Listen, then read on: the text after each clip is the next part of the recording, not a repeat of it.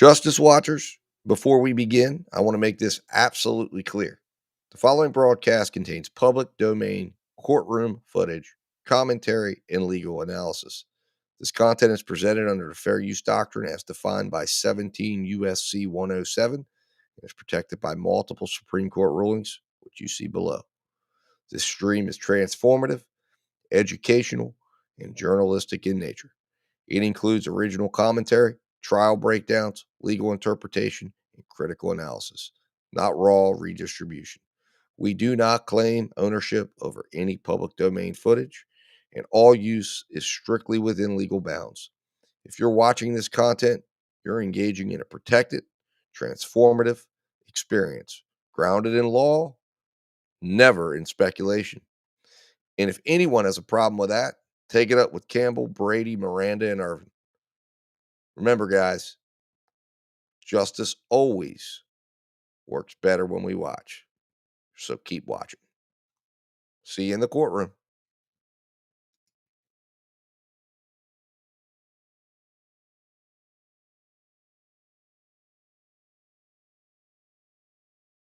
Read the one for the warehouse burn video and just substitute the other clause for the closing video.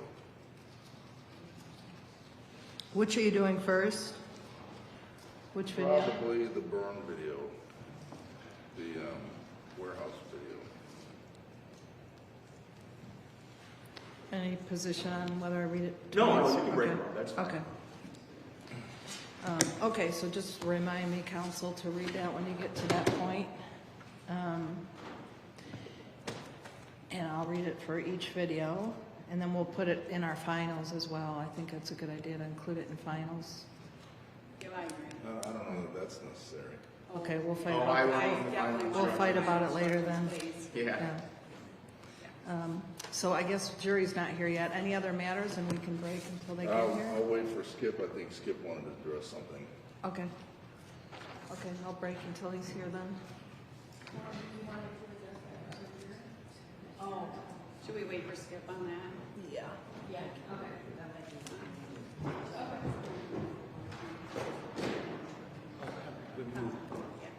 Oh, I thought it was. No, we said we were gonna wait, and we're not gonna.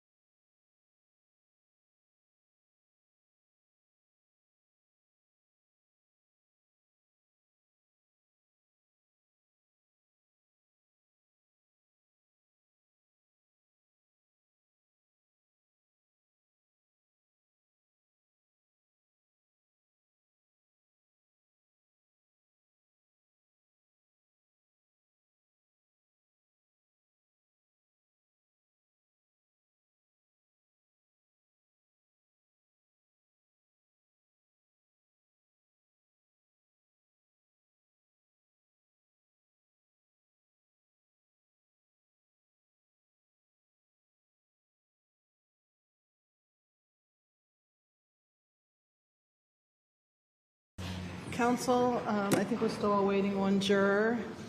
Was there a matter to address before the jury, Mr. Kelly? No, I think we're good. We're good? Okay.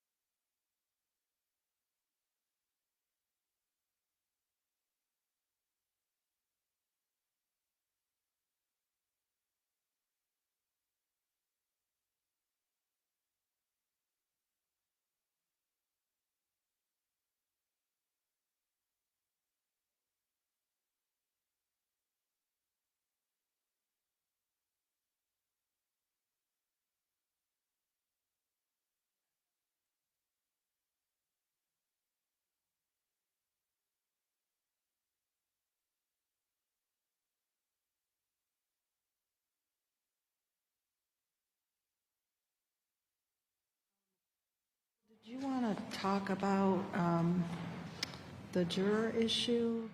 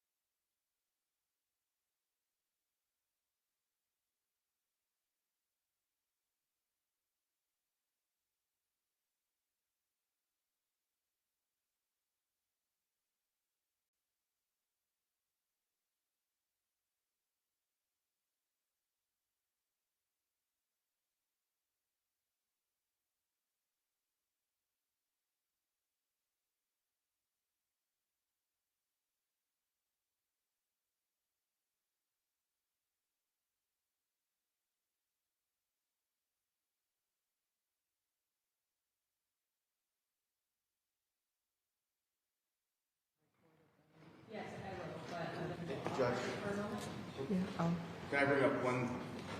we're off the record.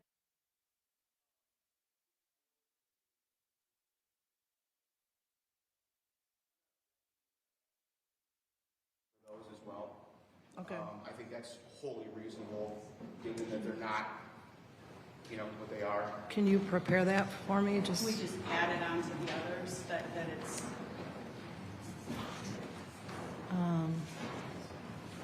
What do you want me to say? What is, if there's Exemplar, what is the purpose of them being offered? There's Exemplar sweatpants, apparently. Correct. What is the purpose if I give a limiting instruction?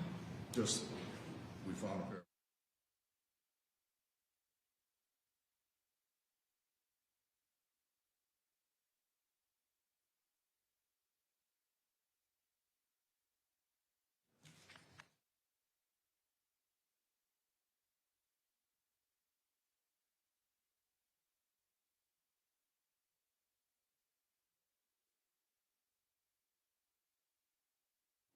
He's gonna be able to say, there were 6 pairs on at the same time.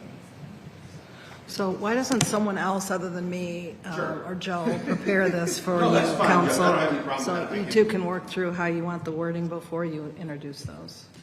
Give us a few minutes, if you Okay. can talk to the Yeah, let's talk to this chair. I can do that when you're talking with your house. okay. To all the media in the courtroom, we need to speak to a juror. Please shut off all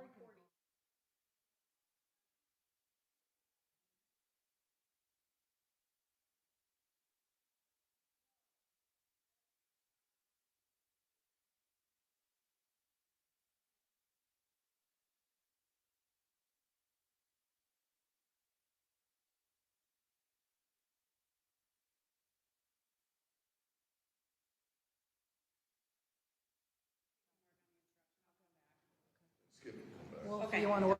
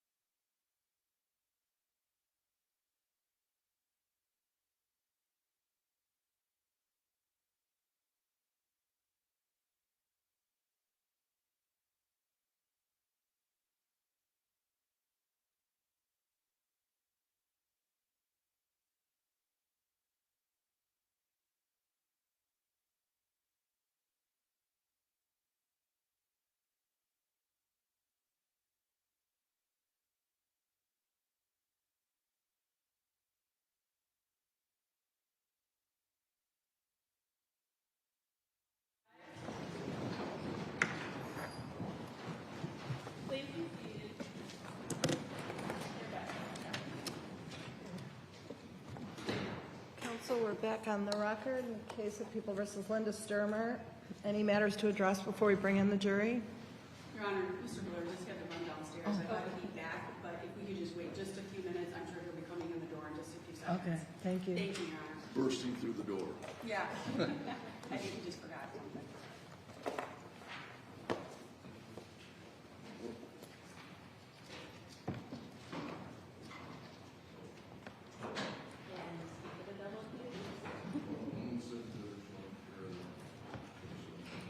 So, so counsel, on the sweatpant instruction, is this the final, the one you sent, Jay? Yep, Wolf and I wrote that together, Your Honor. You sure it's only 2 sentences? It took us 10 minutes to fashion it. Okay, the sweatpants you'll see in the video are not the same pair of sweatpants involved in this case. They are an exemplar pair of 100% polyester sweatpants. That's it? Okay.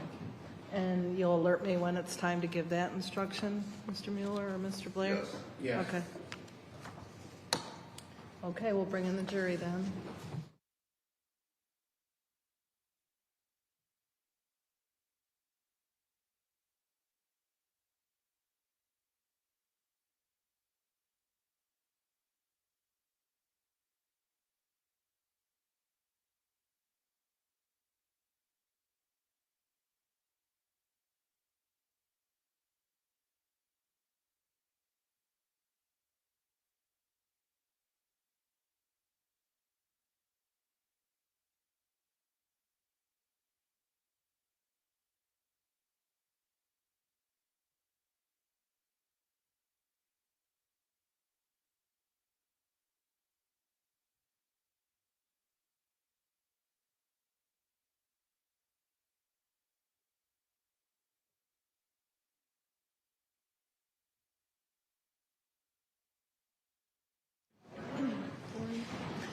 And Mr. Mueller, I think you had your witness on the stand. Thank you. I'm recalling Robert Trinkle.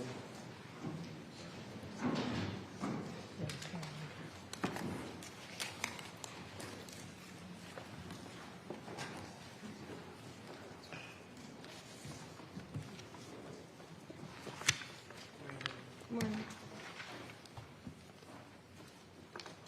Sir, before you have a seat, I'll let you put your bag down, but before you have a seat, I'll swear you in again. Do you solemnly swear or affirm that the testimony you're about to give in this cause will be the truth, the whole truth, and nothing but the truth? I do. Thank you. Please have a seat. And Mr. Mueller, you may continue. Thank you. Good morning, ladies and gentlemen.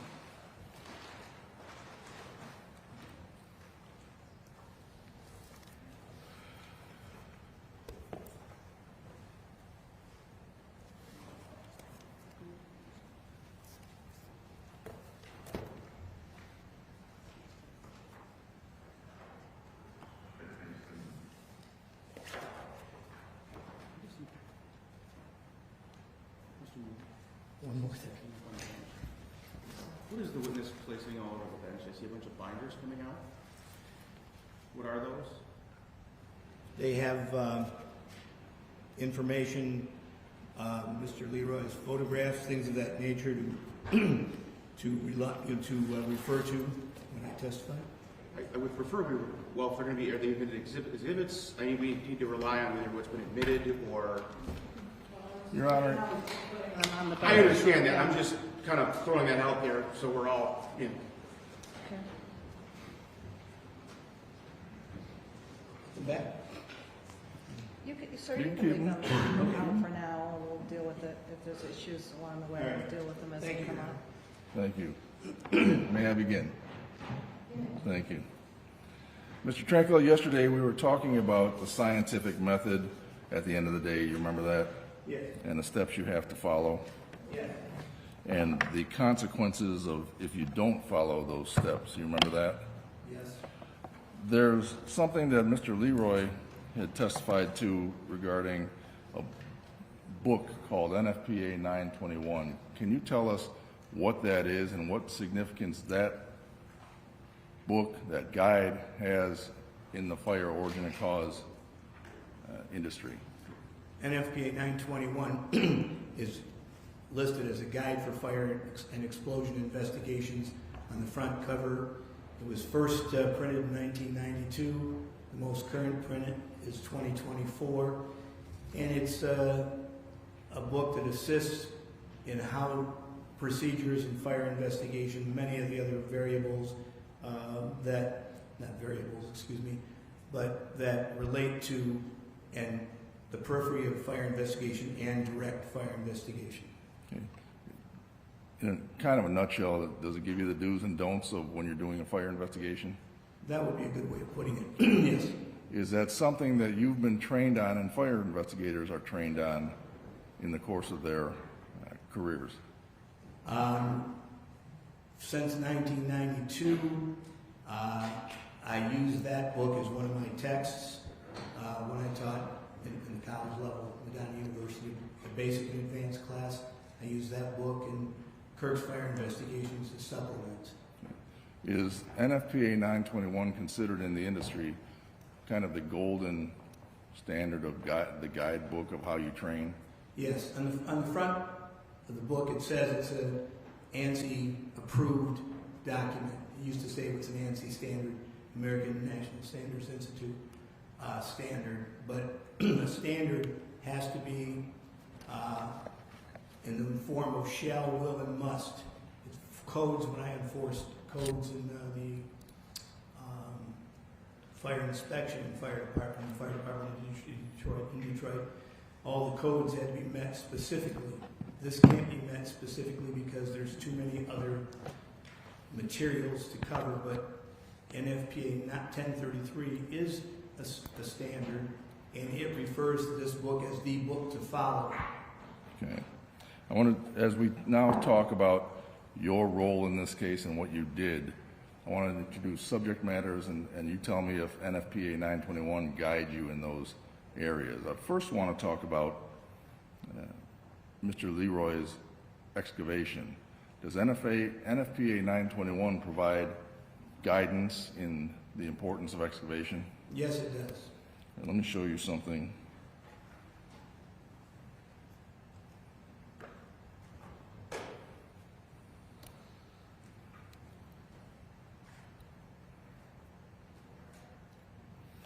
Is this a section 18.3.2.3 that discusses excavation and its importance? Yes, it does. Your Honor, I guess, are we making these as an exhibit? No. Since we're displaying them to the jury? Or Again, under 707, it's a learned treatise that Mr. Leroy talked about, and it's used for impeachment of Mr. Leroy because it gives the guidelines that he didn't follow.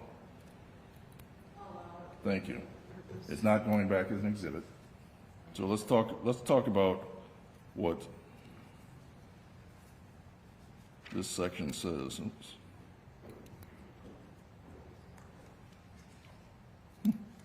One of these times it's a new pen.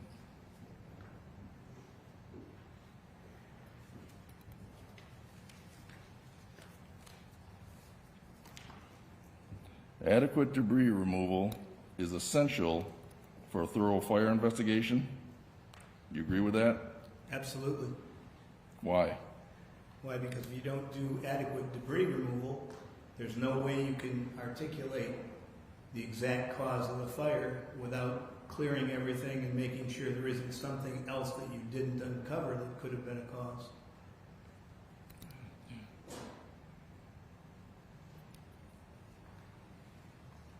Okay. The next part says, one of these times, there we go. Inadequate removal of debris and the resultant exposure of limited portions of fire patterns and other evidence may lead to an incorrect analysis. Do you agree with that? Yes, I do. Is everybody taught that? Yes. That would include Mr. Leroy. I don't know what training he actually has. He should have had it, yes. Okay. And then finally, a fire scene investigation normally involves dirty and strenuous work. Acceptance of this fact is essential in conducting a proper fire investigation. Do you agree with that? I do. Okay. You saw what Mr. Leroy said about how he excavated and his attempt to collect data. Yes, Does NFPA 921 speak to that? yes.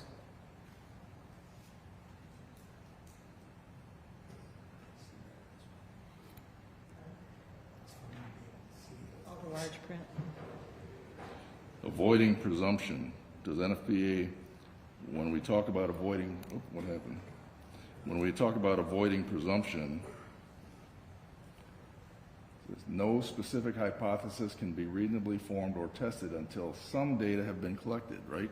Correct. Because how does that tie into the scientific method?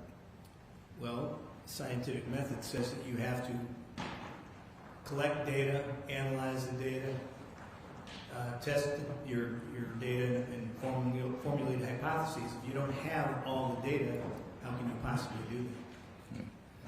And the second section, all hypotheses should be subject to rigorous testing through the scientific method. What do you understand to be rigorous testing? Rigorous testing is, if you can, try to recreate what you believe happened and do it with physical evidence, deductive reasoning, recreate. So sometimes you can't, for sure. But if there's something that you can do, you want to make sure that you do everything you can to establish that it is right or wrong. You try to disprove whatever you believed it to happen. If you can't disprove that, and you have all these other potential hypotheses, if you can disprove, you can eliminate many of them and only have one you can't disprove, then you actually have a cause. But if you have more than one, you can't. You heard Mr. Leroy testify. You sat in on his testimony, right? I did. And you actually read his transcript from his testimony. I did. All right. You heard him say you're trying to prove and disprove a hypothesis. Do you agree with that? No. Why not? Well, simply because how can you prove and disprove to start with? You can't do both. If you do both in the same particular scenario, you're trying to collect data and analyze and come to a hypothesis. The idea is, if you can't disprove it, then that must be a valid hypothesis. And NFPA 921 speaks to whether trying to disprove or prove in the scientific method? Yes.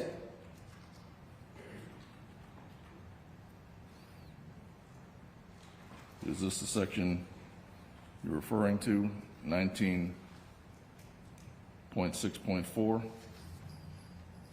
When testing a hypothesis, the investigator should attempt to disprove rather than confirm the hypothesis. That's correct. Right. And as we were talking about documentation and the importance of documentation, does NFPA 921 speak to that? It does. 16.1.2, Yes. thorough and accurate documentation of the investigation is critical because compilation of factual data is necessary to support and verify investigative opinions and conclusions. How does that affect you in your role? You come in 15 years after a fire inspection, the evidence isn't there, the house isn't there anymore. What's the importance of documentation to you? Well, it also says in NFPA 921 that when you conduct a fire scene investigation, you have to be able to preserve that investigation, whether you call somebody in before you do any movement and have that other person come in and look at it with you, or you photograph, videograph, diagram, and preserve it as you went along. Like, for example, to do the excavation of debris. You don't just take one picture before you move it and then one picture after. It's an archaeological dig, and you need to document and preserve every aspect of that. Every piece of evidence you find, whether it's of value or not, you have to record it so somebody else can take that same information and they evaluate it. Okay. Now let's talk about what Mr. Leroy saw at his inspection. Do you recall, this is photograph 62 from Mr. Leroy's photographs. This is what would have been the basement that he said the first floor dropped into. Yes. And can you see the remnants of a basement fireplace? I'm going to grab the pictures that correspond to that. I'm sorry for having to do this, but my eyesight's pretty good. But what I see in this picture is some of the flue vents for the chimney chases. That would be I this? think that yes, and I think that is a fireplace right behind it. And right here where I'm pointing, would that be the fireplace? That's the fireplace for the basement. In the yes. basement? Yes. Okay, so this is the 2 feet of rubble he was talking about throughout. Do you remember how big he said the living room was? Yes. About the size of this whole area of the courtroom? Yes. I was at the scene, but there was nothing there. You know, I went there years later, so I know the dimensions, and I couldn't pinpoint obviously where a living room or any other rooms were, but I agree with that's approximately what it was, and we had diagrams to show that too. Okay. And then you've seen Mr. McHugh's photographs that we showed? I did. I'm going to show you.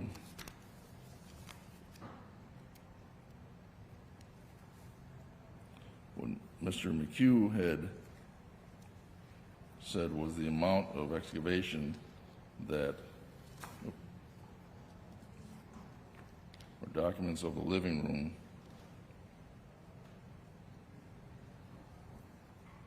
Again, that's all the rubble that was down there. Yes. Did you have any, do you remember when Mr. McHugh got there? He was there on a day or so after the fire, I believe. 2 10th, days? maybe 11th. Okay. Well, actually, it's on his pictures. He And was you there twice. saw Mr. Shinsky's photographs, correct? Yes. That would be the rear of the house after Mr. Leroy had been there Yes. and told us that he excavated a big pile that was 7 feet high. You remember that? Yes. Okay. This is Mr. Shinsky's photograph. Did that play a factor into whether or not Mr. Leroy actually did what he said he did? Well, it certainly confirmed he didn't. There was debris that he removed.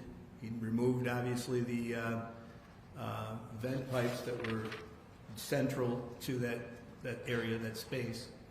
And he also moved remnants of furniture, springs, and some debris. But even after that, yes, that's some of the, I think there's a vent, or the cap, and a few other things from one of the flues. There were triple flue there. There was one for the furnace, one each for the fireplaces. So Okay. there was a lot of piping there, and he removed some of it. But there are photographs that show after that there was still a bunch of debris, or that pictures that he even took himself to show there was a pile of debris still there. I want to discuss some of Mr. Shinsky's photographs. Does Mr. Shinsky's, you reviewed his excavation and his photographs? I did. Does it comport more with what 921 calls for in terms of how you actually excavate something? Yes. All right, let me, if I can, Your Honor, we've admitted as Exhibit I the photographs of Mr. Shinsky. I'd just like to publish them as we go along.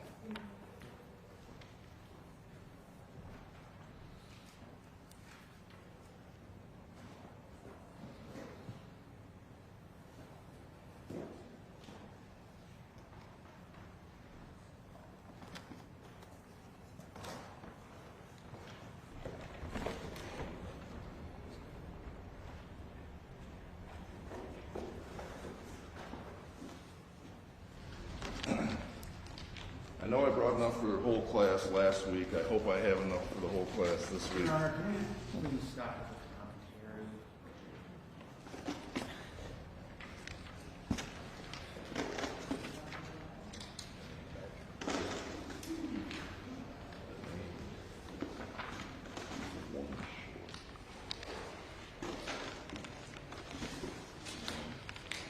Somebody share.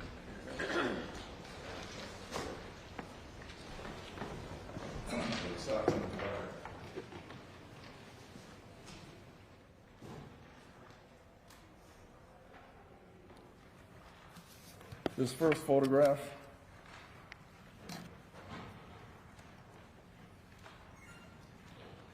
what does this depict to you compared to what it would have been when Mr. Leroy left the place? Well, this one certainly shows that they had an excavator or some mechanical equipment to help. But they take the walls down, and you can see them laying around the outside perimeter of the house. Twofold, one for safety, and the other to examine what the remains were. How sometimes they call it, if you just do it on a piece of paper, a blowout diagram. You put the walls on each side where you could, what's remaining, and you mark those as, wall north, south, and west, and east, and then show what's on the interior. It's for safety. It's for safety. Let's talk about the second photograph. Does that show more of Mr. Shinsky and what he was doing in terms of taking the walls down? Yes, it's a closer view, and now you see people inside where they now can feel safe. There's something not going to fall on them.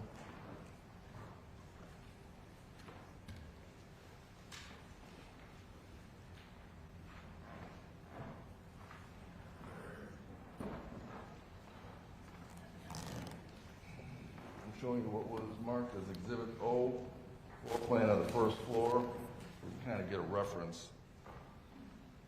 Do you see this back area? We'll talk about it more on other pictures. You see that back area that's cleared out? Yes. Does that correspond to where the bay window would have been? From this angle, that's pretty much the best you can get, but yes, it's in the northwest corner of that room that you circled. That's probably better, yes. Okay. And this is just more of an excavation as it's supposed to be done? Yes. There's still debris on the floor within that room that Mr. Leroy is supposed to have I'm on excavated. photograph number 5, and they're Bates numbered. We can see this excavator up at the top. Yes. Is an excavator appropriate for an excavation? Yes, there's a variety of ways that you've got to be careful about using them, but absolutely. Okay. As you look at the photograph on 5, can you see this man who's on the right over here? I do. All right, the area behind him, would that represent the living room? Yes, From the that's the basement? area. That's the area that we're speaking of. That's in the darker color. All right, so the bay window that's at the bottom would have already been knocked out by the excavators. Yes. So this represents the rubble on the first floor, which would have been the living room as it fell into the basement? Yes. All right. And do you remember what Mr. Leroy said about how he cleared out the basement? He said he said he did it, but obviously he didn't. Photograph 10 is just a photograph of what? That's the electrical distribution panel that's obviously been involved in a fire with wires down below it that are bare copper conductors that have burned off. Okay. Is that something you have to consider? We'll talk about it more in detail, but is that something you have to consider in terms of trying to find out what happened in the fire, what caused the fire? Your Honor, can we approach?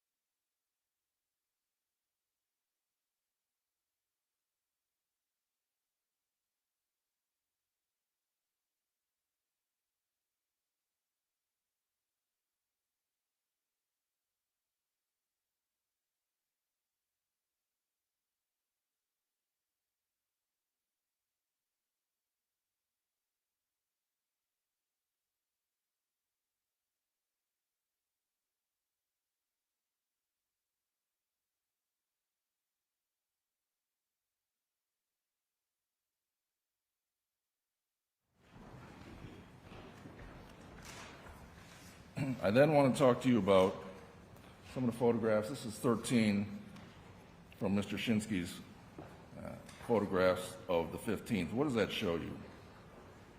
That shows some of the debris that was removed, more than likely percent by excavator and placed according. Speculating as the number 75% by excavator. I don't think he's capable of saying that, Your Honor. These are heavy pieces of evidence. A human being couldn't do it. He's been on thousands of excavations. Thousands. Thank you. And others were moved by hand, the smaller objects. Okay. But in a placement such as they can look at them and define where they may have been and try to see what they may or may not have to do with the relationship of fire cause, or not only fire cause, but fire load. More evidence of what? Examining pieces of the appliance here to look at it to see if it could be ascertained whether there were something to do with the cause or just affected by the fire. And in terms of laying it out and looking at the pieces individually, what step to the scientific method does that go to? That would be, finding the evidence and then looking at it. You're collecting the data, which is that's some of the data, and then you're analyzing that data by putting it out and checking to see if you can make a hypothesis about each and every one of these pieces of equipment. Okay. This last picture, 17. What does this show you in terms of how one excavates and the proper way to do something? The investigator is isolating, for example, in this case, the flue pipes, laying them out in, I won't say in order, laying them out and seeing if they can determine a potential order, but as I said, there's 3 chimney chases, and you try to match up oxidation, different things on the flue pipes to see if you can match them all up, but some were smashed as a result of the collapse of the building. And then you've got other appliances again, furniture, that is examined and trying to determine what value they have, as I said, either cause, origin, or fire load. In terms of fires, obviously every fire can be different. Big fires, small fires, dumpsters, whatever, right? Right, they're all uniquely different, sometimes to a great degree and sometimes to a small degree. Are there occasions, or frequent occasions, where the damage is just too much, where you have what's called a total burn? Well, total burn is, like the word says, total, but a burn that is very extensive with collapse of floors, roofs, and all that is a very difficult investigation. And why is that? Because much of the items that have been consumed in the fire, much of it is because there is such a wide area that you can't even find the origin. Does NFPA speak to that, NFPA 921? It does. Well, I'll show you this section, 18.8. Is that what you're talking about? That's the one I have right in front of me, yes. Yes? Yes. All right. What that document says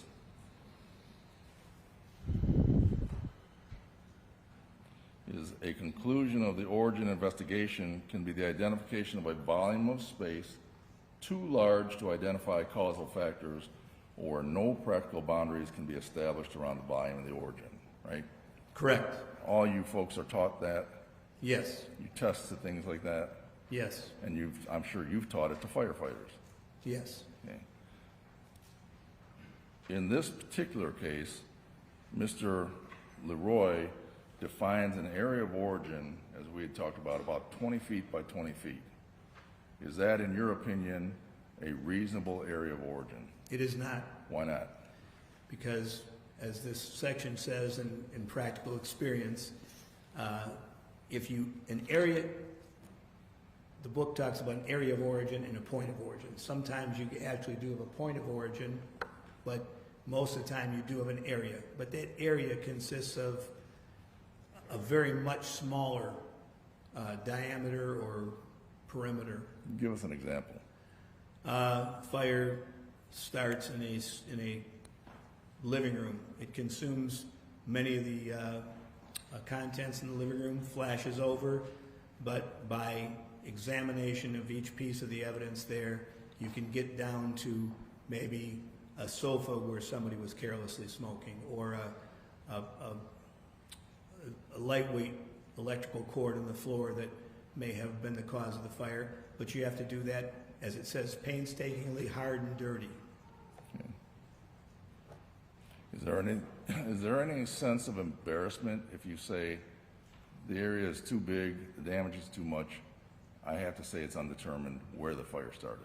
No. Okay.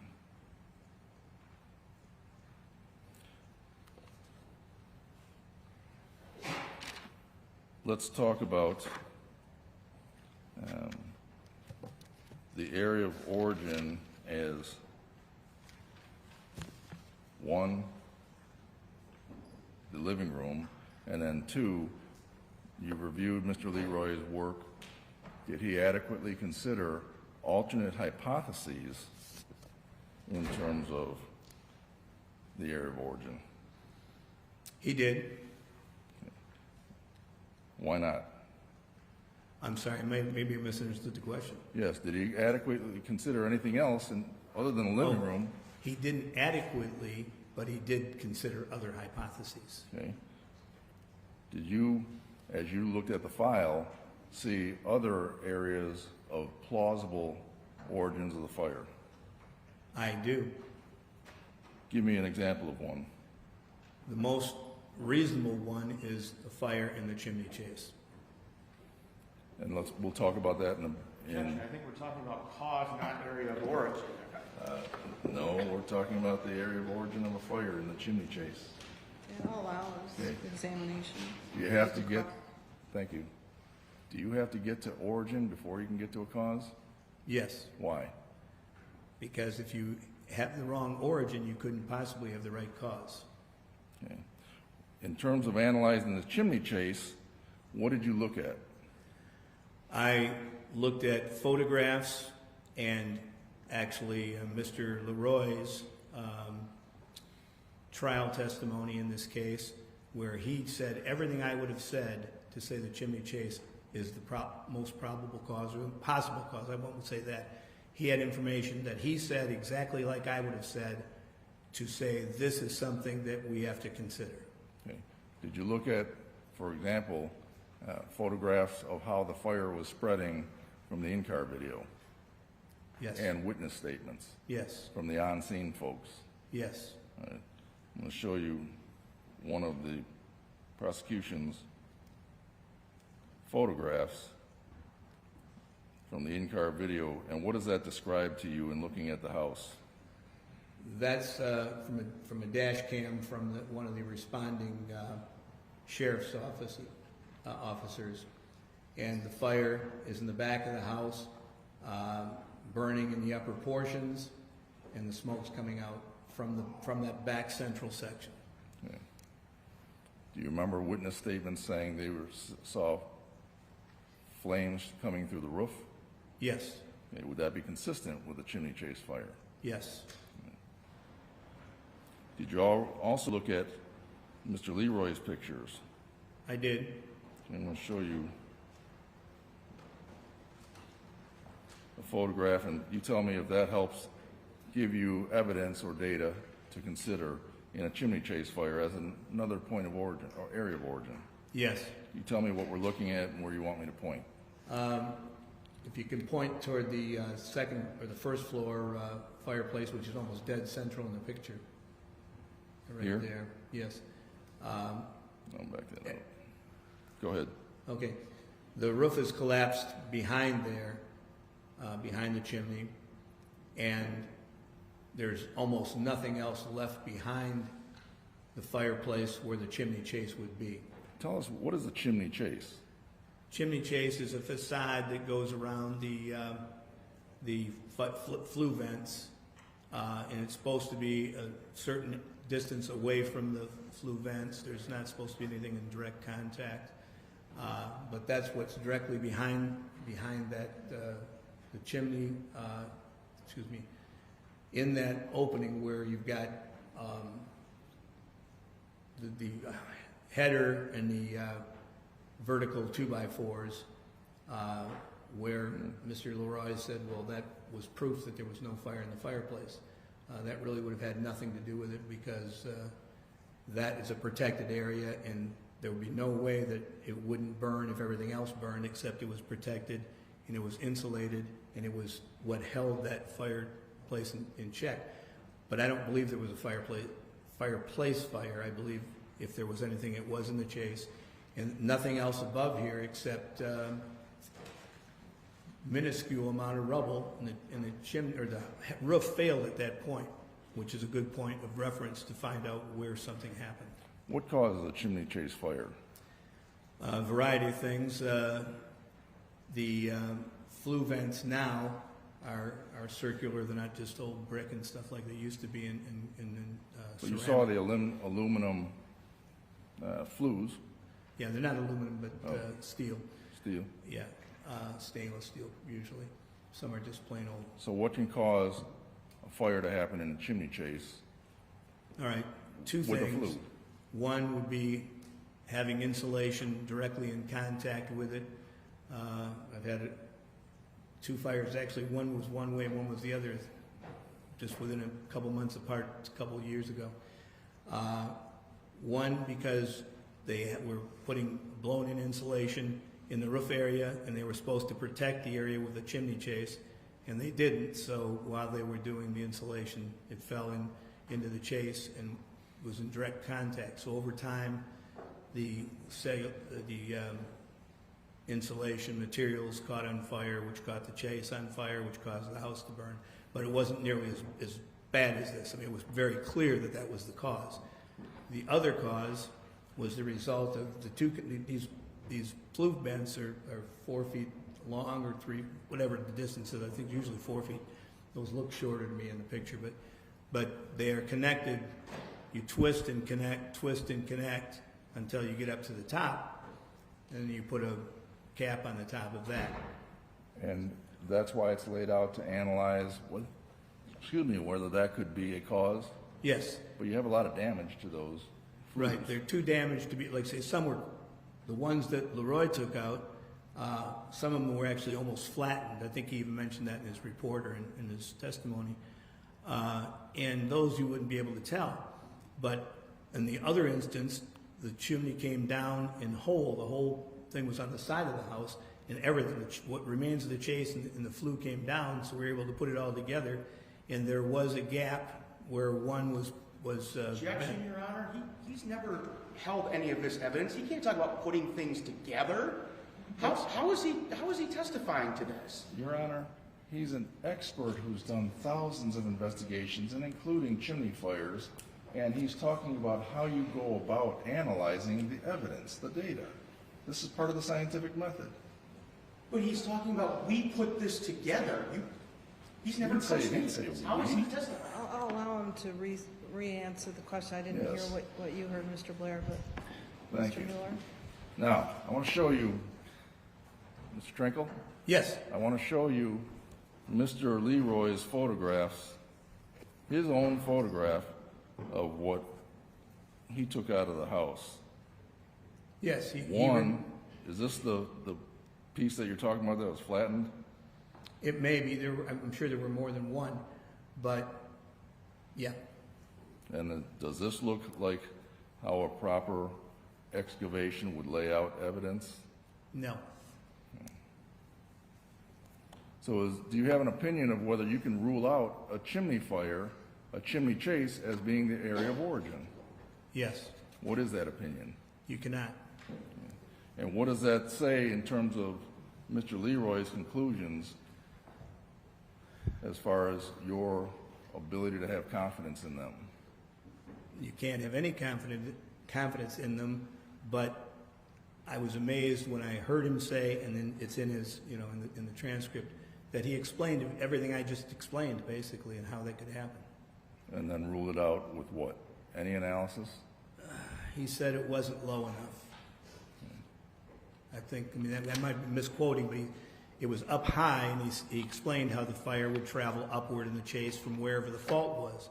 But he doesn't know where that fault was, nor do I. If you had a chimney chase fire, could it explain a sudden burst of flame? Absolutely. How? Well, the chimney chase is confined, it's burning what's inside, but it's eroding the OSB or whatever, siding they had on that chase, and it's going to eventually go to the other areas. That's where you see the whole house is burned down away in the backside of that where the chimney chase was. Okay.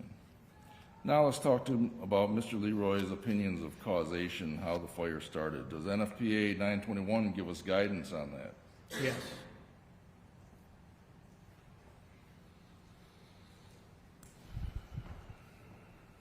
I showed this to Mr. Leroy. The cause factors for a fire. 19.1.1? Correct. Okay. The determination of a fire cause requires the identification of those factors that were necessary for the fire to have occurred. Those factors include the presence of a competent ignition source. Your Honor, I'm going to object. I think he can maybe ask the witness to talk about it, but he's literally testifying from the book. I'm not testifying, I'm just reading what this says. And I It is apologize, I getting should to the have point blacked of it. testimony, so perhaps rephrase the question. Tell us what 3 factors are necessary, required, to have a fire cause. Certainly the competent ignition source, the type and fuel first ignited, and what brought them together. Okay. Does it also speak, NFPA 921, as to whether or not you can get away with less than all 3? It says you can't. 19.4.4.1, does that speak to that? Yes. Can you read that? I can, particularly it's in front of me. Even though I don't need glasses yet, it helps. Can you read that to us? It says, simply identifying a fuel or ignition source by itself does not and cannot describe how a fire came to be. In other words, 1 and 2 by themselves don't count. No. We're going to talk about how Mr. Leroy got to his open flame and gasoline issues, but do you remember him testifying about number 3, step 3? Yes. And how he couldn't identify how the fire 1 and 2 got together? I do recall that, yes. Okay. So what does that mean in terms of being able to identify how the fire started, the cause? It means he can't, and he didn't. What does that tell you in terms of your confidence in his opinion that he actually identified a cause of the fire? Well, I guess if I put a percentage on it, it'd be 0.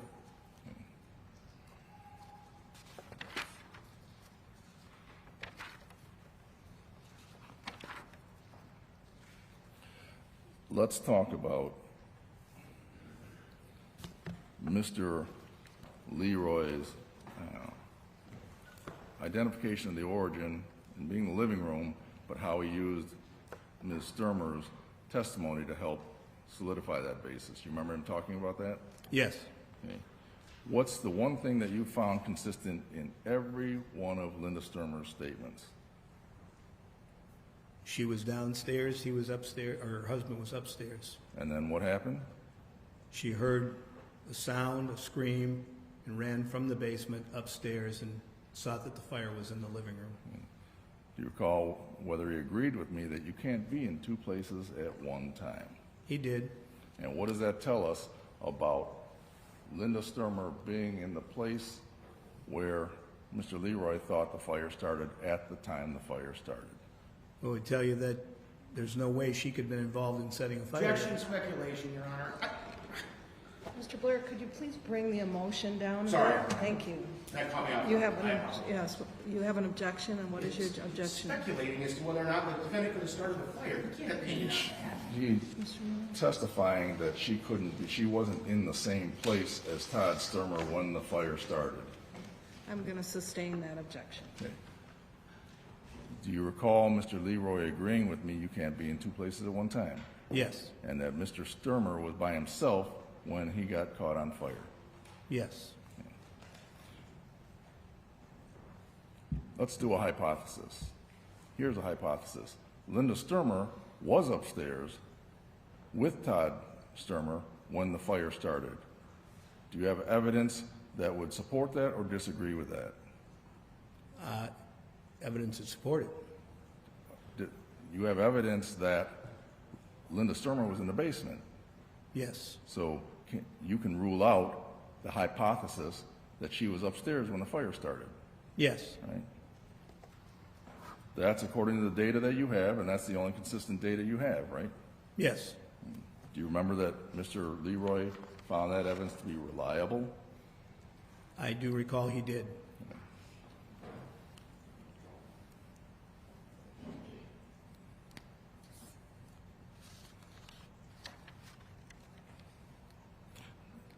In terms of alternate theories, alternate hypotheses, is that important that you have to consider different theories? Absolutely important. Why? If you don't consider all of the other potential theories, then you can't come and render an opinion that there's one and only one reason for this fire to have occurred.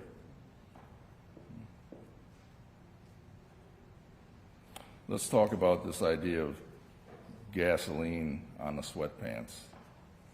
And first of all, why don't we do this? Let's talk about fire propagation. Can you tell us what factors are involved in fire propagation? Because you understood that one of the things Mr. Leroy talked about was this was a fast fire. Yes. I believe that definitions of different kinds of fires would be a friendly fire, a hostile fire. Friendly fires don't get out of control, don't hurt anybody. We enjoy them, fireplace or campfire or cooking. So, on the other hand, when you say a hostile fire or a fast fire, that connotes that you can tell the speed of a fire by looking at it or not considering anything else. Does 921 give guidance on whether you should be considering that, calling things fast, abnormally fast? It does. Section 23.7.2 speaks to that, doesn't it?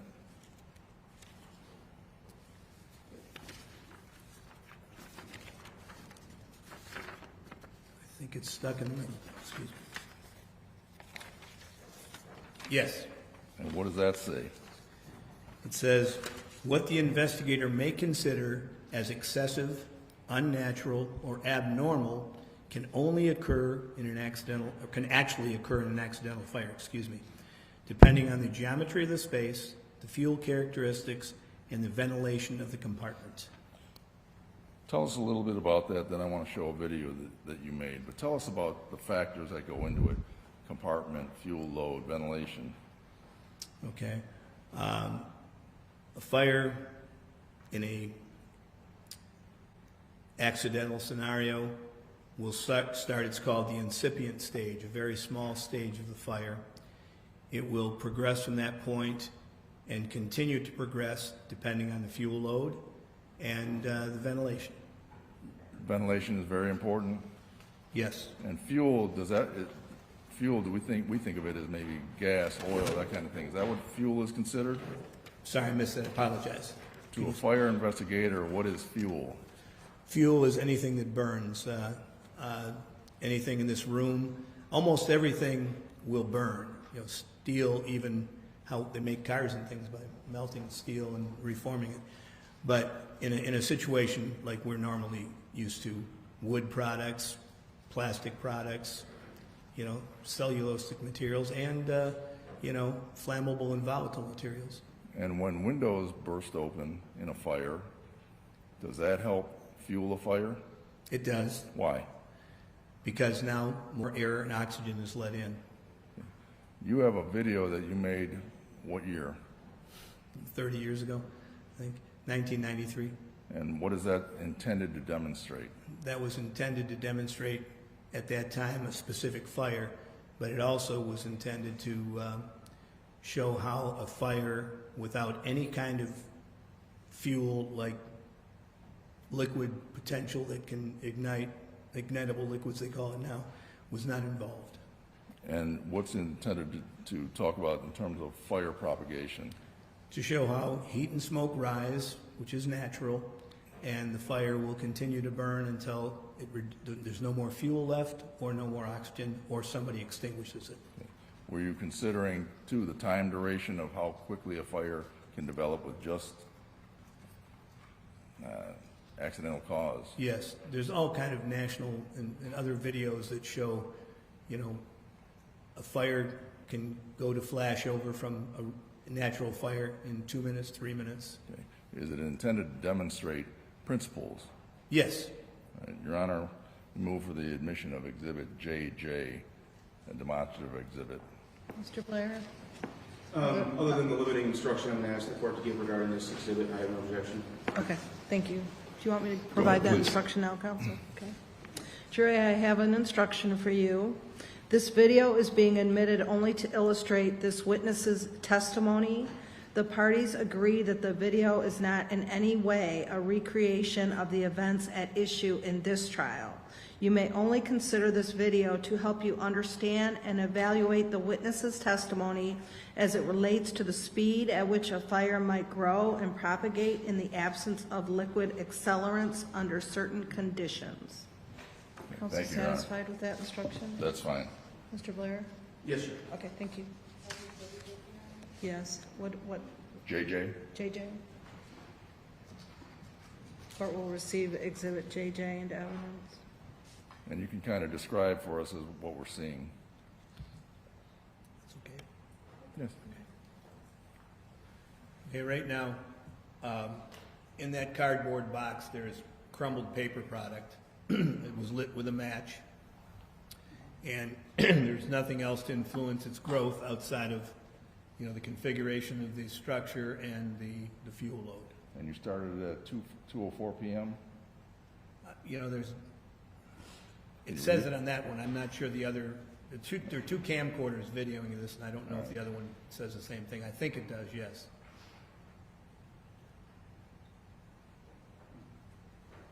We switch from this camera after about a minute to the camera on the other side. Oh, jury, is this board in your way? Better? Okay, thank you. This is just switching the cameras.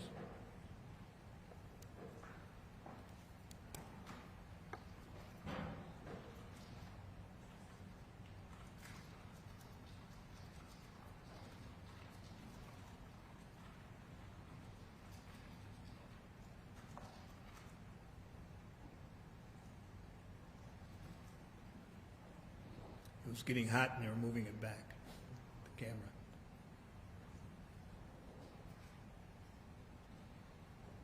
You were actually present at this video? Yes.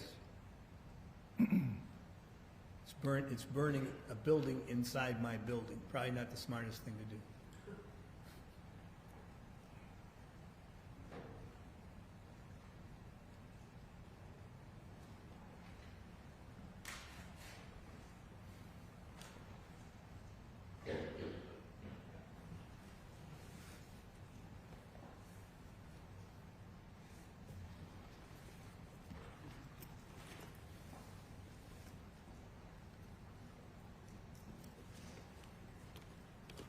And what is this showing us right here when it hits the ceiling?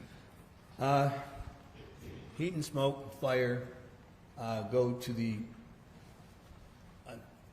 something that stops it from going straight up, a horizontal surface being the ceiling, and then it spreads out in all directions and continues to burn until the fuel is expended.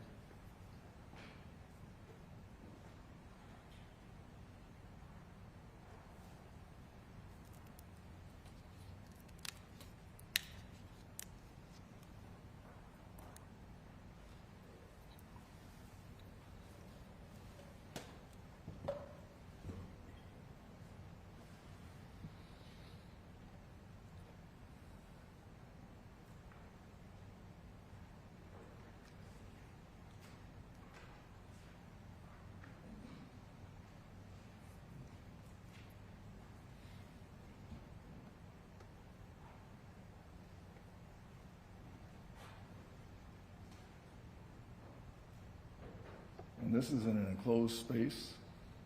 It's not totally enclosed. It's, as I said, I had a fire truck, and I had a fire truck, or I had a way to put the fire out, but it's in a big warehouse. My office, where my office was, had a 30-foot ceiling, so this is only an 8-foot ceiling, so we're not going to let it get beyond where it should.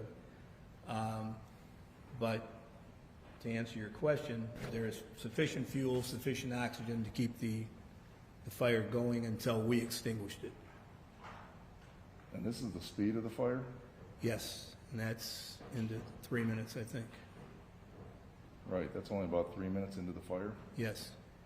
And if everything was, all what it's going through is non-combustible, double-thick drywall. So we had plenty of time to let it burn and not have to worry about it going through into the rest of my building. We had 2 hallways to make it, so we had sufficient room for it to spread, and then the last one, where the last hallway goes right out to a 16-foot overhead commercial door.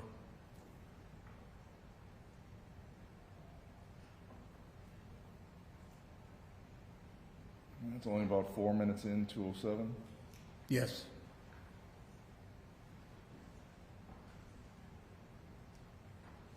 And there's the firefighter's got his full gear on, including a Nomex headgear and a self-contained breathing apparatus. And when they pulled back, there was no fire anywhere near them. It was just a small fire, just to show you how convected and radiated heat transfer can give you some serious burns. So they were protected, and they got out before it got worse.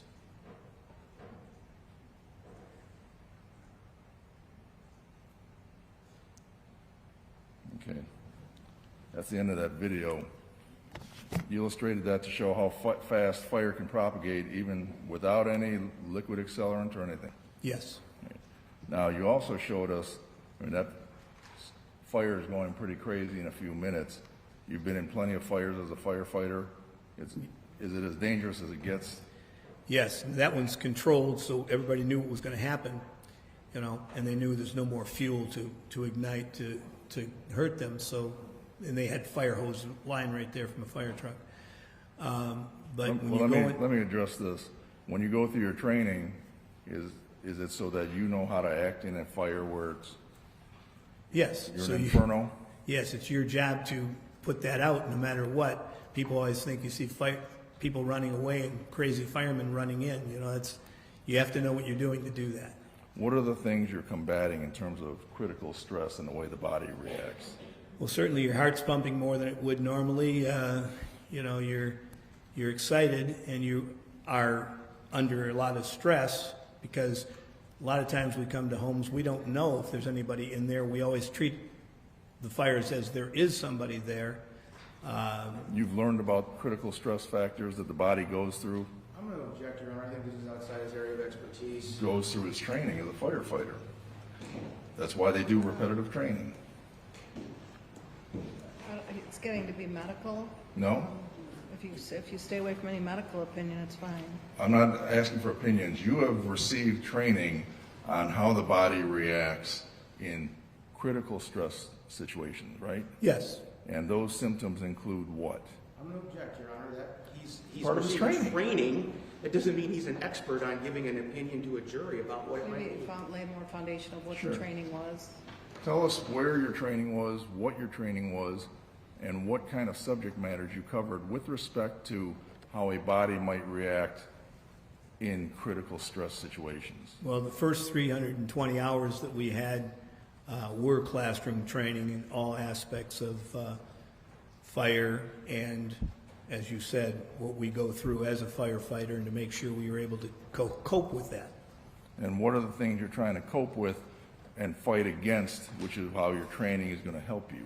Well, it's sort of like muscle memory. When you're doing what you're doing, and you do it over and over and over again, and you rely on the people you're working with to have that same feeling that you do. When you're going in with somebody, that we always said a thing called 2 in, 2 out, that we would go in together as a team.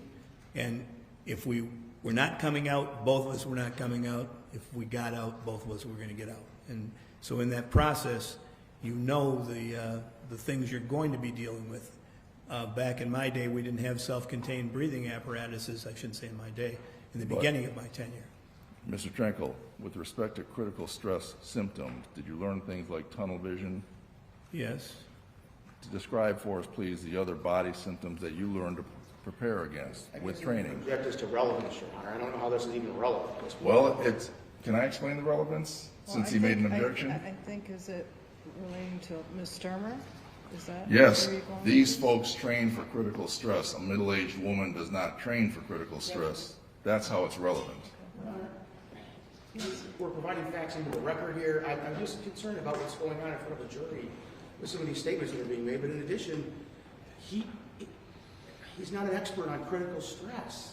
And how a layperson, he's a firefighter, he's talking about a firefighter, not how a layperson might perceive it.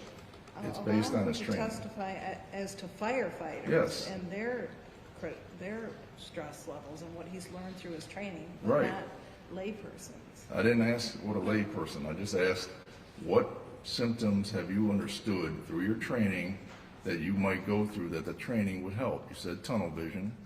Right. Well, make sure you maintain focus for sure, what you're doing, and not panic. I'm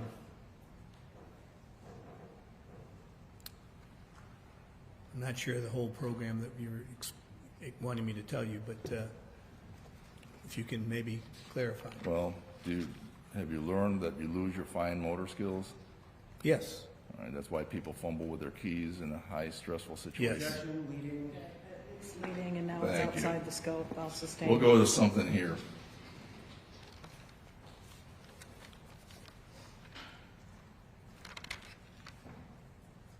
The gas on the sweatpants we were talking about. Under the scientific method, you remember that Mr. Leroy arrived on the scene 3 hours after, Yes. and that Mr. Stermer was at some point outside the house. He was. Do you have some understanding of how Mr. Stermer got from the house to where he was initially found and then transported? From the house to where he was initially found, no. But from the movement afterward, yes. And the movements afterward included, first of all, Mr. Matheny putting clothes on him. Clothing being placed on him. Mrs. Stermer was on top of him, then she allowed Mr. Matheny, or not allowed, Mr. Matheny did put a bunch of things on him, but then there was also another movement. And that other movement involved what? I don't know if it was the fire chief or somebody else. There was somebody to assist to lift Mr. Stermer and put him into a little boat and then move him farther away from the actual burning building, because there was fear of there was a 220-gallon fuel oil tank right next to the house, and he wasn't too far from that, so they moved him away. And as a fire origin and cause expert, you remember Mr. Leroy 3 hours later said he smelled gasoline? Yes. Or he smelled something fuel and it turned out to be positive gasoline on the sweatpants? Yes. Do you have to, as a scientific person under the scientific method, have to rule out how that gas could have gotten on the sweatpants? Absolutely. And one of the things you have to rule out is, was there, do you understand? It's sustained, it's leading. Okay, what one of the things are in terms of the boat transfer? Objection leading, Your Honor. You're still leading the witness. Ask you to ask questions. I will. Please, direct. Sir, tell us, if you're the fire origin and cause investigator, what you need to consider in terms of the transfer going back from where Mr. Leroy found him to the house. I would have to consider, if anything, in that transfer of movement from where he was lying to where he was put in the boat and to where his final destination was, if there was any possibility of any other potential for a gasoline or fuel oil or any other kind of ignitable liquid to have gotten on him. You would have to take the boat, and we use things sometimes like sterile gauze and things like that to to get liquid and then take that into evidence and have it go to the laboratory just to check to make sure there wasn't something else. And even on the ground, I would have checked the ground he was on. People were driving back and forth and all that. I don't know what was on the ground that might have been a contaminant. So those are things you need to think about. What about talking to witnesses, family members? Absolutely. Did you find any evidence that Mr. Leroy did any of that? He pretty much didn't talk to anybody. Or wipe anything down? No. Am I right? Correct. All right. In your review of the evidence, did Mr. Leroy even consider collecting data for the boat? According to what he testified to, he didn't even know a boat existed. Okay, so according to the scientific method, if you don't collect the data, you can't go through all the other steps, right? Correct.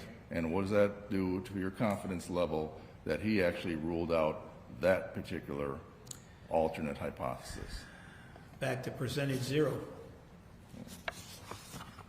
Now, would you also have to consider maybe possible contamination? Yes. How would you consider that? And what are you talking about? Well, we also know that Mr. Matheny placed clothing and other items on Mr. Leroy for a variety of reasons. He's pretty well naked in the ground and it's winter, in that Mr. Matheny had an occupation where he came into contact with flammable and ignitable liquids. And what would you have to do in order to determine that maybe contamination caused it? Well, if you were the person taking the evidence, each one should have been analyzed separately, but to compound the problem, these things were placed into the body bag together and were transported, and then each one were positive for slight residue of gasoline. Objection. He can't testify as to what the level of residue was, Your Honor. He said slight. He can't do that. I'll allow you to cross-examine on that point. Thank you. You do know what the threshold that Mr. Ernst said the machine was? Yes. 0.0005? Correct. 4 zeros and 5. Right. All right. Now, one of the things that Mr. Leroy said he smelled the gas 3 hours before, do you have to consider and collect evidence about maybe what did people smell when they were the first people on the scene? Yes, absolutely, and I think during the course of time he did find that out. Did you see where he did not interview Mr. Matheny? Yes, he did not. And he didn't interview Ms. Calhoun? He did not. And he didn't interview Mr. Masali? No. All right.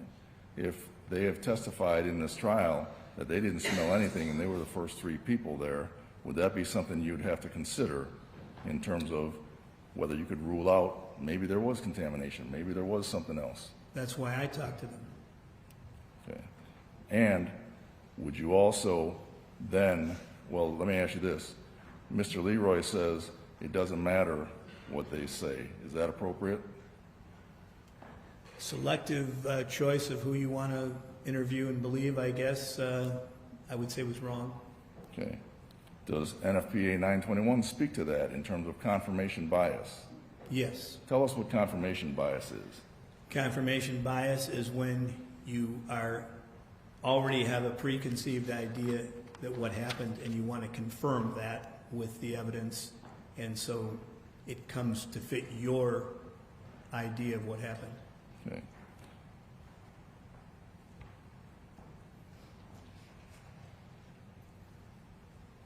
Confirmation bias described in NFPA 921, section 4.3.10. Can you read that for us? Somehow we got things out of place. Maybe I can read it from up there.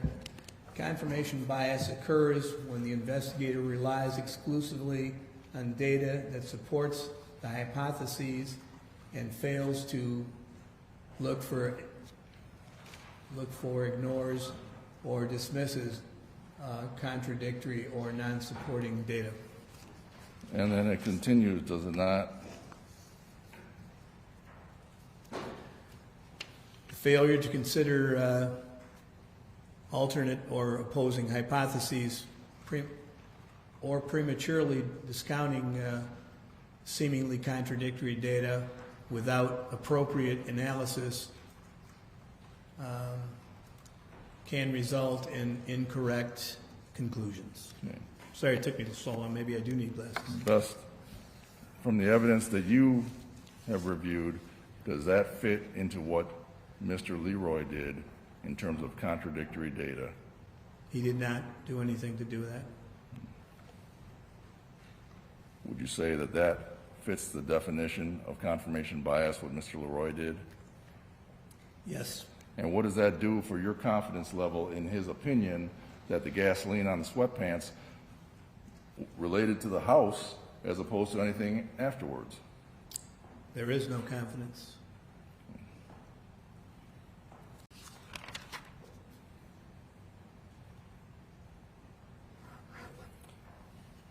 If there is a theory that Mr.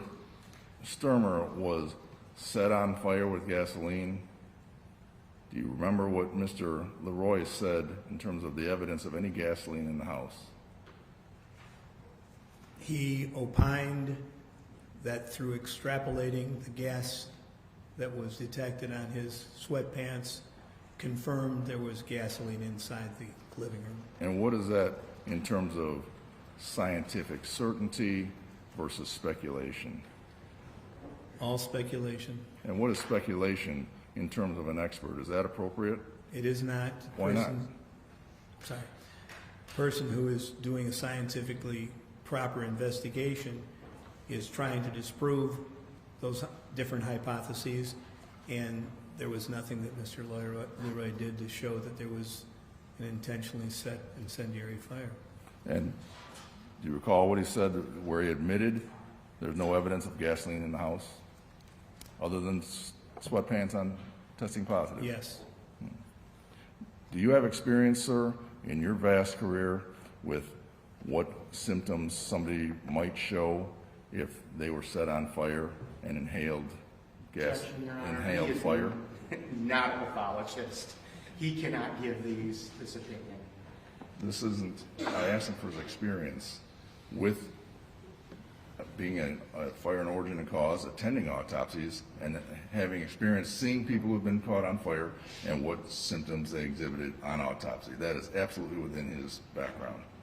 It's based on his experience. How a person may react when set on fire, he's not capable of doing that. He's not a pathologist, Jeff. I'm not talking about... He's a fire investigator, not somebody trained in human mechanics, dynamics, anything to do with pathology, how the human body, organ systems.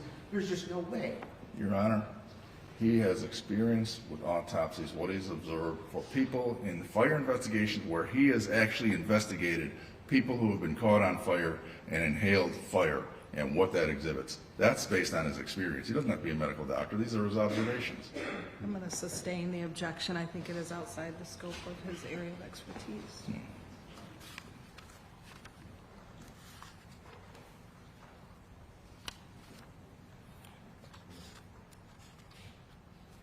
The gasoline on the sweatpants, we talked about that and ruling out other things. Do you have, I think you didn't give us the opinion on whether that's reliable, that gasoline on the sweatpants has anything to do with this case. I'm objecting, Your Honor. That's been asked and answered. That hasn't been asked and answered. How about we stop now and take our morning break? I want an answer to the question. It's been asked and answered, so we can move on when we get back. Okay, jury, remember your rules. Don't discussion of the case or looking at social media or media. We'll make it about 15 minutes again.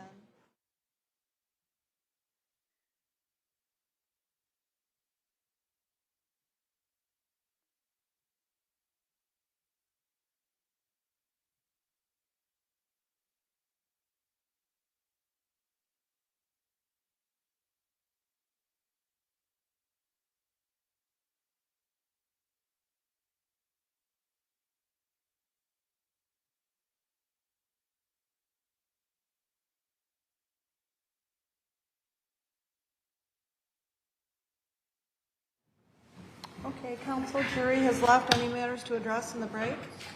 None, Your Honor. No? Okay, thank you.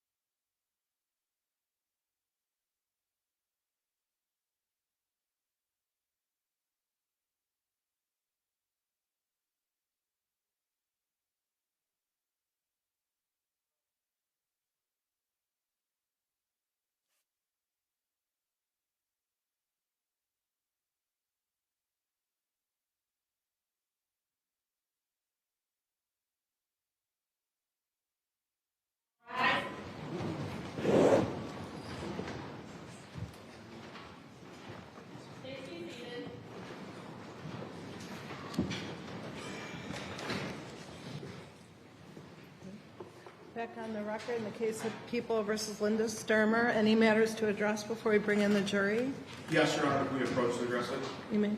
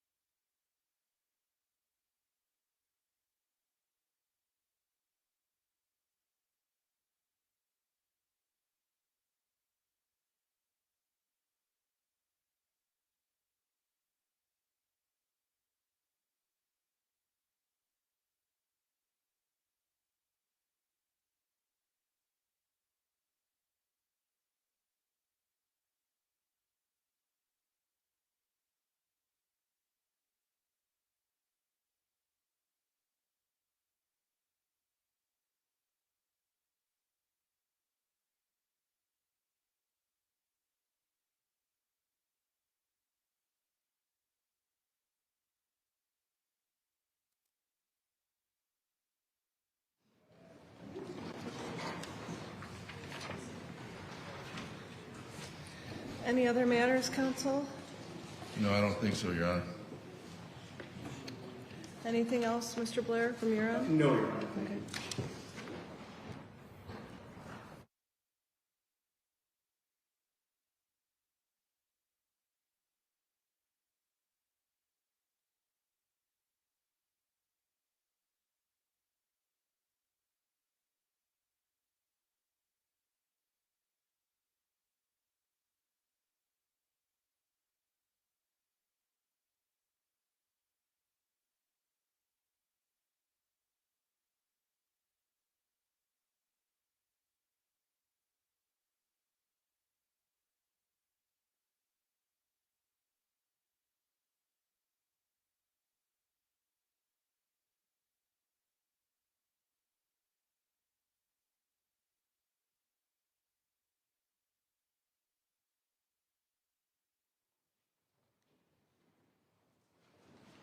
Welcome back, jury. And sir, you're reminded that you're still under oath. Yes, Your Honor. Thank you. Mr. Mueller? Thank you. Mr. Treckle, I just wanted to make sure I summarize when we're talking about the excavation. Just to put it a bow on it, do you have an opinion whether Mr. Leroy did what he said he did? Objection, asked and answered. Your Honor, we're That summarizing. you haven't already covered? Just summarizing one point, that's all. Why don't you be specific about what he did what? In terms of the excavation, do you have an opinion that he actually did that? Objection, asked and answered, Your Honor. Summarizing it. That part has been asked and answered. I'm just summarizing, Your Honor. Okay, we don't need the summary. All right. Thank you. Mr. Leroy said in his testimony that gasoline can completely be burned up, which is why there's no evidence, zero, of gasoline in his area of origin, the living room. Is that possible? Possible, but highly unlikely, but absolutely you can't say that because he didn't excavate, so how can he find if there was or was not gasoline there? There was no excavation, so there was no evidence taken and no analysis. You can't just arbitrarily say, well, gee, you must have been consumed in the fire when you didn't even try to find it. Is there evidence in the rubble that you've seen that would suggest that if there was gasoline, it would have been found? like in terms of how the material is and whatnot? I say that it would or would not be is dependent upon the fact that somebody actually tried. I have not seen, if you do an excavation and you have other proofs or, data that suggests that there was an accelerant used, that you find it. Let's talk about the gasoline on the 100% polyester sweatpants. First of all, just in order to set this up, I want you to look at that big binder there. This one? You did an examination of all the clothes in this case. I did. All right. And you saw the clothes that was taken out of, you saw these silver cans and whatnot. I did. All right. I want you to look at Exhibit M.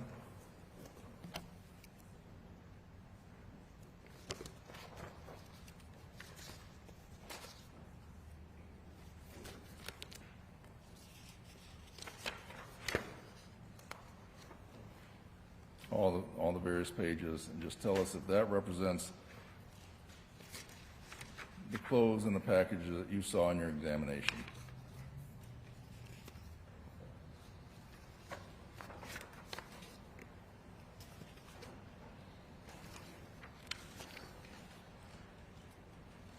There are various packages and items that were placed into evidence, which I think they're in this room too, that were recovered. I actually saw most of them, I think, also.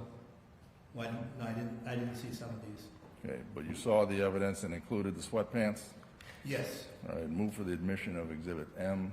They represent what was presented to us at his inspection. No objection. Thank you. Exhibit M. Did you say M as in mother? Okay. Mary. Thank you. I want to have you take a look at a couple of pictures from Exhibit M representing the sweatpants. Are those the sweatpants that you saw?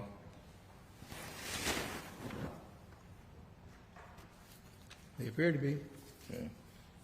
And then this, did you have an understanding of the material that the sweatpants was made out of? Yes, I do.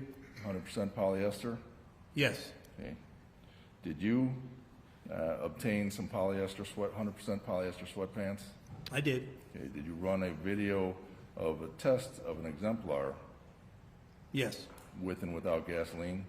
Yes. Did you bring a pair of the exemplar 100% polyester sweatpants with you? I did. Can I show that to the jury? And I'd like to move for the admission of Exhibit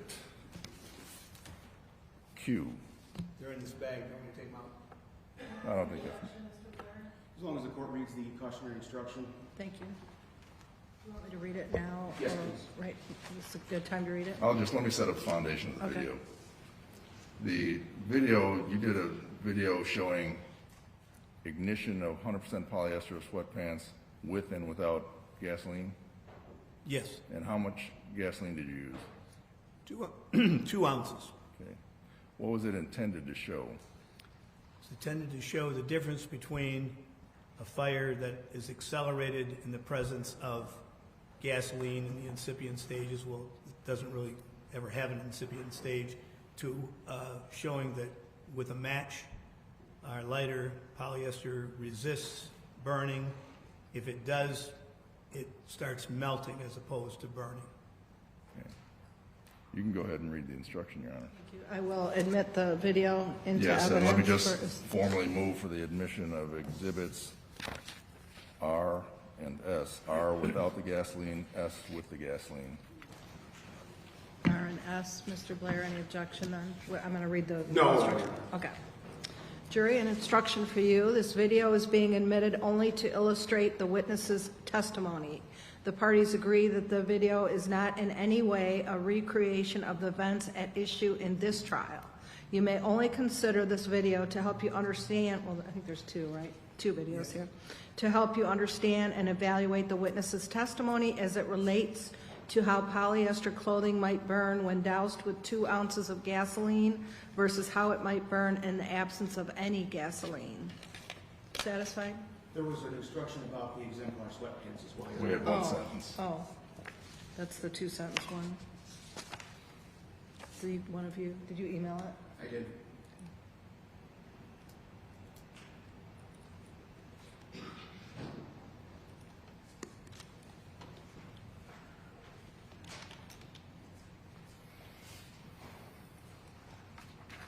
Okay, another instruction, jury. The sweatpants you will see in the video are not the same pair of sweatpants involved in this case. They are an exemplar pair of 100% polyester sweatpants, okay? Satisfied, counsel? Thank you, Your Honor. Okay, thank you. We're going to show I think we're admitting all R and S. R and S, and then he admitted. Thank Yeah, you. what happened to Q? That's the sweatpants. Q, yours. Oh, Q, I'm sorry, yes. Okay, Q is too. the exemplar. Okay, and you're good, Mr. Blair? Yes. Okay, we'll admit those. I'm going to show exhibit R without the sweatpants first. Without the gasoline.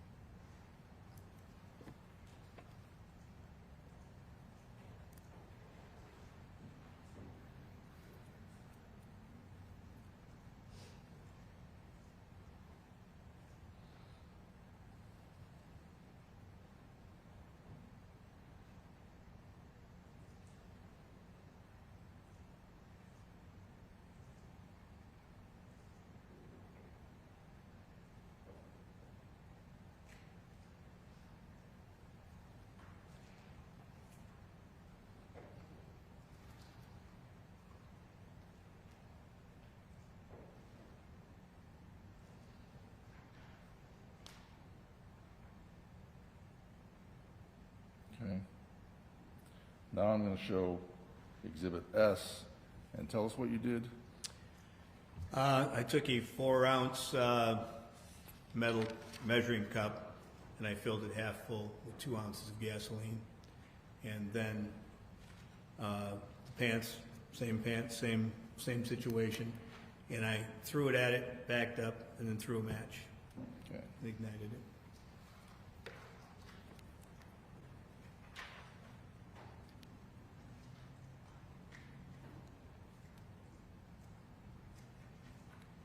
Can I make a comment, Your Honor? Counsel. Well, I need the picture on there to do it. You can illustrate what we're talking about.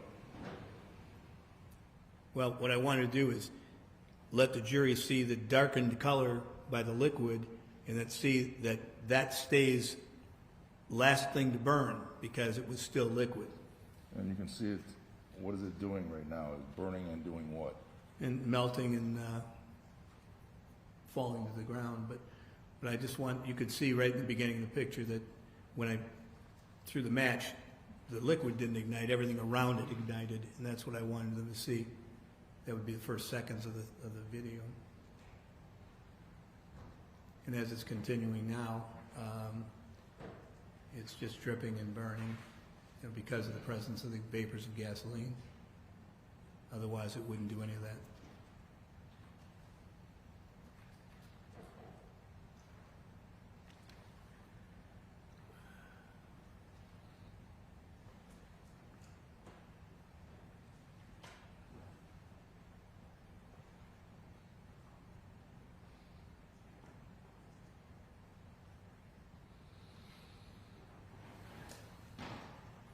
you're showing the pants, but also is the waistband burning? Yes, the one that's still hanging, on the post. What is really starting to burn is the waistband, because that's not polyester. It's a stretching material that is not polyester. So it keeps burning and keeps the other heat enough to have the pants still sort of stay lit.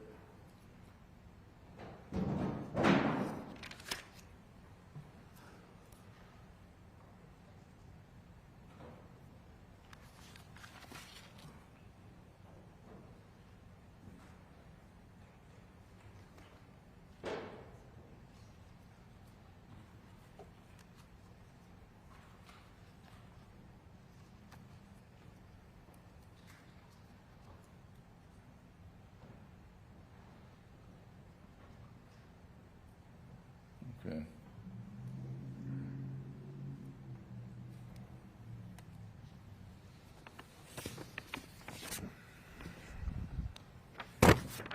Let's talk about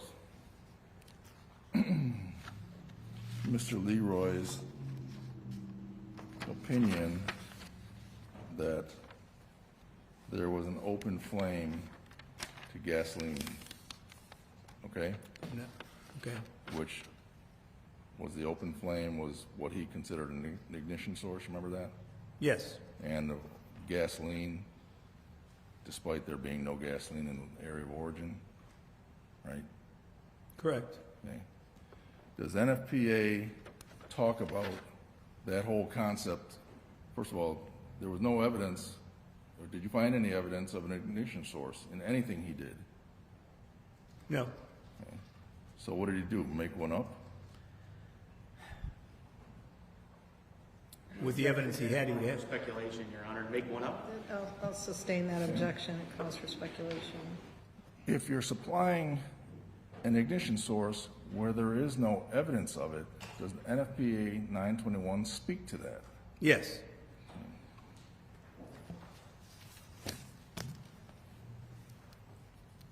Now, you said that gives guidance for everything that investigators are supposed to do? Yes. Yeah.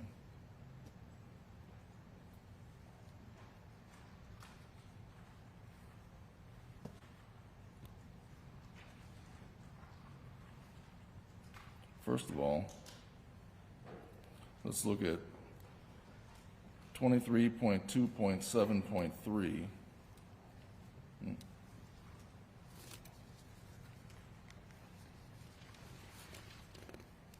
you read that? 23.2.7.3. It should be right next to the one I have, but I guess I'll do my best reading again.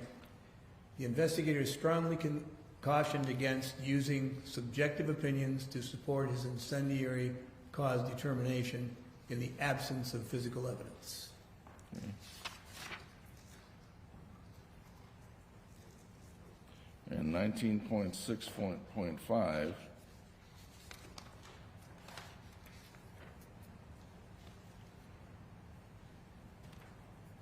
tells us Identifying the ignition source for a fire by believing to have eliminated all ignition sources found, known, or suspected to have been present in the area of origin and for which no supporting evidence exists is referred to as negative corpus. Okay. And then finally, negative corpus is defined in 4.3.6.1 of NFPA 921. And that tells us what?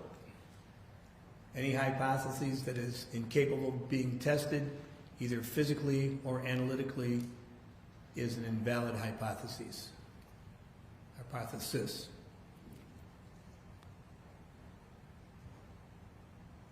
And? A hypothesis developed based on absence of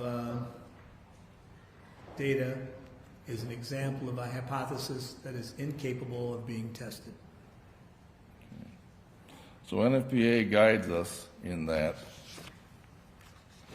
and Mr. Leroy found no evidence of an ignition source, right? He did not. And why didn't he? In Well- terms of excavation? Well, he didn't do any excavation, so how can you find something if you don't look for it? And a first fuel, can you tell us what first fuel ignited means? Means the first, well, when we talk about fuel, it's fuel load. It doesn't have to be a flammable or combustible liquid. Could be your clothing, could be something that's not a hard piece of wood. Something has to have an ignition that can be a chain of ignitability to start burning everything else. But simple household furnishings and things like that. Okay, so in simple terms, it's the first thing that catches fire? Yes. All right. Do you also have to, well, we talked about you have to tell us how the ignition source and the first thing that caught fire actually came together. Sure, because there's all kind of ignition sources here and all kind of flammable or fuel, but you and I are all fuel, and if there's no ignition source and no, well, say there is an ignition source, say something is burning in this room, but you need to find out how that came together to burn one of us, basically. Okay. And if you can't find all three things that we talked about, you have to determine, in terms of a cause, you have to say it's what? It's undetermined. You can't, if you don't have any of those things or part of those things, how can you come to a definitive conclusion and say it is accidental and or incendiary? And if you don't have a cause of a fire, can you classify a fire? The only classification, it comes under classification, is undetermined. Okay. Can you describe the four classifications for us? Well, I usually think there's only three, but there's one that's called natural, which I always put as accidental, like the act of God, lightning, earthquake, things of that nature is a natural fire. Fire that's accidental obviously speaks for itself. A careless cook on a stove, any number of things that can be done accidentally without having an intent to do anything wrong. And the other one is an intentional act. An incendiary fire is an intentional act to cause a fire where it's not supposed to be caused. And only one supports a crime? Yes. Would that be an incendiary fire? Yes. And given that Mr. Leroy didn't do the fundamental excavation to find the evidence, what level of trust do you put in any of his opinions? Well, because things weren't done like they need to be done, no matter for what reason, you can't really then opine that you have anything but an unintentional or an undetermined fire. You can't say one way or the other whether it's accidental or incendiary if you don't do the job to finish what you need to do to get that information.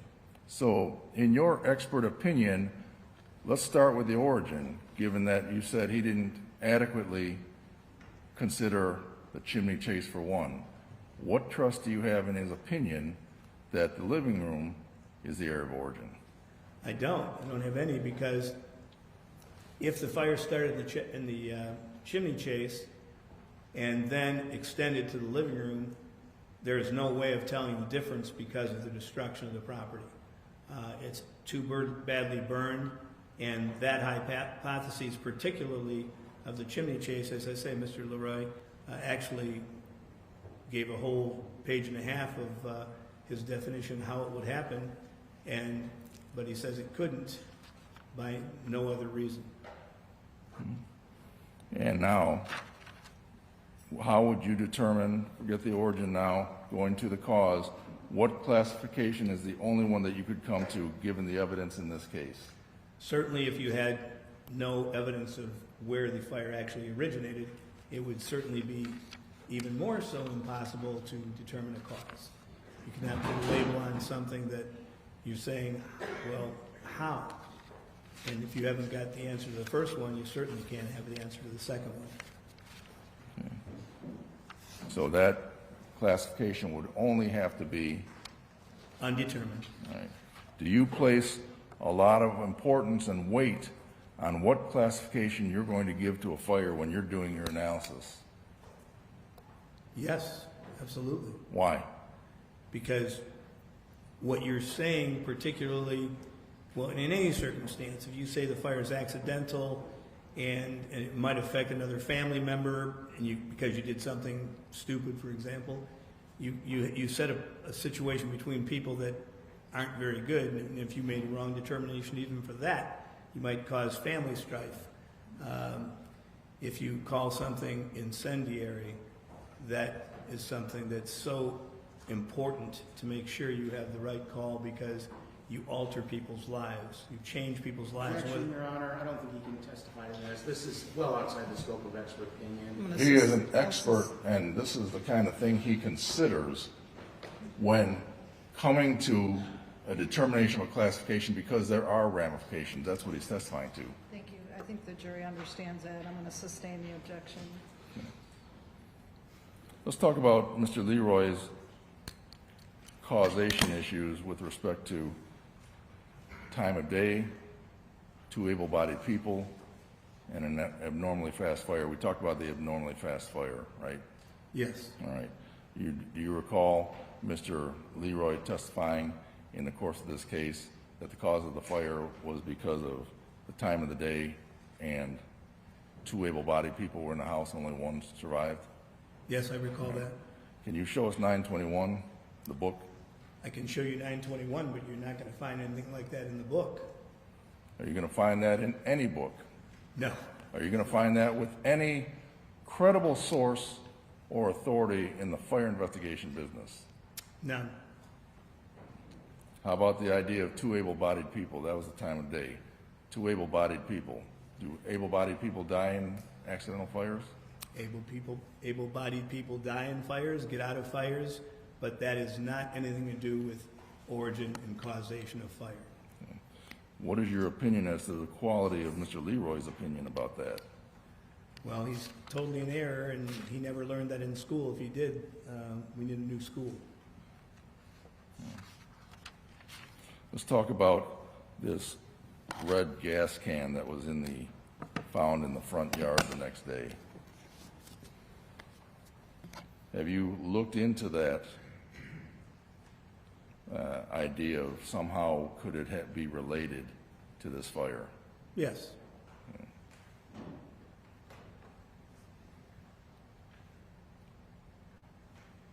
I'm going to show you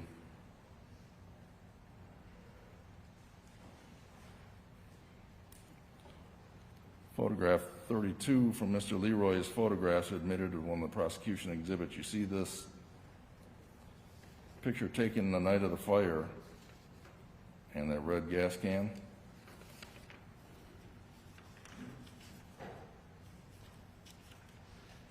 I don't know that I have that. It's up on the screen.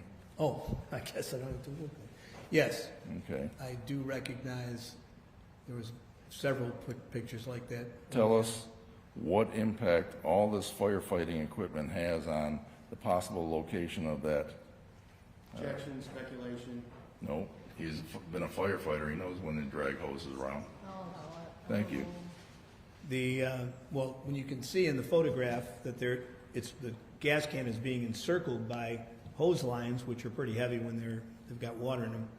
They don't just pop up. When you're dragging around, they're dragging whatever might be in that perimeter. And so that gas can, I know, had been moved because... Your Honor, he can't say he knows it was moved. There's been no foundation for that response, so unless he lays a foundation, I'll strike the response. Okay. When you were a firefighter, do hoses stay in one spot or do they move around as you're dragging through the fire?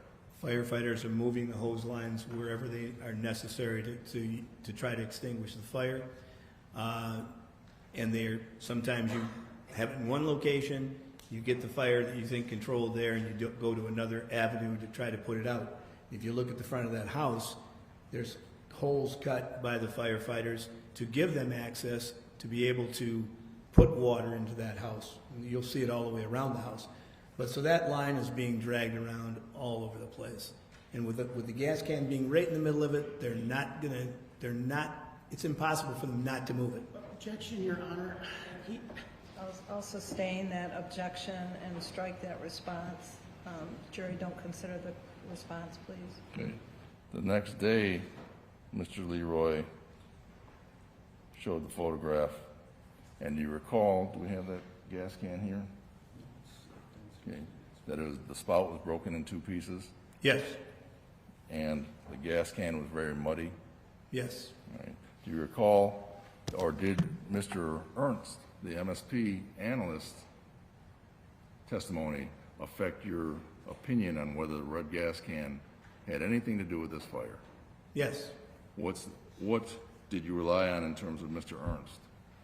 Well, there was no liquid gas in that container. It was vapor. He takes and heats this, whatever he has, if it's a metal evidence container or if it's a nylon bag, he heats it up with a heated headspace and takes a syringe and pulls out a headspace and then analyzes it. There was, by his chromatograms and mass spectrometry, as I recall, he said that it was evaporated gasoline up to 85 to 95%. So that also is important. And do you recall him describing it as the fumes representing old gas? Yes. Did that factor in? Yes, that would be the case. Okay. Do you recall what Mr. Leroy admitted as a fire expert as to whether the gas can had anything to do with this case? He said he could not establish there was any link between the fire and that gas can. Because there's no evidentiary basis for that? Yes, correct. And is that your opinion as well? Yes. Do you also recall what he said in terms when I asked him, well, if you were to have that opinion, you'd do speculating. You remember that? Yes, and speculation, well, yes. Go ahead. I was going to, speculation is a guess. It has no evidentiary value. And if you masquerade a guess as an expert opinion, what are you doing in terms of putting out your opinion as an expert? No objection, Your Honor. I don't think that's a relevant question. This absolutely ties into what Mr. Leroy admitted. I think this goes more to argument, counsel so sustained. Do you recall Mr. Leroy saying that would be misleading the jury? Yes, and it would be misleading. And do you recall Mr. Ernst saying that would be misleading the jury? Yes. Any opinion that is based on speculation would be misleading the jury? Misleading whoever, the jury in this case. Okay.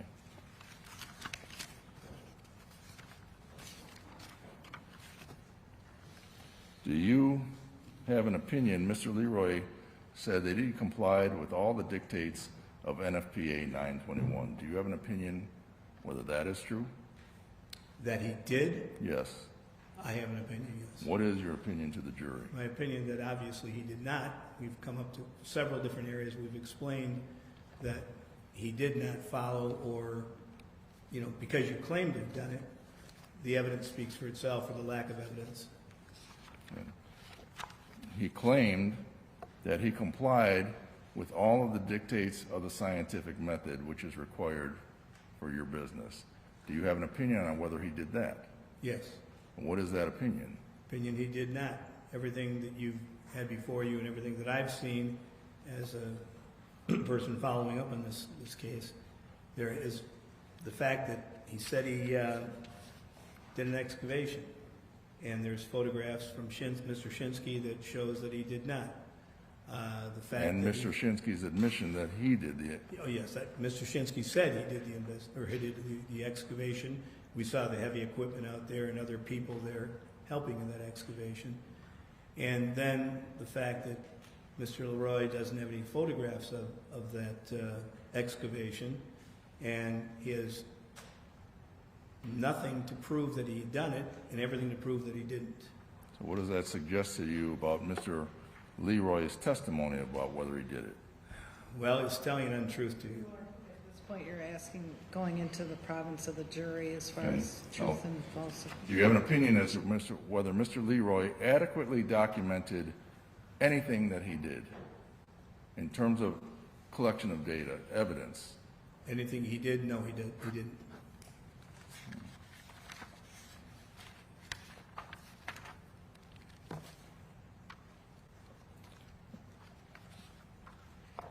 And finally, as to any of Mr. Leroy's opinions, what is your level of confidence and trust? I guess I'm going to object. I think we're starting to invade upon the No, promise of the jury. that's his opinion based as another I'll allow professional. this one more time. My concern is cumulative, but Okay. I'll allow you. It sounds like this is the last question on the issue. Go ahead. Well, the fact that all these things have been presented to you, I have little or no confidence in his opinion. Okay.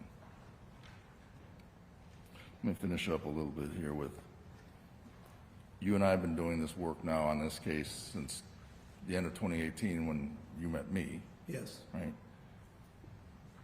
How many hours do you think you have in this case? Upwards of 2,000? Okay. And you've testified in criminal cases before Yes. on behalf of the prosecution Yes. and on behalf of the defense? Yes. And you've testified in civil cases on behalf of insureds, people who have insurance, Yes. and on behalf of insurance companies. Yes. So you, in every aspect, you've been retained and testified by both sides. And sometimes third-party cases where it's subrogation, that one company says another company's at fault for causing a fire. Yeah, so that's not either side, I guess. Okay. Let me just take one quick second. I'm going to return to this.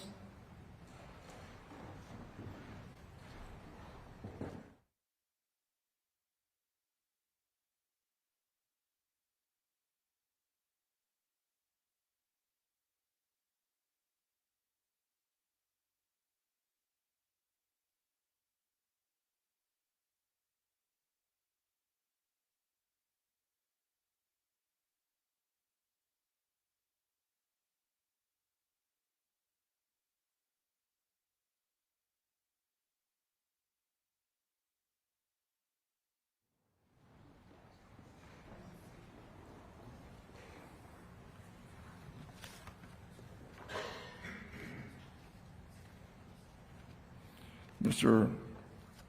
Tranquil, have we covered all the subjects that you wanted to have covered in terms of what you were assigned to do and review?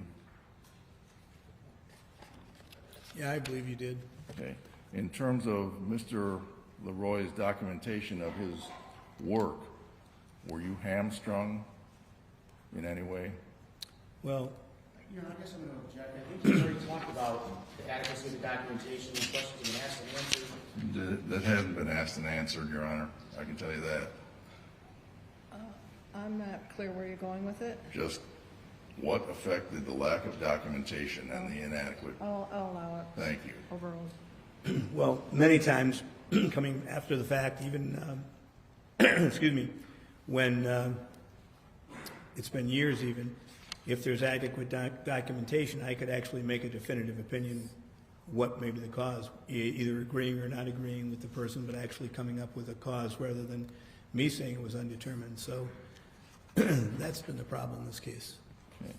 But in any situation where you can't rule out different theories or ideas of what could have happened, where it could have started, what is your obligation as a fire expert to call it?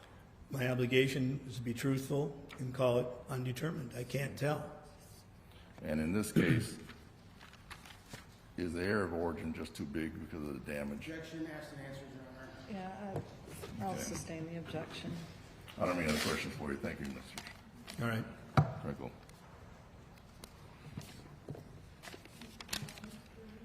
Take that down to the, I'm going to take everything down. okay, good. Yeah.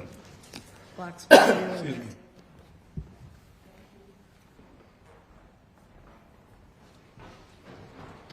Mr. Blair? Thank you, Your Honor. Thank you, Mr. Kelly. Thank you, Mr. Kelly.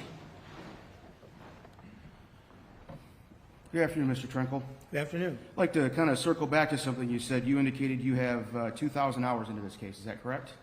Roughly, yes. And you're billing for those hours, correct? My billing is zero. You're billing zero. It's the same as all the other people working in this case. So ordinarily, sir, you charge $225 per hour, correct? That was my old fee. Now it's $275 for investigative and $350 for court testimony. I understand. So you're not receiving any compensation at all for your opinion or to come here to testify today, is that That's correct? correct. The whole crew of us are getting nothing. Do you expect to receive something later? No. So you indicated that you received, you reviewed all the documentation in this case, is that correct? All that I was provided. Okay, what were you specifically provided? Specifically, all the different, they're in the computer, most of my things. It was provided the initial fire report from Lawrence Township. I was provided the initial investigation report by Mr. Leroy. I was provided the report from Mr. Shinsky. All the statements under oath by Ms. Stermer, the information that was on recording by Mr. Shinsky of what Ms. Stermer had to say, photographs, hundreds of photographs from all the responding personnel. In fact, probably most of the reports from, maybe all the reports, but I don't know. I got what I got. But from Maziowski and Ms. Rout and the lab reports, all those kinds of things. Plus, I conduct, well, you said what I was presented. I'm sure there's more. Okay, fair enough. But my main point, I guess I'm going to get to, too, is you were provided the various statements of Linda Stermer, correct? Yes, And you reviewed those statements, correct? I did. And those statements, she would be considered, at least at the onset, an eyewitness in this matter, correct? Yes, And eyewitness statements, you're allowed to rely upon those according to NFPA 921, correct? yes, you do. And eyewitness statements are relevant, could be relevant in not only determining the area of origin of the fire, correct? Yes, And they could also be relevant in determining the cause of the fire. Is that also correct? some instances, yes. And you indicated during your direct testimony that to you an excavation means an archaeological dig, correct? That's the way it's mostly described, depending on the depth of it. I think I also said that sometimes you don't have an archaeological dig because there's nothing really to dig through, and I think I said something like about a fire in a kitchen stove. Well, I guess to get my point, NFPA 921 does not use the words archaeological dig anywhere in the text, does it? They do not. Well, I don't think they do. So when you say archaeological dig, that is your words and your definition, correct? I would say that's the industry's definition by most people. If you want to try to describe what you're doing, what better way that you could describe it than saying, we have a pile of debris. We know the top part is probably the remains of the roof. The next one is their two-story building, the next floor, and the next floor. But in this particular case, it's the roof. He's not answering my question. I think it's, But yeah. I asked very simply, the use of the words archaeological dig, those are your words. And then I replied, it is the industry's words also. We know by, Okay, that's good. okay. Thank you. And as a matter of fact, NFPA 921 uses the words adequate when it comes, or the word adequate when it comes to excavation. Is that correct? If you have, yeah, well, it says inadequate, so I guess maybe adequate is something that they may say, but I think adequate could be misinterpreted. But Well, I, fair, because adequate's a subjective term, isn't it correct, sir? yes, Or inadequate's a subjective term, correct? exactly. One way, one the other way, yes. Right, because if I was a fire investigator and I was reviewing potentially an excavation you did, I could come in and say, your excavation was inadequate, couldn't I? Probably not behind me. Well, that's not my question, sir. My question is, as a reviewing cause and origin expert, because of the subjective nature of the term, I could come in behind you and say, you did an inadequate job excavating, correct? And if you did, you'd have to establish that I actually did an Your inadequate Honor, job. can he please answer the question? All right. It's kind of hard to answer yes or no to that question. The last one, I think, was possible, so Okay. you may want to limit Yeah, your, could you- narrow your could you repeat questions, Mr. Blair. Yeah, we'll have him repeat. You would agree with me that as a I was a fire expert. I could come in behind your investigation, your excavation, and I could say it was done inadequately, correct? I guess you could say that if it was you.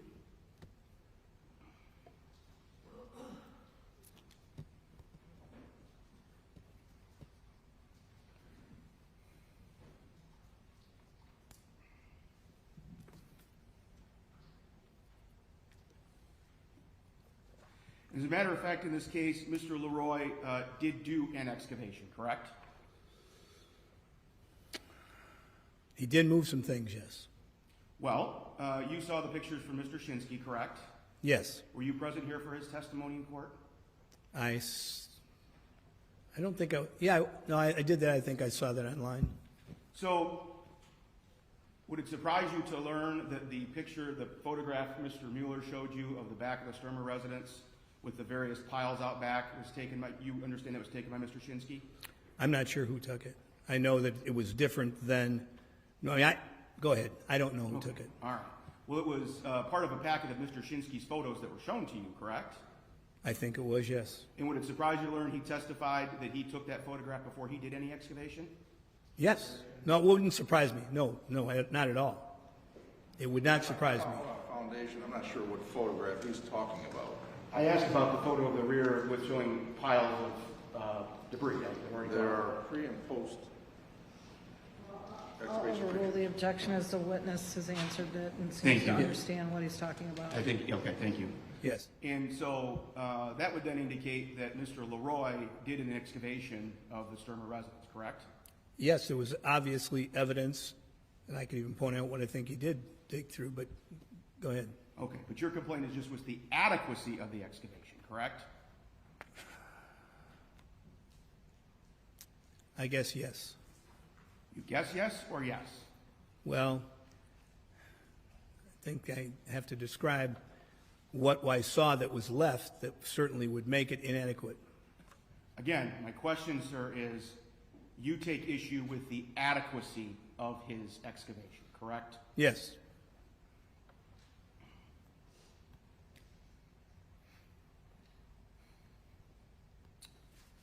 You were also shown some photos of after the excavator hired by Mr. Shinsky had begun to remove parts of the residence, correct?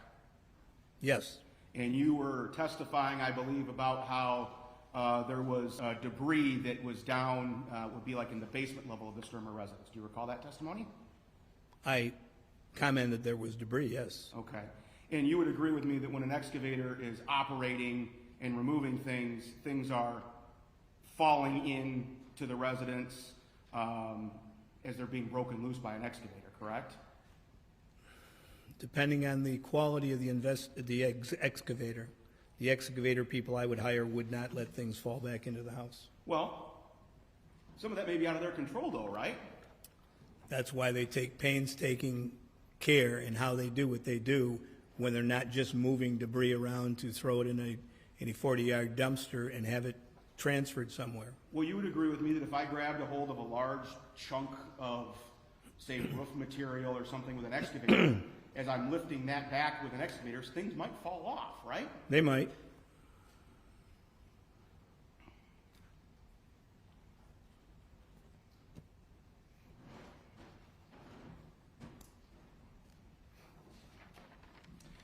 You had opinion about the area of origin in this case. Do you recall those opinions? Yes, they're multiple. Okay. And you would agree with me that NFPA 921 does not contain any size specification for the area of origin, does it? There is nothing that says it has to be 6 by, no, there is no, you're right. So, for instance, an 18 by 18 living room could in fact be the area of origin, correct? You would be correct maybe that it was the area of origin, but if you did nothing to limit that to a smaller area, I just never seen it happen before, I guess. There's no requirement that you limit it to a smaller area, is there? There is no requirement that says it, yes. So this is just, again, your subjective opinion about what should be the area of origin, correct? If you had a house fire like this, you might as well call the whole house an area of origin, even though we know there was no fire in the east and the south sections, if that's what you're going to say. In the industry Your Honor, I standards. don't think this is responsive to my question. Sir, why don't you All right. restate your question so he can be more I'm responsive? sorry. Sir, what I'm asking you is, well, I kind of forgot my question. I'm sorry. Yeah, your opinion in this is subjective, that the area of origin must be narrower than the living room, correct? Yes.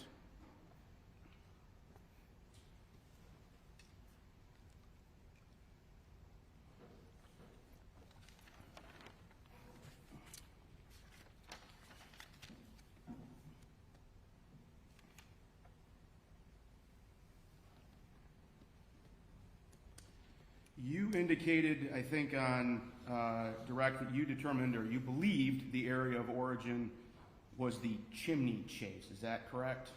I said it may be because I can't isolate that and this living room, and I believe the only reason that Mr. Leroy said it was the living room because he's got gasoline in it, and that limits him from having to worry about that. And he also said that in his testimony. Well, let's talk about that, sir, because that's interesting.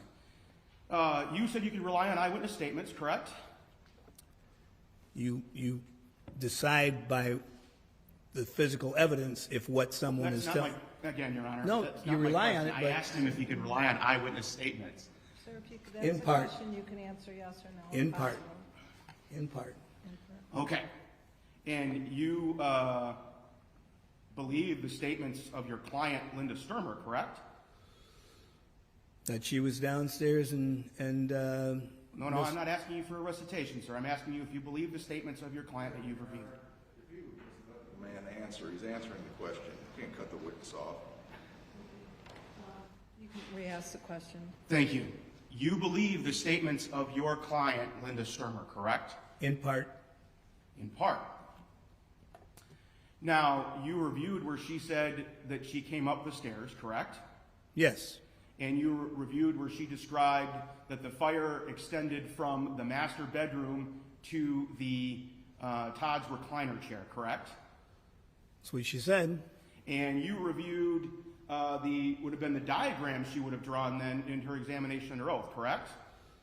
I'm not sure about who drew what diagrams, but if she did one under oath, I mean, with Mr. Willison, I probably have reviewed it, but there were other diagrams that were made rough by a lot of people, so I can't really say which ones.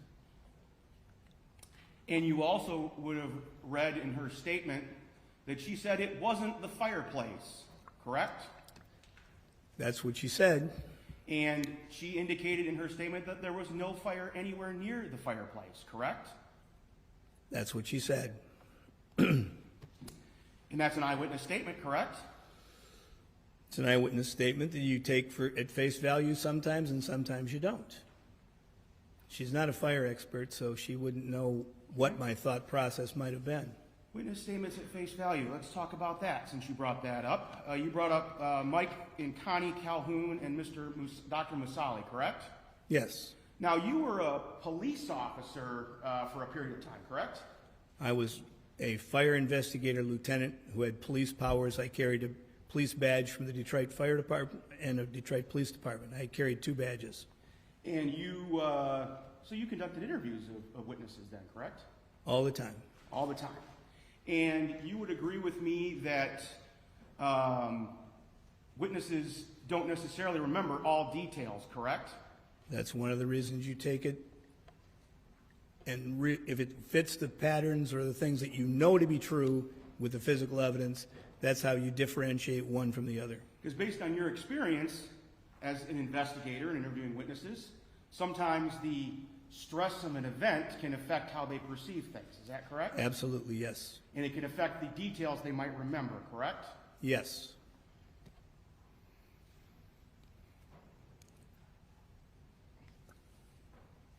Now let's cycle back to this chimney chase as the area of origin if we can. You indicated, I believe, that a fire would start in the chimney chase from either, I think you said the flue, or possibly an improperly connected chimney pipe. Is that fair? I'm summarizing, I understand. Yeah, well, if I can explain a little bit. Sure. The description given by Mr. Leroy would fit almost exactly in part with what I would say. There is a breach somehow within the connections, or I think he described it as a hole. That could happen too, depending on the material that was being used and eroded through the course of time. Those kinds of things are a potential. I also said on direct, I believe, that there might be insulation too close to. The too close to the chimney chase can cause a fire over time. The fact that something escapes from the flue vent, and it's not that it was improperly, I guess maybe that's why I took exception to the improperly installed. It might have been properly installed, but because buildings shift and move and do things like that, I don't know how well those things were put together with a band to hold them, non-combustible band to the sides, which are combustible.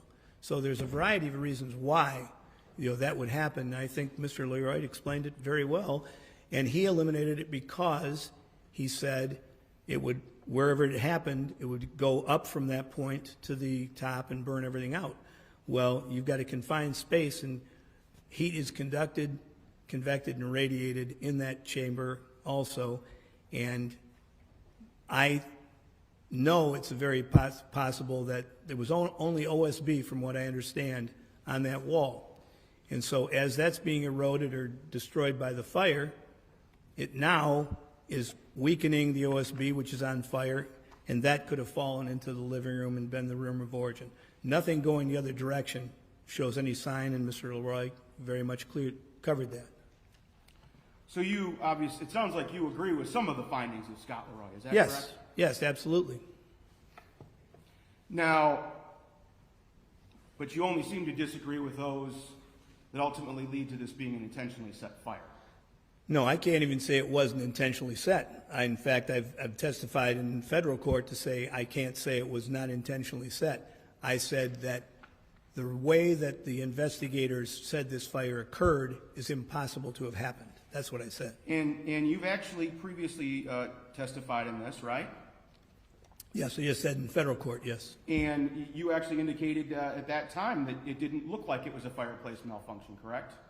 At that time, I didn't have aerial photographs, and I didn't have a lot of the other photographs back in 2018 when that took place.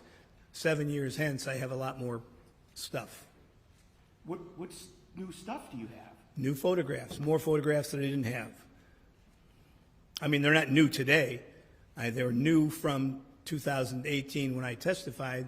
Now they're more new. And I'm not saying it was a chimney fire either. I'm telling you, we agree that there was something substantive in that chimney that needed to be looked at and needed to be eliminated. And my point is, we can't eliminate it.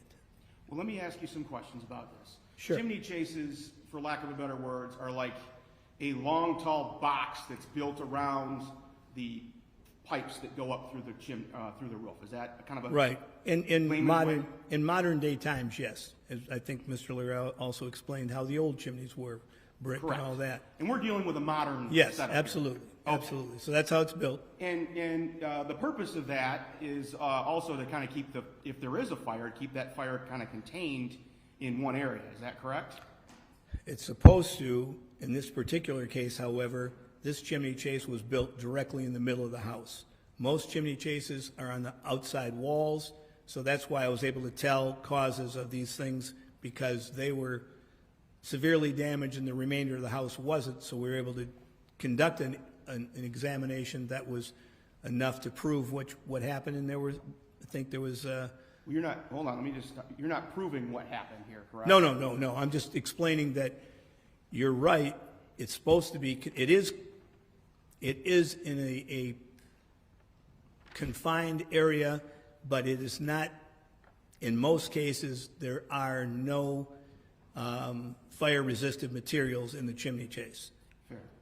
Now, as this, according to you, as we're describing this hypothetical chimney chase fire, Yes. materials are going to be actually falling down on top of the fireplace like Mr. Leroy described, correct? Yes.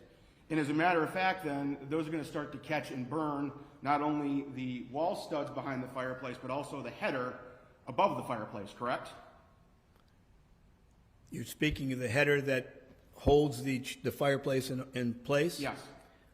No, that's pretty well protected. That's on the outside. It's not even anywhere near where the grate and the fire is being propagated and goes up a chimney on an angle. It's called a throat.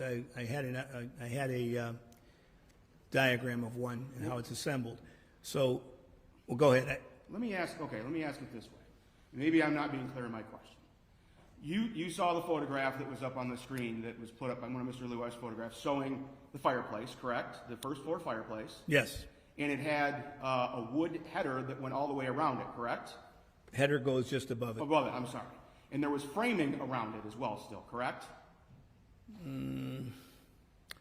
don't remember if I saw framing around the fireplace. I did see vertical studs going above the header. And those are part of the chimney chase, correct? They are. And if a fire started in the chimney chase, the fire would then burn all of the fuel in that area, correct? If it was not extinguished first, yes. And we don't have it all burned in that area then, do we, sir? We have a lot of damage, yes. By the fall down, there is certainly a lot of burning, but it did not consume what you're talking about. So that would be an indicator then that it did not start in the chimney chase. No, that header is on the outside. You're not looking at the interior, what was exposed eventually by the fire in the chimney chase or wherever in the building, forgetting where it was a chimney chase or not. That header was protected. You have everything else in that room, first floor and second floor level, burned to a great degree, much mass loss as it was described by Mr. Leroy, not about the chimney chase, but about how we describe things. Mass loss is the new word to say all the time rather than heavily charred, but in losing, okay, so what I'm saying is that particular board isn't burned and everything else is because it was protected. Well, let me ask this, because it runs along the top of the fireplace, correct? On the outside, yes. I mean, it's the outside base of what you're talking about to hold it together. Okay. Can I pull up my list, Your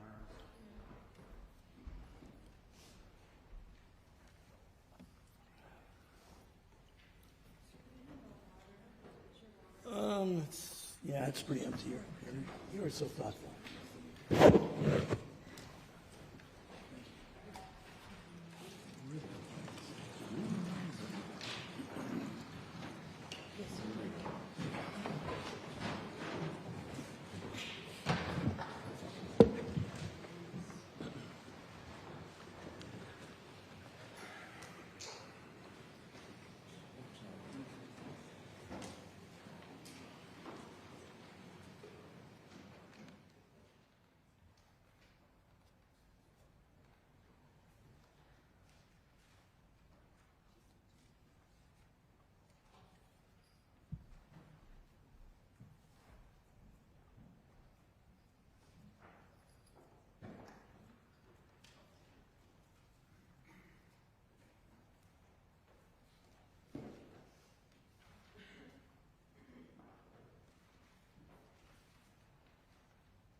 This photo right here, sir, this is People's Exhibit 34-19. You've seen this before? I'm sure I have, yes. Okay. And that's the fireplace we're talking about, right? Yes. And that runs directly along the top of the fireplace, correct? That header? Just like we said, yes. Yep. And there's a backside to that board, correct? Yes. And that would have burned, correct? If fire had fallen on top of that fireplace? You don't think the backside's burned? I don't know. You're asking me a question, sir. I am, because you're asking me, and you're showing a picture showing the front, and certainly I think I've seen aerial views that show that backside heavily charred. But it's not burned all the way through, is it?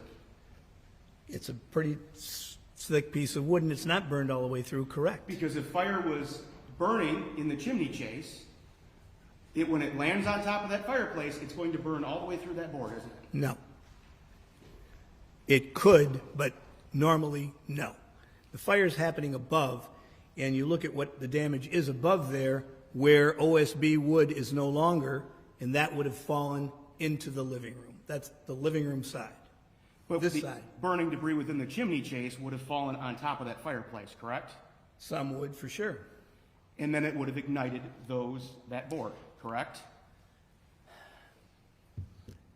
Probably not. It did ignite if you look on the opposite side. If we show the opposite side, that board is heavily charred. What I'm trying to get to is, sir, that board would have completely burned then. And I would say you're absolutely wrong. Oh, okay. It might, but not in this condition.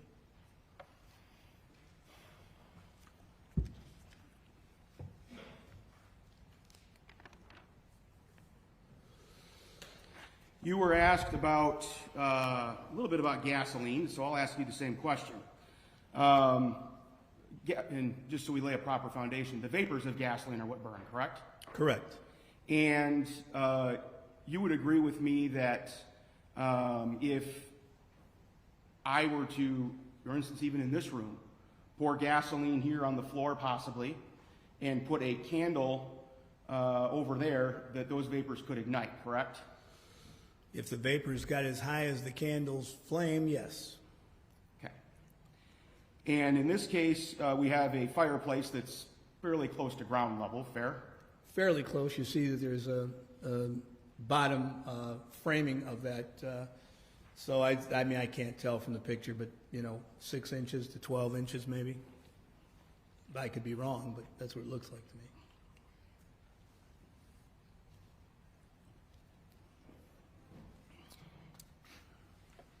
And it is possible, is it not, to deposit an accelerant in a room, leave an open source of flame in a room, and leave that room, and the fire still ignite, correct?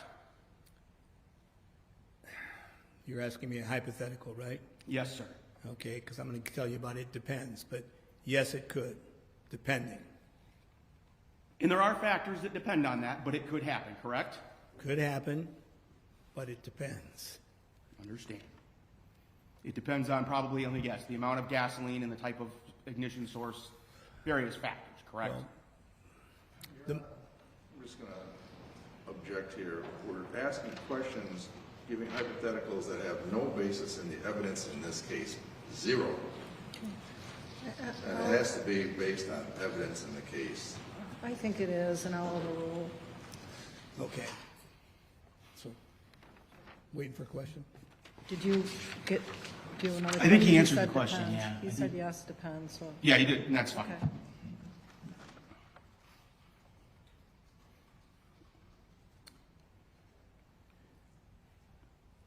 And you heard, and we already kind of went over this, Ms. Stermer's statements about the fire going from Todd's recliner to the master bedroom, correct?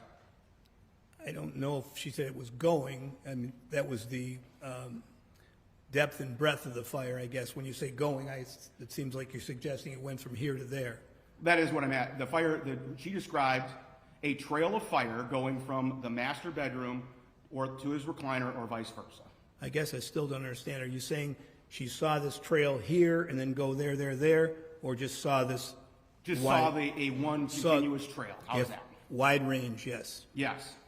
In your expert opinion, that could be an accelerant trail, could it not?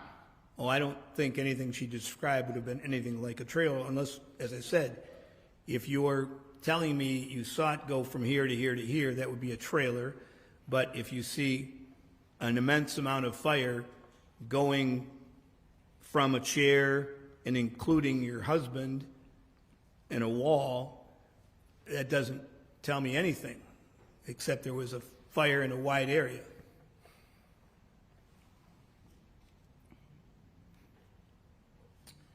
Let's talk about your the first video of the burning of the storage room. Is that right? Yes, it was a storage room for a party store. And that was actually a fire designed to replicate a other fire you were investigating. Yes. And we saw lots of cardboard boxes in that video. Is that correct? Yes. And they were started on the floor, correct? Yes, And then they were actually stacked up to the ceiling, correct?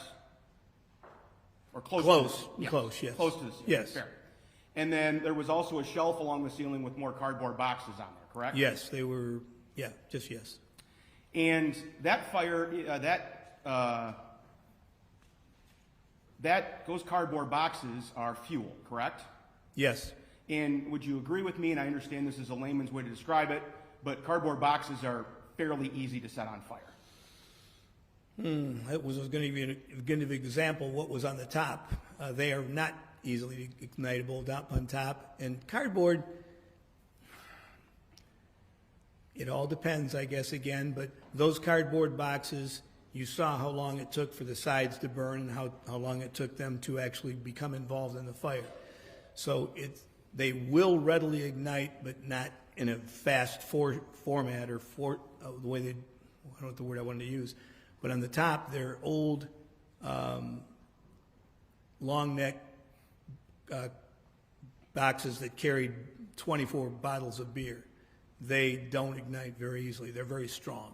They're more dense. They're more pressed together. Well, you would agree with me, obviously, that cardboard burns much easier than, say, like a log of wood. Absolutely. Okay. Absolutely. And that fuel load that you created in that room was designed to direct the fire up to the ceiling, correct? No, it was to simulate the conditions that were told to me by the owner, and this was the third fire we did. We built that building 3 times because we believed this guy, but the evidence didn't look like, I mean, if we just took it at face value, we'd have said the guy set the fire. The third one came out almost identical to what he saw, like what Ms. Stermer may have seen, and how that fire progressed before the fire department arrived. That's what I was trying to do. I was trying to simulate and see if we could create something that made sense to us by what he told us. And he told us what the cardboard boxes were. He told us what was in the cardboard boxes and how he'd stacked them, and that's why we did it that way. And you said these were 8-foot ceilings, correct? Yes. And at the very beginning of the video, it looks like there's a fire started in the cardboard box. Is that correct? Yeah, that's correct. What was used to start that? A match. A match. Any accelerant used? No. You would agree with me that accelerant could have increased the speed of that fire, correct? In the incipient stages. You know, there's stages of fire under normal conditions. Nothing's normal when it's hostile, but say you light a fire in a fireplace, you're doing whatever you need to stack the wood up in a configuration, put paper under it to make it burn quickly. What happens with gasoline and fuels like that, I don't like the term ignitable liquids because you just told me earlier liquids don't burn. I was against that, and I tried to not get it to happen in NFPA 921. I like flammable, combustible, things that are defined by my background. But going back to what you're saying, yes, in the initial stages, that would have not just gone slowly. It would have blared up or flowed up quite quickly. A sudden fire, correct? Yeah, absolutely, yes. And going back to the chimney fire, those fires generally tend to start slowly and build, correct? Yes, you have to pyrolyze the wood that is, I shouldn't use that word, but you got to take the liquid out of a solid to make it gas, to make it burn. And when you do that, it takes time when you only got a small, say, not a spark, but a small ember that comes out. It takes time, and over time, some of that wood becomes more susceptible to ignition. That's, I guess, what a better way of saying it. Sure. And like the old adage goes, there's usually, if there's smoke, there's fire. So we expect smoke before the fire, correct? In most instances, yes. And in a chimney fire, we would have, it would have been expected that there would have been some smoke before this erupts into a blaze, correct? It would be correct, but the smoke would be going up and through the chimney, up through the chase. Well, you understand that this wasn't 100% complete construction, correct? I do. And so high likelihood there maybe were some cracks or some seams, correct? Yes. And so smoke could have escaped from those, correct? Supposedly there was OSB, which is 1/2 inch thick, 5/8 inch thick, and it's porous, but it's stuck together. It's chipped wood and stuff held together by glue. Well, and I guess what I'm trying to get at here, if I can, is you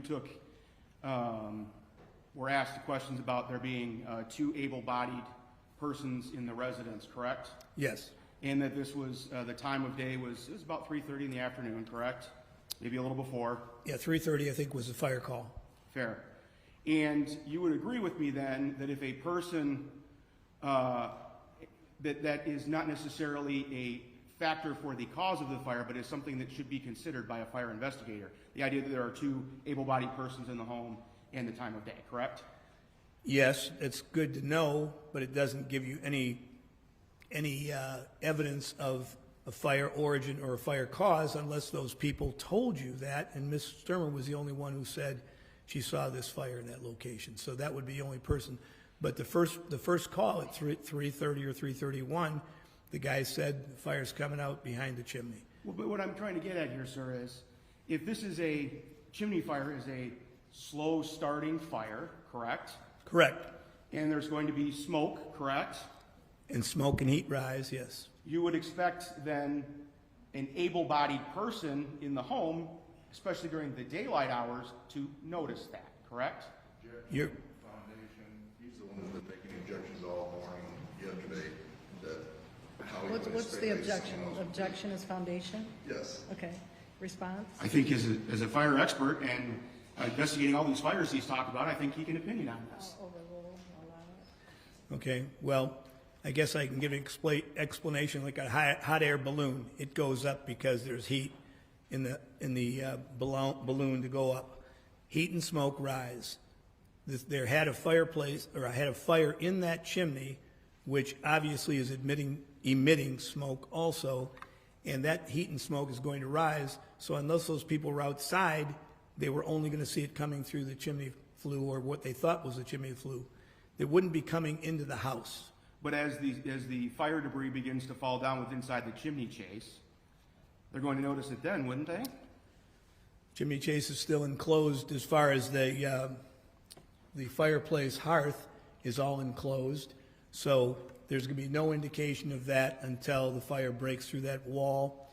And I'm saying, based on our hypotheses between us, where it started is where it's going to be the most damage. It's going to go up from there, but that location is going to be where that wall is breached and other things are coming down at the same time that's being breached. There's actually a sound that's associated with chimney fires, isn't that correct? Crackling sound of fire, they got a fire in the fireplace. There could be a sound, there's going to be a sound, but whether you detect it or not, I don't know.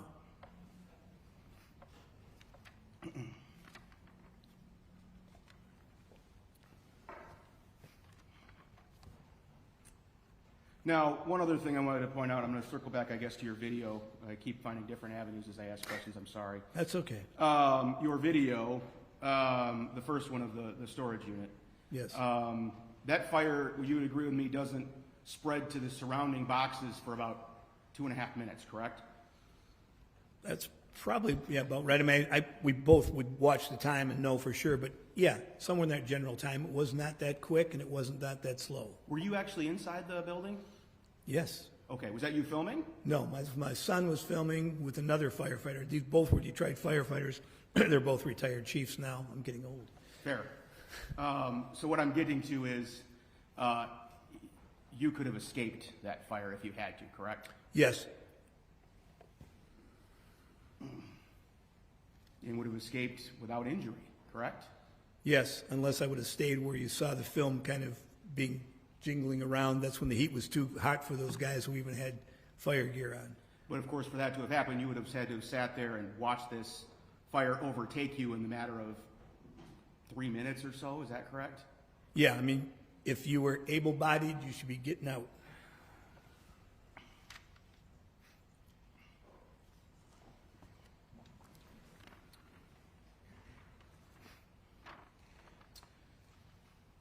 And you were asked questions about gasoline in the area of origin, correct?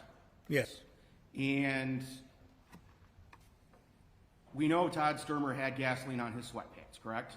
We know there was analysis from the chemist that said it was 85 to 95% evaporated gas. Objection, Your Honor. I don't think the chemist ever said that about the sweatpants.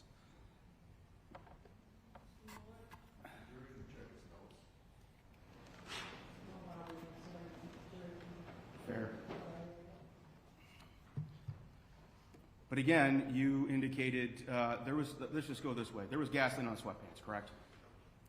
There was residue of vapors of gasoline. When you say gasoline, I think of liquid, but there was no liquid on his pants. Fair. You don't know how much gasoline was ever on those sweatpants, correct? No. So when you say, when you throw 2 ounces on a pair of cut-off sweatpants on a video, you have no idea, that has no way bearing comparison on how much gasoline was on Mr. Stermer's sweatpants, correct? From the jury instruction, it was never intended to demonstrate that. He knows that. I think it could be misleading, so I'll have you go down. Fair.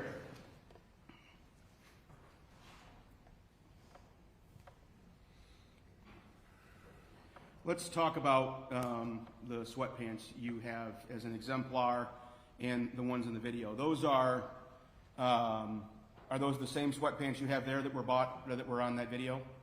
Yes. Where were they purchased? We bought 3 pair, and I preserved one, the gray one. We burned, that was gray, I think, too. And the reason they were cut off is I did probably 20 other different kinds of demonstrations with them that we didn't admit.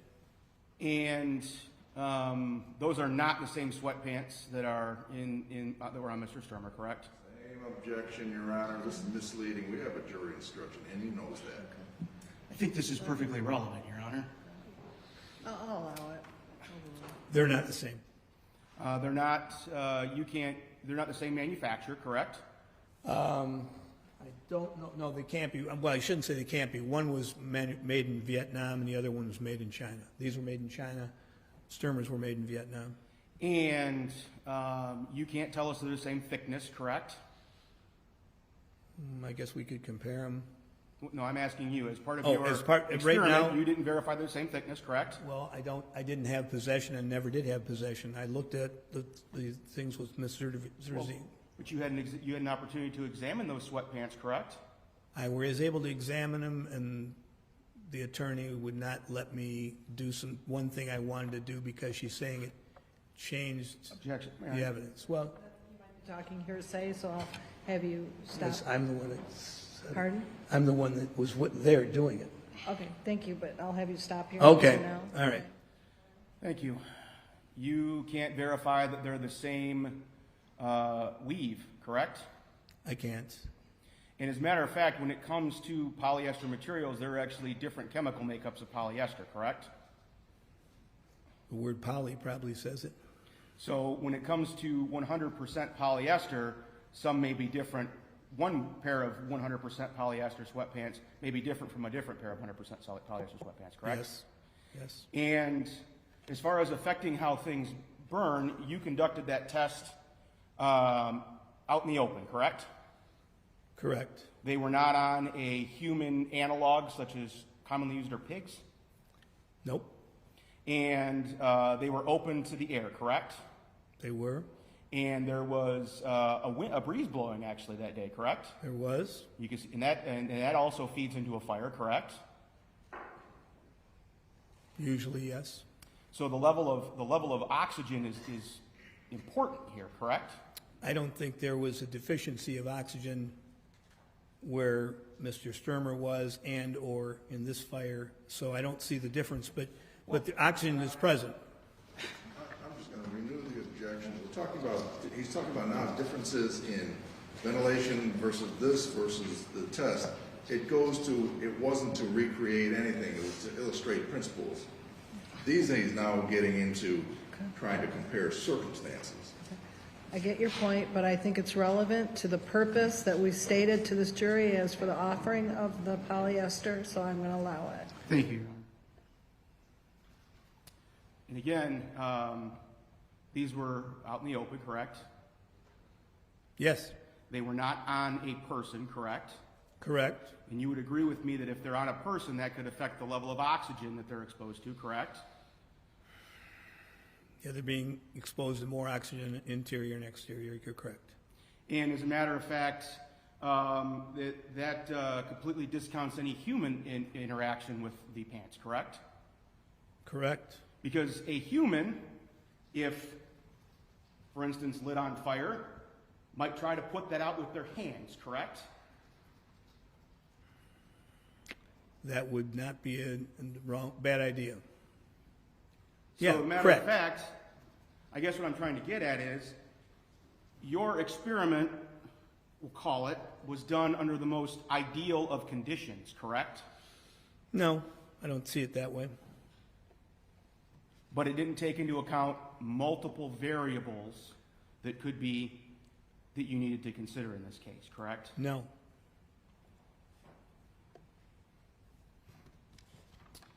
You talked about Mr. Matheny's clothes, correct? You remember that? Yes. And transference, correct? Yes. And you were present for the testimony of Troy Ernst? I think I was, I've heard it. think I was on video too. I mean, not video, YouTube at the same time. And you indicate, and you heard him testify that on the shirt of Mr. Matheny is where the lighter elements of gasoline were present, correct? If the lighter elements of gasoline were present, I think you're misspeaking, but I can tell you then he would have the most. The gasoline would be most on his shirt. Well, no, okay.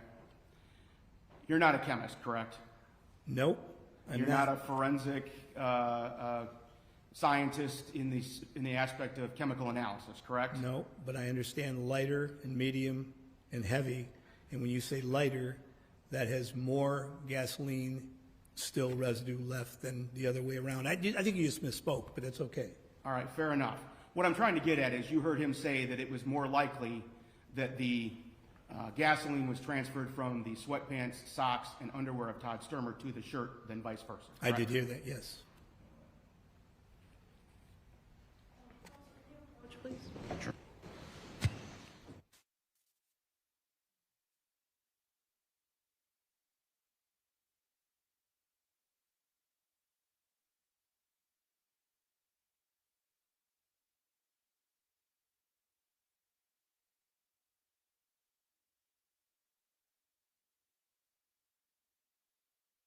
Break now. I'll have you report back to the jury room at 1:15, and please remember not to discuss the case with anyone, no social media, no research or investigation or media.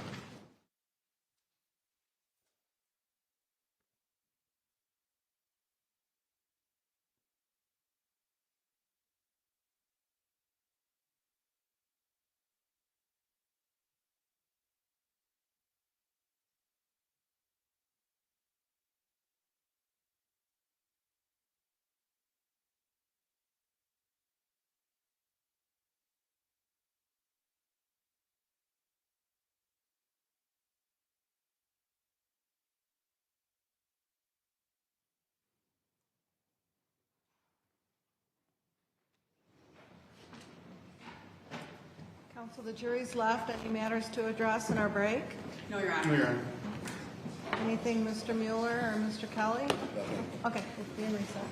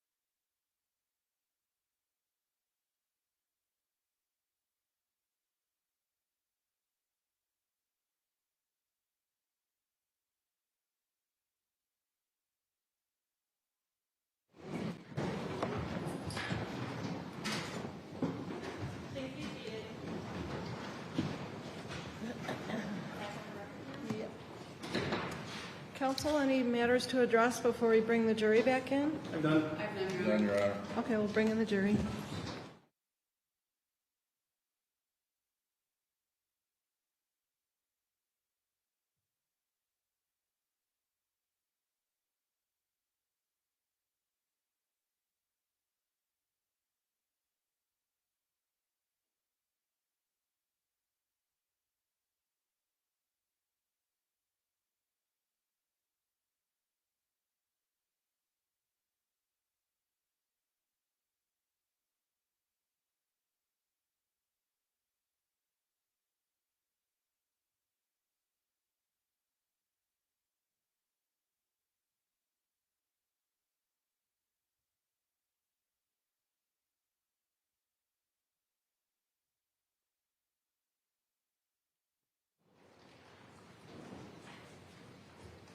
Good afternoon and welcome back.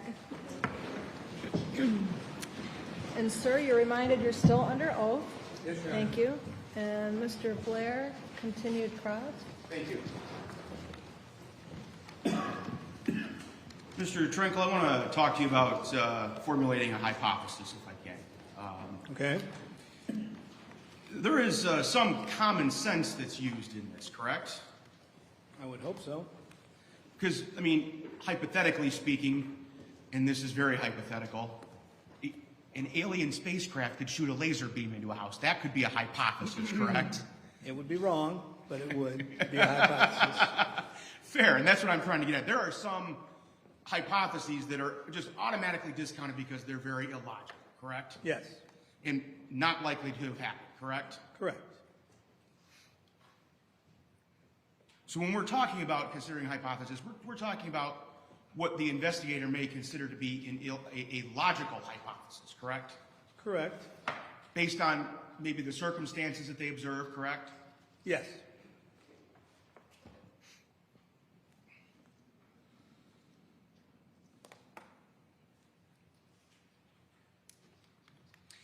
And is it fair to say that one investigator might look at the work of another investigator and maybe come up with different hypotheses? Is that correct? That's correct. One of them would be wrong, if not both. Well, and that's what I'm getting at is this is your work in this line of work, this fire investigator, it's subject to interpretation, correct? To a point. And so therefore, you may reach one conclusion on something and somebody else might reach a completely different conclusion, correct? And as I said, if that's the case in something like this, either one is wrong or both are wrong.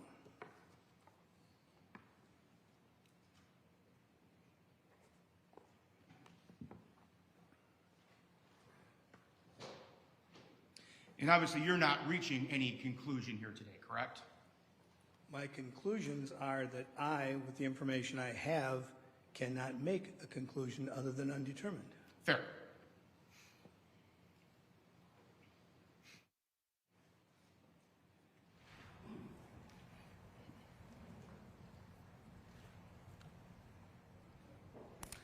You were asked questions about the red gas can, correct?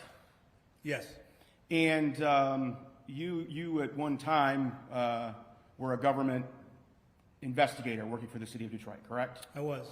And you were trained to collect evidence, right? Yes, And if you had gone to a fire scene and seen a gas can out in the front yard, you would have collected it too, wouldn't you? I believe I would have, yes. So you take no fault in the fact that Mr. Leroy collected that gas can, do you? No, Because that's data, correct? Or possible data. possible, and that's why you do it. You know, then you do the analysis and all the other things, but yes, you'd collect it.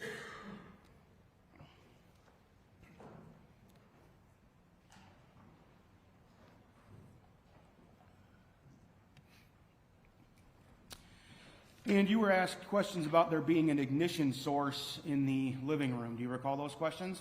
Yes, And there, in fact, was an ignition source in the living room, was there not? yes, It was the fireplace, correct? yes, Because we know there was a fire going in the fireplace, correct? yes, And those are based on the statements of Ms. Stermer, correct? yes,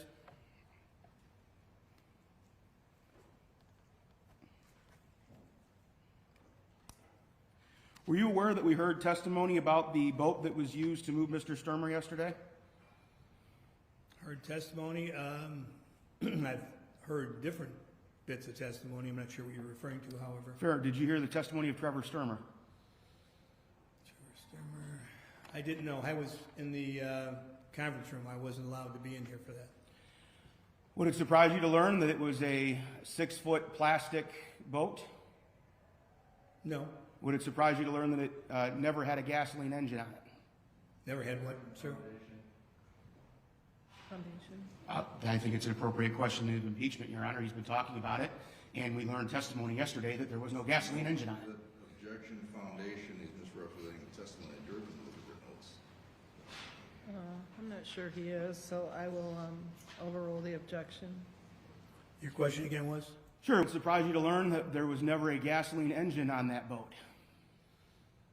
I would have no way of knowing either way whether there wasn't or if there was.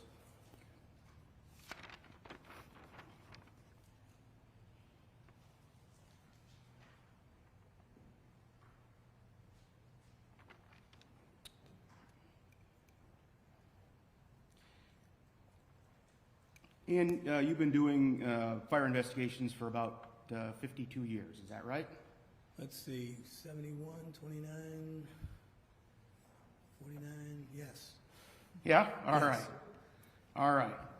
And when you reach a conclusion in a fire case, okay, or a cause and origin determination, you're not making a legal conclusion, correct? I know you've talked about legal and a couple other things. It would be my conclusion based on all the facts and evidence, and I would turn it over to a prosecutor or something, yes. Very good. That's your opinion, correct? If I say it, it's more than opinion. It's based on more than just an opinion. Opinions anybody can have, and they're worthless sometimes. But no, if I say the fire is an arson, that fire is an arson. There is no opinion about it. It's the facts that are in evidence that prove that. But someone could disagree with you on your conclusion, correct? And one of us would be wrong. Could be In you. this case, it wouldn't be me. Well, it could be you, though, correct? No, because I have the evidence to substantiate my position. Well, I'm not asking about this case, and we were talking. No, I'm not generality. talking about this case either. Okay, all right. I thought we were talking So, about generality. Sorry. Yes, Okay, if you thank wouldn't you. mind not cutting the witness off. So you're saying your conclusions are always right? No, I make a lot of mistakes. The main mistake I make is that when I have 95% that I think it's an arson, and I don't have that other 5%, I'm wrong because I call it undetermined, but that's the only proper thing to do. You've been involved in criminal prosecutions before? Many. You've been involved in other fire criminal cases, even not as with the prosecution, correct? Yes. And there's been situations where you've determined a fire to be undetermined, but that did not stop a prosecution for arson, did it? There was no case I've ever... Oh, I'm sorry. The objection is foundation? Foundation, no, you go ahead and wait. Yeah, I'll overrule that. Okay. I've never been involved in a case where I said a fire was undetermined and it went to a court hearing, particularly in a criminal case. No. You were retained as an expert in the People versus Clint Dunning, correct, sir? I was. And you determined that fire to be undetermined, correct? I was trying to say more than that, but as a judge knows, I was ruled I couldn't say that, and there was no Daubert hearing or anything. But anyhow, it was an undetermined fire, yes, and I don't believe it was. And yet, Mr. Dunning was still prosecuted and convicted of an arson-related fire. Isn't that correct, sir? Objection, Your Honor. He wasn't on the side of the prosecution. He's mixing apples and oranges here. No, I'm not. Yes, absolutely. I'm going to allow the prosecution question, but not the conviction question. I don't see the relevance to what some other jury on another case did to argue. Well, I guess what I'm trying to get at is, because that was a response directly to his question of he's never been involved in a case where he was made it undetermined and then the person got prosecuted. Well, I think... So you can ask about prosecution, but not about what a jury did. And if he limits it to where he was on the prosecution side, that's different than you're the defendant. I'll allow you to ask about the prosecution question, but not Fair, what the fair. jury did. So the bottom line is, Mr. Dunning was still prosecuted, correct? He was prosecuted without an adequate defense, and he will be tried again, or he will be exonerated sometime in the future. And that's your opinion, correct? That would be my opinion. You're not a I lawyer, can't- correct, sir? No, that would be my opinion. I can't say that that's going to happen. I believe it will, that's all. But you're right. That is your subjective belief, correct? That would be true. No further questions.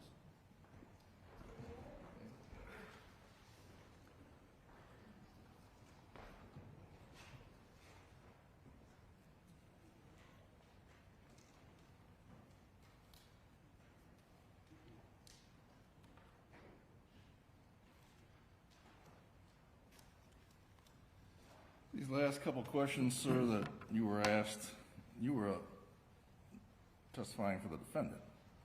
Yes, You've never been involved in a case. You were in law enforcement for a long time, right? yes, And you've never been involved in a single case where you were the fire investigator, where you testified or had an opinion that it was undetermined, where there was ever a prosecution. Is that what you're telling us? that's correct. Because if there's no intentionally set fire, incendiary fire, there's no crime. Objection, Your Honor. He can't, that's a legal opinion. Yeah, that's argument. I'll sustain the objection. Then you were asked questions about the gas can. You remember that? Was This asked a red lot of gas questions, can, yes. a lot of questions. And what you would have done, you don't fault Mr. Leroy for taking it, right? Correct. The next day, the day after the fire, right? Yeah, it was a day later, but he said, I think on the stand, he didn't see it the first time, so Would you you have wouldn't take done, it if you didn't see it. would you have done something more than he did? Would you have done something like check for fingerprints? Probably not, because on those cans, it's almost impossible ever to get a fingerprint off those cans. They're Remember not smooth.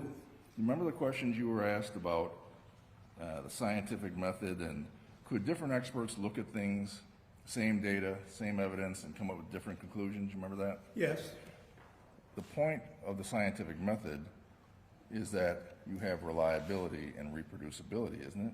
yes. Okay. So if somebody does a thorough, proper investigation, another expert looks at it, like a peer review, what should be the outcome? That peer review should confirm whatever the first person did. If it's done properly, And if you have all the, the information that the first person had, yes. like collected the data, the evidence. Right, if the data isn't collected that you don't determine to be of any value, somebody else can't look at it and see if it was or wasn't of any value. So under the scientific method, if it's done properly, you should come to the same conclusions. You would only come to a different conclusion if what? If you didn't have the same data that was preserved, even if two investigators came to the scene at the same time. I'm just talking about just a situation like this, where yeah. you don't get a chance. All you have is what the person did before you. Yes, I or no one else would have had a chance to have the same information and data that Special Sergeant Leroy would have had. So if it's done improperly, you might not come to the same conclusion. You come to a different conclusion. Improperly or inadequately. Okay. Back to that word. That ties in. Let's talk about adequacy. First things you were asked had to do with the definition of an adequate excavation. Remember that? Yes, yes. Does adequate mean middle of the road? No, I think adequate to me, and I didn't look it up in the dictionary. I would have if I had time or had a dictionary. I mean, it means enough. Adequate means enough. Whatever that enough may mean, it means it's what you need. It certainly doesn't mean average. No.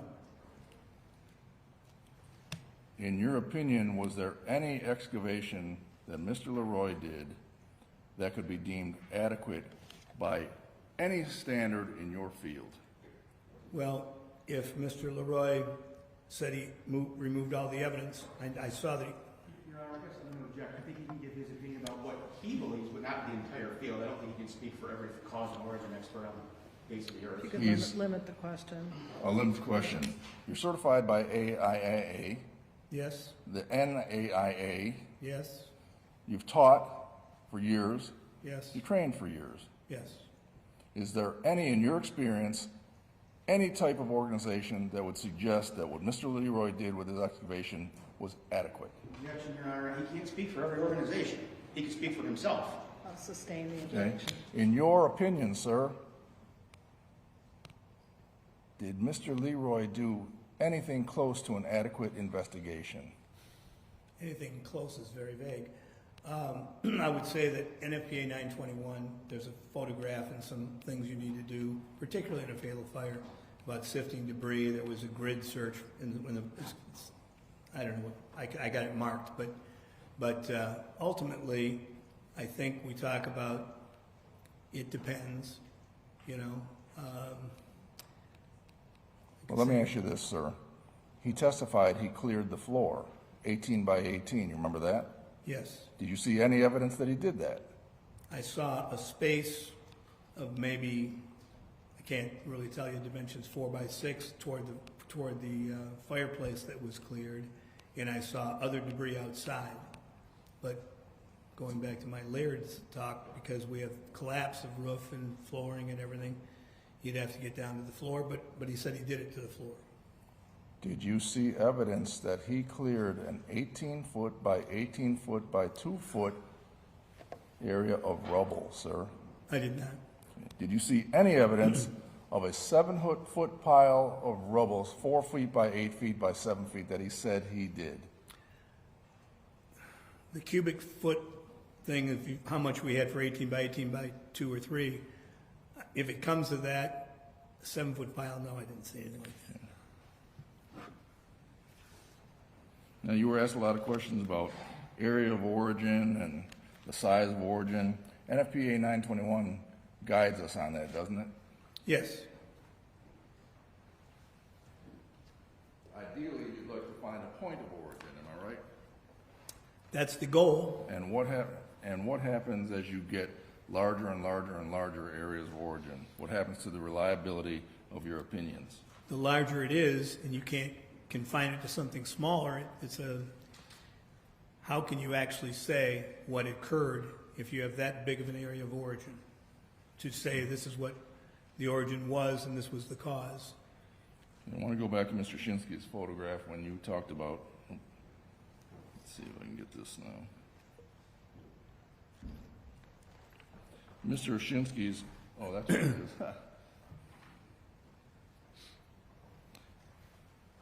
Photograph regarding the back of the house. Thank you, Ms. Heidi.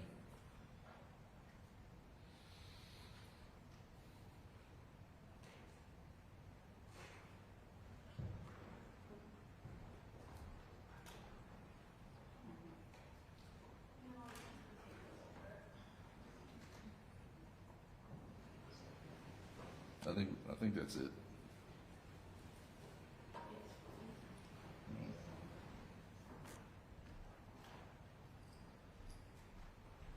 Okay.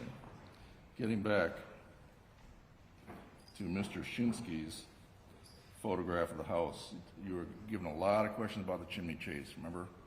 Yes. Based on your review of the records, the drawings, everything, how high was that chimney chase?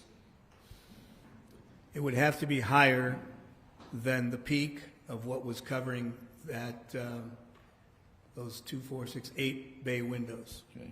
And these bay windows in the back of the house, what can you tell us about what would have happened to them if there was a fire in the living room? If the fire was in the living room and originated in the living room, the fire takes the path of least resistance. It doesn't seek or look for or anything like that. It's an inanimate object, but it will take the path of least resistance. And with that in mind, those windows are going to be compromised and the flames are going to come out where that oxygen is coming in. And if it started there, all of that should be burned away. That shouldn't be standing there anymore. Because fire goes up? Yes.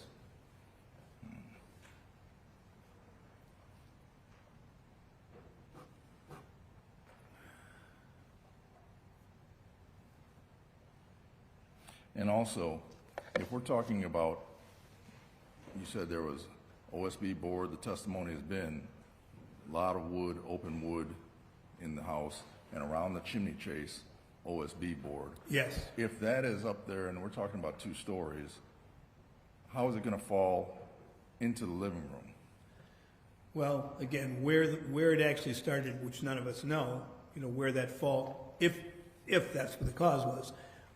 We don't know the level of that height, where it was. but if it was still in the confines of the cathedral ceiling, it would fall inside the living room.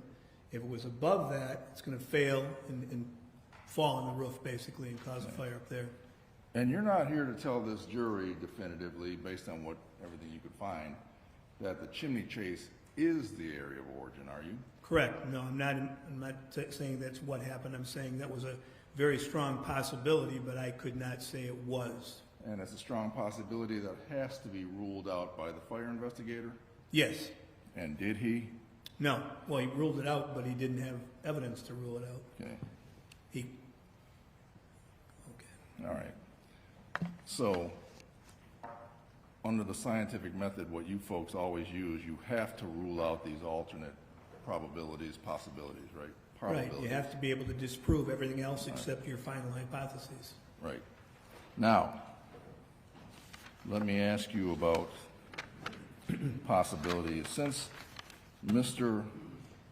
Blair asked you about, is it possible somebody could pour gas on somebody in the living room and then run down the stairs? You remember that? I do. Experts, do you deal in possibilities? No, that's so much of guesswork that it doesn't apply to anything as far as science goes. You deal in evidence and probabilities? Probabilities, yes. Okay. Then you were also asked, well, why didn't you use a human being for those sweatpant tests, or an animal? You remember that? I do. And why didn't you use a human being for a sweatpants test, or an animal like a pig or whatever else he said? There's this anthropologist doctor in California, and I wanted to set up, because she burns bodies and for a variety of reasons, but she's an anthropologist, so she burns them too much. And I wanted her to do an experiment for this, and she would, but she was already tied up to doing all these burns for an anthropologist, like bones. They were down to nothing. So I tried to get a cadaver somewhere else. All those things failed, so I couldn't do that. But the mere fact that I know what's going to happen to a body when you pour gasoline on anything. Objection, Your Honor. He's testifying to things this court's already ruled he Yeah, cannot Your Honor, testify to. please, there's a legal objection in here somewhere. It's irrelevant. There. It's outside the scope of I'll this sustain the expertise. objection on Thank you. relevance. Why didn't you use a live body like Mr. Blair suggested? The live body would have gotten hurt or killed. And it's unethical? That would be a good reason, yeah.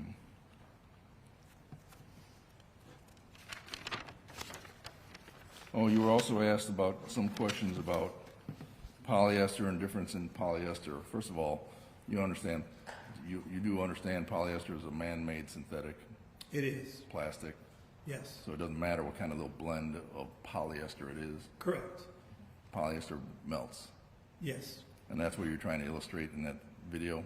yes. Okay.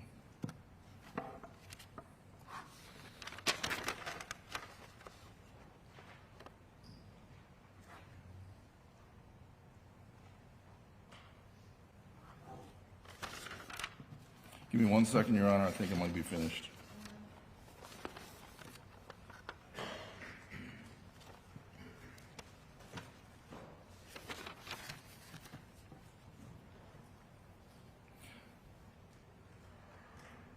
You're aware that Mr. Shinsky has a lot of expertise in fire investigation, origin, and cause, Yes, as do you. yes. Are you aware of any expert in this case, other than Mr. Leroy, who said that what Mr. Leroy did was adequate? I'm going to object, Your Honor. That's going for hearsay. If he's aware, I didn't ask for a statement. I don't understand the question, honestly. What Are is you it? aware of any evidence that any expert in this case besides Mr. Leroy defended what Mr. Leroy did? I'm not aware of any evidence. What was your answer? I'm not aware of any evidence to that. Okay. All right. Thank you. Thank you. Mr. Blair?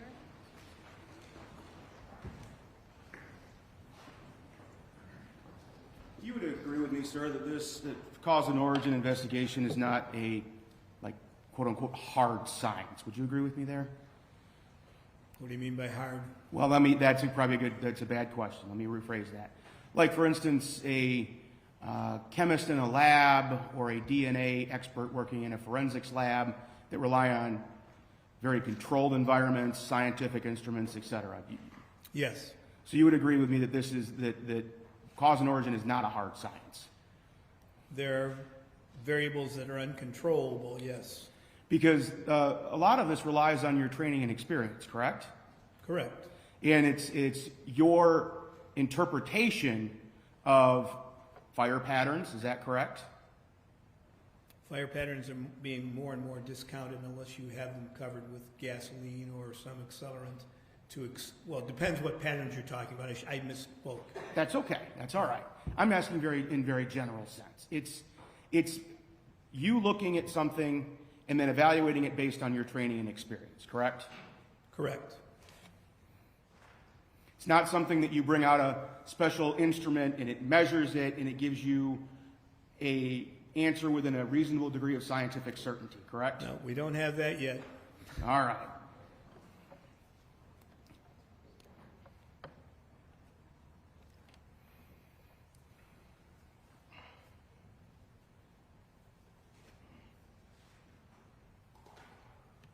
Would you agree with me that a person that would have the opportunity to go to the scene and view the scene in its original condition would have kind of a better idea of what went on? I guess I have to use Objection foundation and call from the speculator, we're talking about would have a better opportunity, that'd be one thing. Overrule the objection. it depends is what I was going to say, and then I will explain it depends. It depends on the level of experience of the one person as opposed to another, and it more depends on the first person preserving the evidence for someone else to see. You would agree that being able to view something with your eyes in person is better than looking at photographs, correct?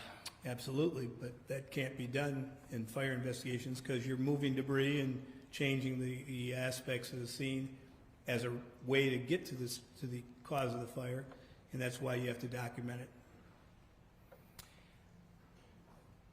And just one final question, and just so we have a foundation here, you again reviewed Linda Stermer's statements, correct? During the course of my 12 years involved in this, yes. And you reviewed her statement that she stated that the only place she saw fire was between Todd's recliner and the master bedroom, correct? I guess the word between again means it wasn't on either one of those things, it was between them, but if you want to say the expanse of the fire, yes. In other words, she observed a trail of fire between the master bedroom and the living room and the recliner, correct? I believe I answered that a long time ago, saying a trail is a whole different subject and a whole different observance or perception of a fire that is burning in all of those locations. There's nothing to do with the trail. Nothing further, Your Honor.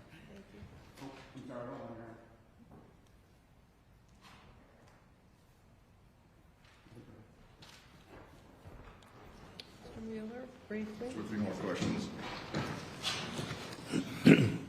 Person of your experience, person of Mr. Shinsky's experience, even Mr. Leroy's experience, very hard to fool somebody like you into thinking that an intentional fire is an accidental fire, right? Objection, Your Honor, from the question. Yeah, I'll sustain it. There are obvious signs when I apologize. It's sustained. Thank you.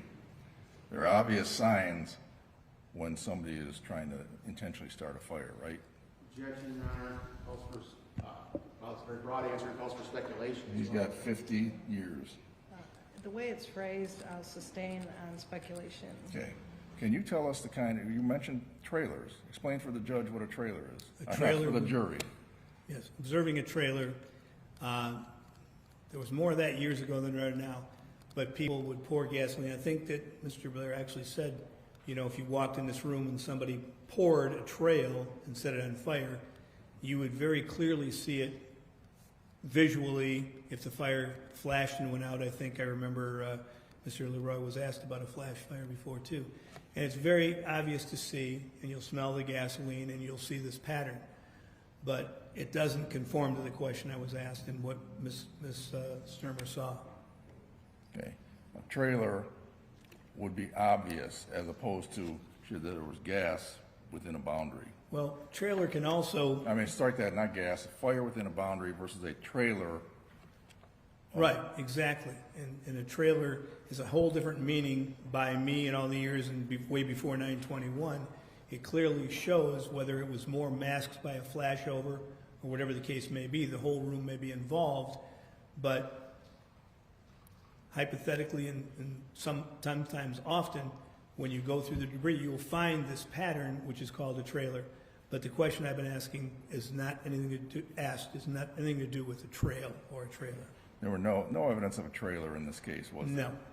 No evidence of multiple points of origin in this case, No. which is another sign Yes. that might suggest arson. Yes, if a fire was over here in this corner and a fire over in that corner with no reason for either one of them to happen, and they weren't communicated one to another, it'd be clear to all of us that that was something wrong. Okay. And then finally, your ability to determine whether somebody did a job properly is based, one, on, you said, their competence and experience, Yes. and also, would it be based on their candor and truthfulness in what they did? Yes, I always liken fire investigation to a chef. You're only as good as your last meal. Wolfgang Puck may have made a million good meals, and, as Mr. Leroy, but this case wasn't sufficient, wasn't done sufficiently. I don't have anything else. Thank you. Obviously, in this case, we can't verify any trailer or anything in the living room because it was completely destroyed, correct?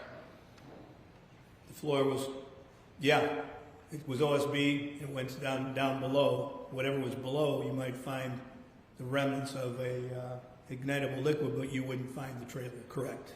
Well, there is certain factors that can determine whether or not you're going to find an ignitable liquid, correct? Yeah, it depends on the degree of damage. Right, so if the floor was completely destroyed and burned away, that could be a factor, correct? Well, when you say it was completely burned away, there's residual debris on the floor.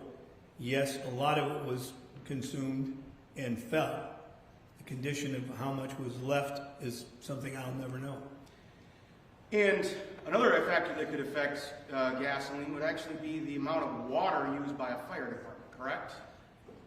Gasoline is not water soluble. I've had cases where, well, I've actually did demonstrations where I could put 1,000 gallons of water on 3 ounces of gasoline on the ground, and the gasoline would stay on top, just like when you have oil slicks or slicks like that with petroleum distillate. They're going to remain there, and the water's going to go past it. It could push it around, but it's not going to change its components. Well, that's my point. What you just described sounds like a controlled experiment where it was on a standing body of water, correct? No, I'm saying that I poured the gasoline, and I found gasoline when 500,000 gallons of water had been applied to a fire scene, and still found residue of gasoline that was analyzed in the laboratory. What I'm saying my demonstration is that I poured a minuscule amount of gasoline on the ground and then didn't direct stream that thing so it would be spread around. It was not lightly put on, it was a fog spray. It wasn't fog, but it's wide little pellets like when you're in your shower.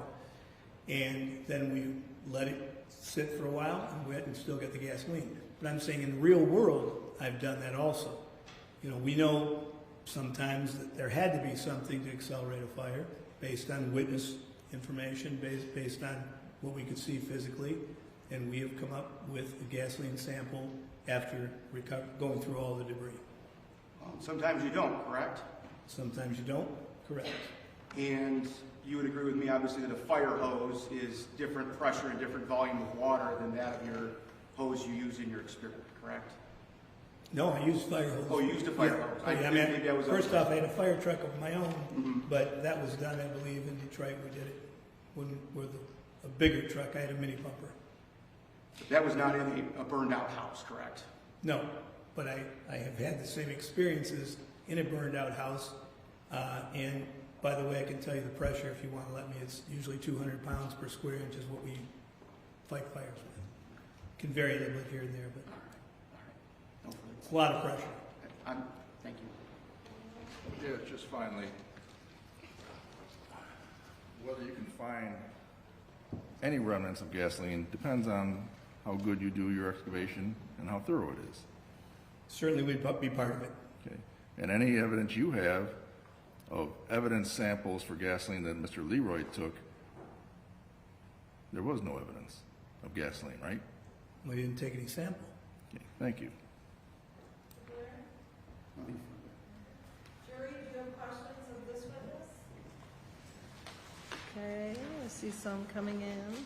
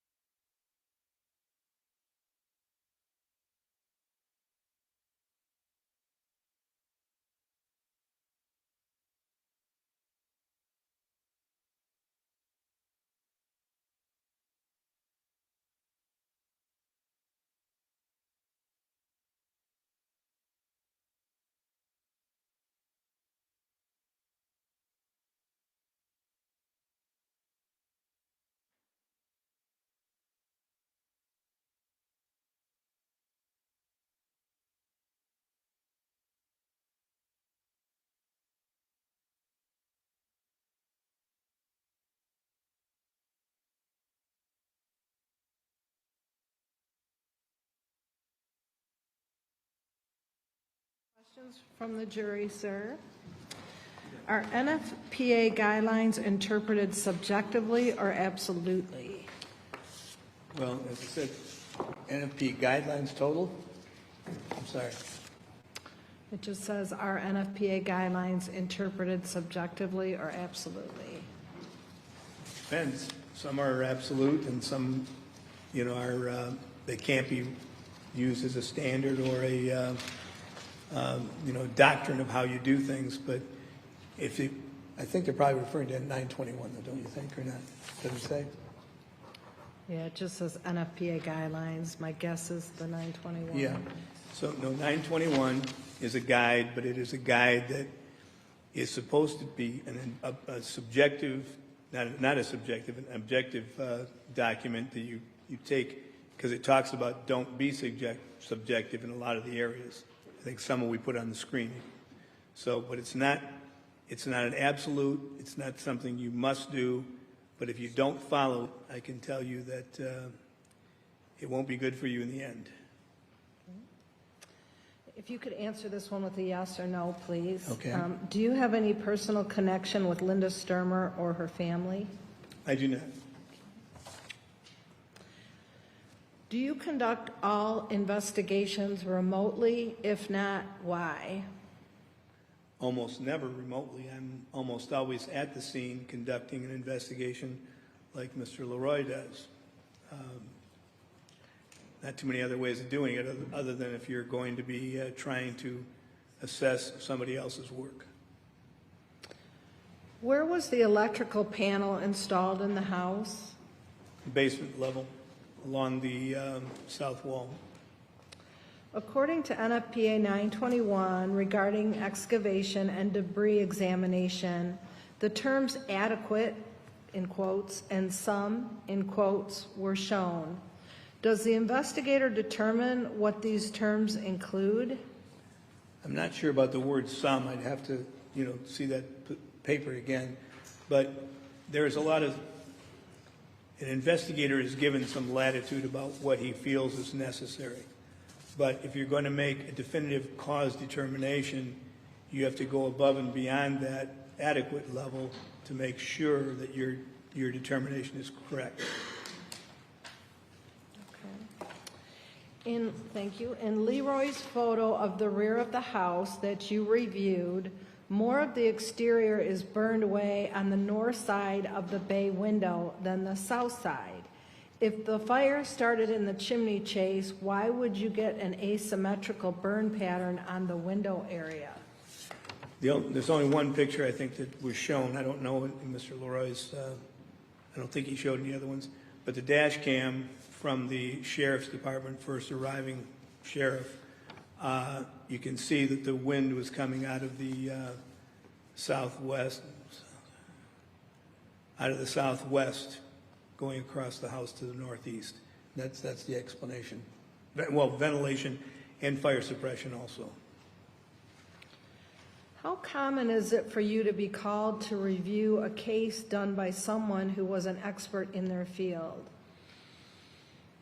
Common's kind of a common word.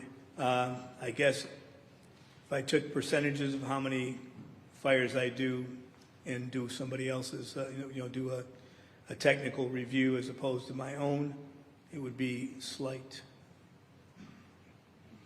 Having not been to the house yourself right after the fire, did you at any point talk with Mr. Leroy to review any part of his investigation, to ask why or how he came to any conclusions? If not, why not? Okay, I relied on his report and other information that he gathered.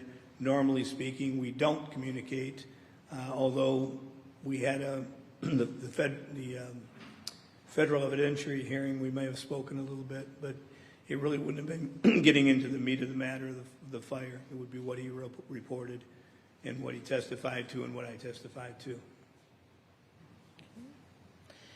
You stated there are 2 editions of NFPA 921, one published in 1992 and one in 2024. Are there procedures and codes in the 2024 edition that are not in the 1992 edition? I wish I'd have brought both of them in. They're in my car. The 921 today is this thick.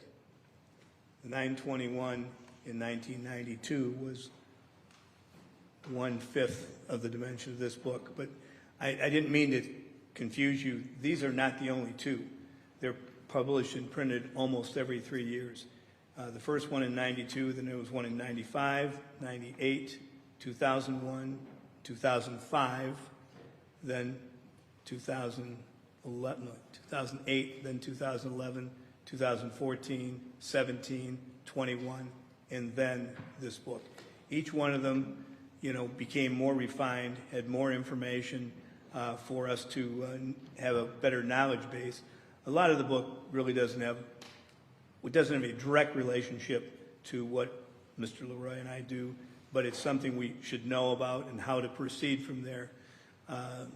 More about electrical and mechanical, and they've added more about wildland fires, seaboard vessels, big, not just a boat, but watercraft, I guess, put it that way. Okay, so there are some differences? Yes. Okay. Yes. And which edition are you quoting from today in regards to fire investigation, procedure, and regulations? Everything is from the 2024 version because it's not a standard. If it was a standard or a code, you would rely on the code or standard of that moment. But this is never, by the volume, you can see it's ever changing or ever more additions. And today, I need to be testifying to what was in 2024. Is the 2024 edition of the NFP 921 relevant to analyze information, data collection, and excavation from 2007? Yes, it expands upon it, and what was done in 2007 might not have all of the different things that need to be done now, but we are now in time frame, and if I may have testified to less than this book naturally because there wasn't this big book in 2007, but I would be responsible for what happened in the interim, how much more knowledge we have, our knowledge base is greater, so I would have to testify to what we have now, even critiquing my own investigation from 2007. Okay. If you believe the fire may have started in the fireplace chase, then how do you explain how the fire made it to the victim recliner in the manner depicted by defendant? If the chase is compromised and there was no barrier between the chase and the living room, there could have been a great deal of falling debris coming down on top of him. His hands were burned like this, as though he was stopping himself from whatever was happening. He can't testify to the position of the... I'll sustain as to the position. Okay. We'll move on to the next question. How do you explain the victim burns on body, but sweatpants seem unharmed? Okay, that's a pretty easy one for me, but your body can only take temperatures from 110 degrees Fahrenheit and up. Pants, clothing items, I don't know if any of you have heard of them. There's two movies, one remake, Fahrenheit 451. That is the basic lowest temperature that combustible clothing materials and other materials will actually ignite. So I can't get into that. That's the reason. He's not burned. I mean, the pants aren't burned. He's burned because he could only take the 110, and he could only take it for a short time. I would say that because of convected and radiated heat transfer, I'll give you another example. The sun is radiated heat. If we stay too long in the sun, our clothes won't burn, but we will. We're going to feel that heat, especially when it's exposed, but even if it's protected by the clothing. But that was one of the big reasons why there was no way, can't get into that. Okay. That we can leave it at that. Skin and body burn much quicker or get degraded because of a lower temperature exposure. Thank you. Counsel, any questions in light of the jury questions and answers, Mr. Blair or Mr. Wheeler? Yes, thank you.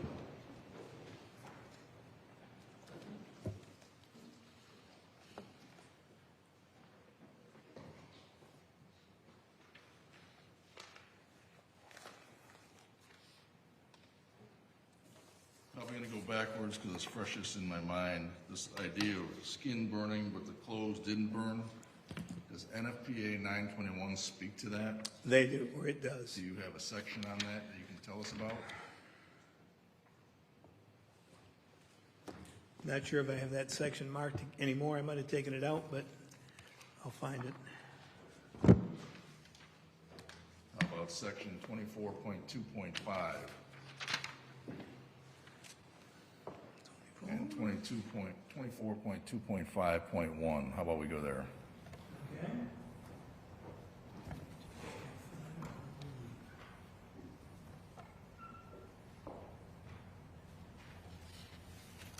Okay, I'm off my duty glasses, I think. You want my pair? I got it. I was just looking, and a 7 looked like a 5 or something to me. But yeah, it's on the top of the page.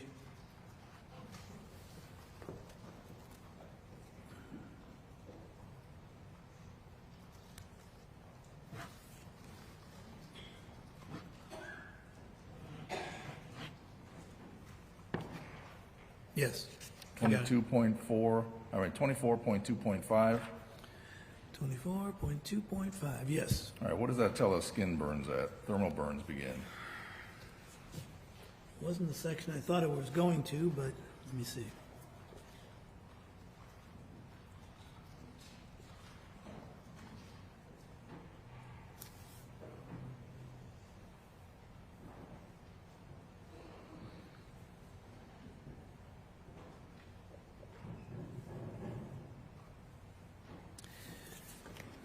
Maybe I need better light.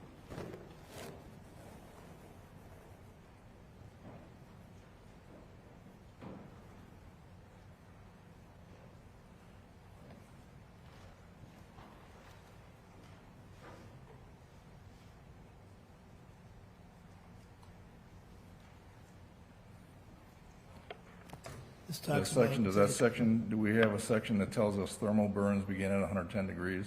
We do, but I don't see it here. This is more about kilowatts and. I might have the wrong section, but you do know NFPA 921 talks about It's skin burns. it's in the book. It should be in this section, I think. Do you remember what Dr. Markey said the burns, how he described the burns as thermal burns? Yes, Okay. And then does NFPA 921 also tell us that heat can be transferred through clothing, causing burns to the underlying skin without any readily identifiable damage to the clothing? yes. Well, I've seen that firsthand many times. And why is that? Because of the ignition temperature, the temperature of burning for the clothing materials at 450 degree level, as opposed to your skin at 110 and a small amount above. There's a picture that's up on the screen. I think it was addressing a question about some damage more to the north side of these bay windows, which would be the left, Yes, right? And then you mentioned a photograph from the in-car video. yes, Does that show the wind blowing toward the north? yes. Okay. Would that help account for the fact that you may have more damage to the north side? Absolutely.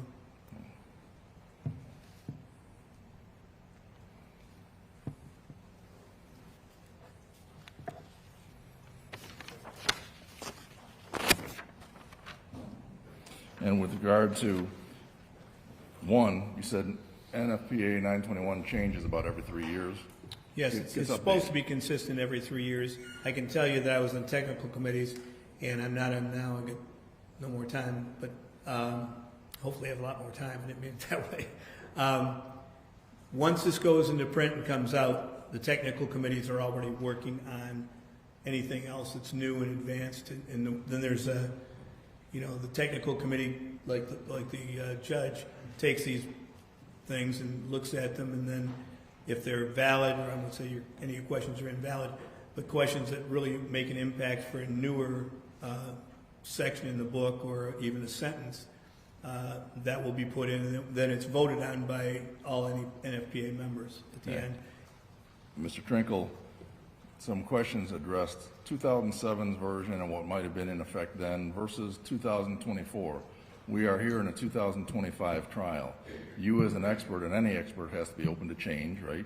Absolutely. So what standard or what guidelines NFPA 921 apply to this trial and this criminal case in 2025? It would be the 2024 edition.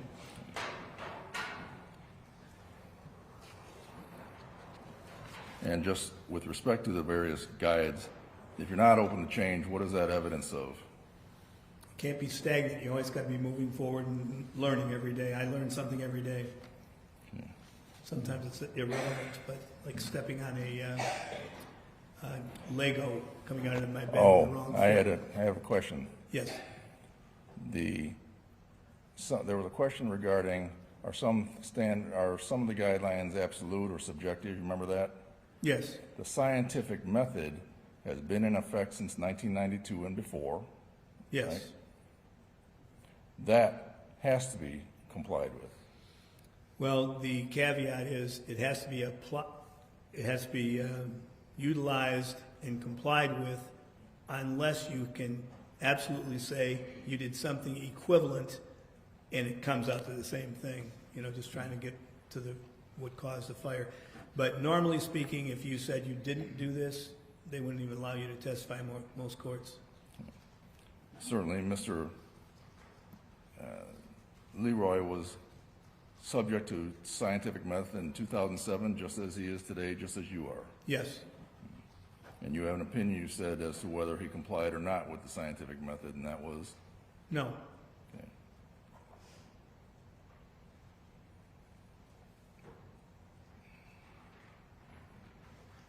And the excavation principles in NFPA 921 are the same now as they were back way before 2007, right?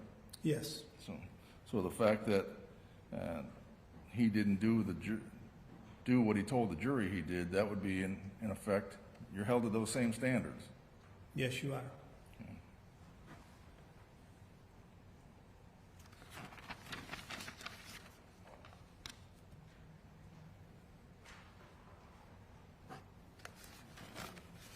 So many questions.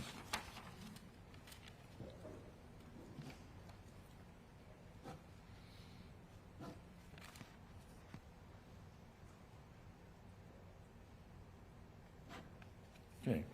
I don't have any other questions. Thank you, Mr. Trinkle. Let me get him his.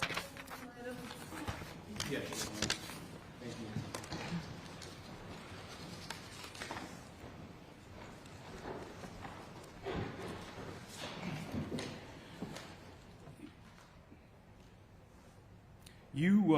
I think you've even testified that to this here in court today. You don't agree with all portions of NFPA 921, correct?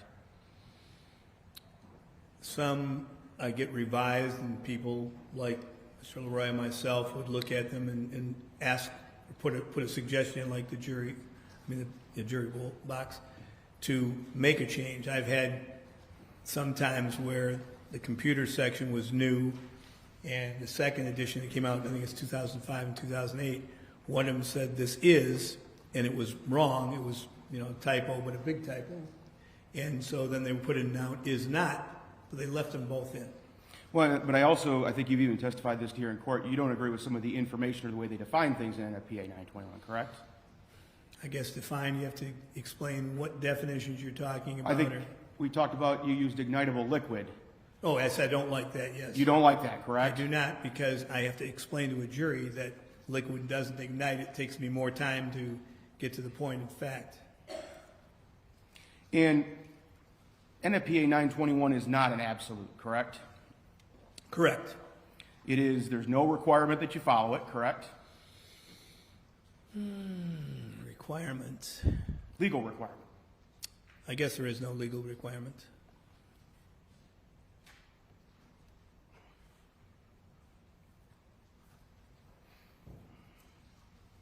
And I think you testified to this in 2007, there were less requirements or less guidance, I think, in the 2007 edition than there was in the current editions of NFPA. Yes, the 2007 would be somewhere halfway between these two. Each volume from the 92 version, which was very thin, the 2007 version increased in size and what was covered. And as I say, every year every edition, I've never seen it get smaller. So I guess at the time in 2007, a fire investigator would have only had the guidance that the 2007 edition would have been providing, correct? That guidance from the book, yes. And would have only had then that guidance when conducting their investigation, writing their reports, so on and so forth, correct? Right. We don't carry the book with us. Because you would agree with me that looking back at something from today's standards to 2007, that's kind of reviewing something in hindsight, correct? Yes, well, like I said, I would review my own now and probably criticize it in a critique of what I didn't do the times before, but it wouldn't be critical. But at the time, it may have been completely appropriate. Completely appropriate. I'd have to know what you're talking about. It Well, was sure. a particular thing. Well, you were just talking about looking back and even second-guessing yourself or reviewing Sure. yourself, right? Sure. So, but what I guess what I'm getting at then is, if you're looking back and finding things you may have done wrong in, 15 years ago, it didn't make them wrong at the time, correct? It all depends what you did wrong. If you called a fire something that you couldn't prove and now you find out that you can prove it or disprove it, as you mentioned before, yeah, those are variables I can't really address. Now, when a fire goes up, it actually hits a roof and spreads out, does it not? It hits, let's take this room for example, yes, fire starts on the floor level, continues to burn upward and outward, depending on the configuration of the room, configuration of the fire load, but eventually it hits a barrier like a horizontal surface, then it spreads out. So, for instance, in the pictures we've looked at then, I think this is based on one of the juror questions, if the fire had gone up, it should have hit the roof and then spread to all areas of the roof in the Stermer residence, correct? Way beyond what is the questions from the jury. I think that's right in line with the juror question. I'll let you ask, but I'll alert both of you. This witness has been on the stand since yesterday, so if you have any great questions, I'd suggest that you ask them now. I think that's right in line, I'm sorry. Thank you. Could you please rephrase? I don't want to Sure. say something wrong. If the fire had gone straight up and hit the roof and then spread out, like you've talked about what they do, it should have spread to all areas of the roof in the Stermer house, correct? I don't think it's going to hit the roof. It's going to hit the ceiling of the cathedral ceiling, which isn't the roof. It's not right there. You've got probably scissor trusses or something to separate the ceiling of the cathedral ceiling from the roof, and it's going to spread from there first, and it's going to, as I said, heat and smoke, fire, rise, but they rise in a conical shape. It's not like this is three-dimensional stuff. Wherever the fire starts, say where Mr. Leroy is sitting, it's going to go in all directions around him and up until it meets that resistance, but that resistance is part of the house, not the roof. Just a moment, Your Honor.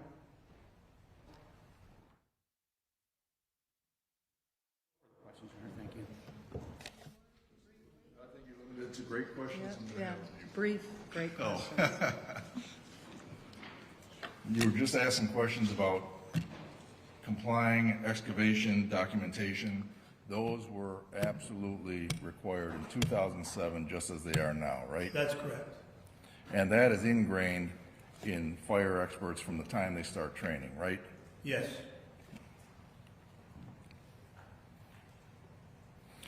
Remember, you were asked questions about, I'm going to call it, I forgot what Mr. Blair called it, playing devil's advocate with yourself. How could I be wrong? Yes. Right, and that's something that every fire investigator should do throughout their investigation. Yes. Do you have any evidence that Mr. Leroy played devil's advocate with himself on any part of his Your Honor, report? that calls for speculation. Do you have Sustained evidence? speculation. Okay. Is there a requirement in 921, back in 2007 and now, to be truthful and candid in your documents and reporting? I'm going to object, Your Honor. I think that exceeds the scope of these jury Also selection. staying cumulative. Okay. Did I not have any other questions? Thank you. Thank you. Jury, any others in light of the questions and dialogue? No? May this witness be excused from subpoena if he's under one, counsel? No objection. Yes, I don't think he's under. Okay. Thank you, sir. You're all done.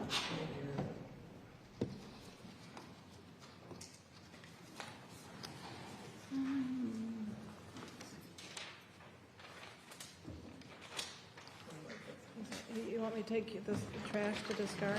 Yes. I can do that. I'm gonna find out whether or not Oh, is this the gray the sweatpants that have been admitted? That's an exhibit. Oh, okay. Okay. What, was that admitted? Oh, okay. That's my binder.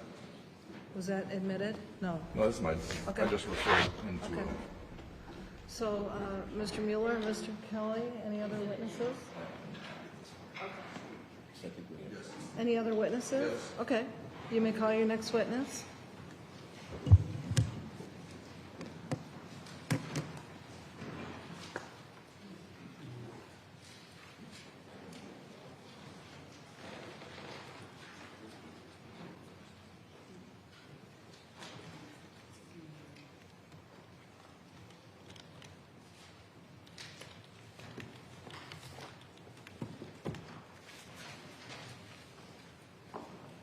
Sir, you can come forward.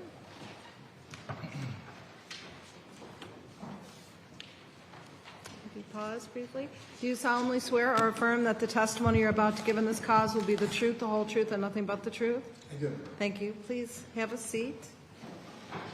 And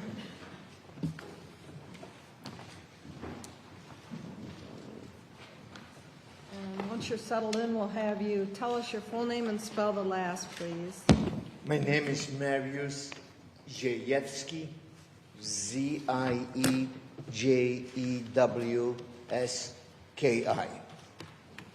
Thank you. Mr. Mueller? Thank you. Sir, can you tell us what you do for a profession? I'm a university professor at North Dakota State University. And what is your specialty, or what do you specialize in? My specialty is impact biomechanics. What is that? Well, that's application of physics, engineering principles in the study of forces on human body and effect of those forces on human body. Okay. Can you give us an idea of the education you have that brings you to court today? Well, my highest scientific academic degree is PhD, doctorate degree in engineering from North Dakota State University. I graduated in 1985. I have 2 Bachelor of Science degrees and 1 master's degree. All those degrees are from my native country, Poland. One of my Bachelor of Science degrees are in mechanical engineering, and I'm diplomat engineer from Europe. It has equivalent standing to PE, professional engineer's license in this country. My Master of Science is in bioengineering, or equivalent to bioengineering. My other BS degree is in life sciences. Then I became university professor in Poland and worked on my doctorate degree in Poland. And I was invited on a research exchange program between professors from Poland and the United States. And back in 1980, I came to North Dakota State University. I quit my doctorate degree in Poland and started at North Dakota State as a part of my research exchange program, and graduated in 1985, became for 1 year lecturer, assistant professor, associate professor, tenure associate, full professor, and now I am professor emeritus. Does that mean you're semi-retired? Not really. I mean, I could, but no. But really means that it's a title. We can essentially do what we want to do. My choice is to continue work on the research. I have two PhD students. I don't teach. What kind of research do you do, and how would it relate to injury causation that you're here for? My research is in human brain modeling, mathematical modeling of human brain. In other words, how external forces affect human brain. I've been working on this project for the last 30 years. The primary sponsor for this project, research sponsor, was Department of Defense. And specifically, who are you working with? What types of folks do you work with? Well, it started in early 90s, National Highway Traffic Safety Administration. It is part of our government, civilian government, U.S. Department of Transportation. I worked from 1992 to 1996, 97 on mathematical modeling of human brain.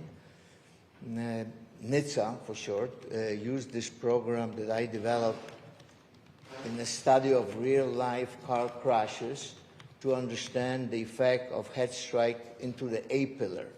A-pillar is the connection between windshield and side window. 1996, I was invited to join Armstrong Aerospace Medical Research Laboratory. This laboratory is part of the United States Air Force at the Wright-Patterson Air Force Base in Dayton, Ohio. Back then, in 1996, women received all the rights that men had, and the question was how the safety system of ejection seat perform for female. Body dynamics for female is different than for male. In the scope of this work that lasted about 15 years, I was involved in an analysis of 900 full-scale tests with male and female pilots.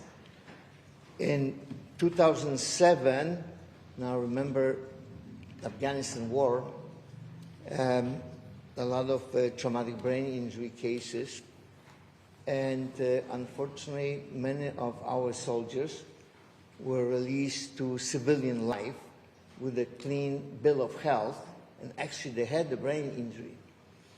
So Congress appropriated over $100 million to Department of Defense to study that issue. And I was fortunate enough to be invited as a scientific consultant into that endeavor. And part of that work, I had $1 million research grant. I chair a number of different committees that relate to biomechanics of traumatic brain injury. Okay. You have taught not only in engineering school, but you've taught in medical school. Tell us about that. That's correct. I'm an adjunct associate professor at the medical neuroscience department, different university, 70 miles north from Fargo, University of North Dakota. I'm not a physician, so I don't teach medicine, but I teach how injury occur. So I was involved in teaching team-taught courses and obviously teaching the mechanism of trauma. In addition to it, I was involved in a research project with the School of Medicine and local emergency room, and the objective was to apply knowledge that we have in automotive field, in military field, to medicine, into emergency room. Completely different fields, and medical students do not know much about what we know in biomechanics. Obviously, we don't diagnose injury. We identify risk factors. We identify likelihood of type of injury. Physicians do what they're supposed to do, diagnose and treat injuries. Can we kind of, put a bow around your background as injury mechanics, what causes injuries, the forces that are involved in injuries? Yes, that's what it is. You've lectured, I'm sure, before, Yes. around the world? Well, yes. No, first of all, at North Dakota State University for 35 years, altogether as a professor for 40 years. But outside lectures, yes, at many different conferences throughout the world. This is not the first time you've been in court in litigation, right? That's correct. Okay. You have been qualified as an expert in injury biomechanics. Give us an idea how many times. I testified probably at least in 80 trial cases since year 2000. Around the country? Yes, Federal and state courts? yes. Okay. Your Honor, at this point, I'd like to move for the admission of Dr. Chesky, I'm going to butcher it, CV, and for his admission as an expert witness in injury mechanics, biomechanics. No. I will receive his testimony as an expert in injury. You said injury biomechanics? Thank you. Okay. Doctor, can you tell us, in this case, you and I got together a few years back, what was your assignment, as you understood it? Well, I was asked really two questions. First question I was asked whether or not from biomechanical perspective I can assess severity of trauma that this particular individual sustained.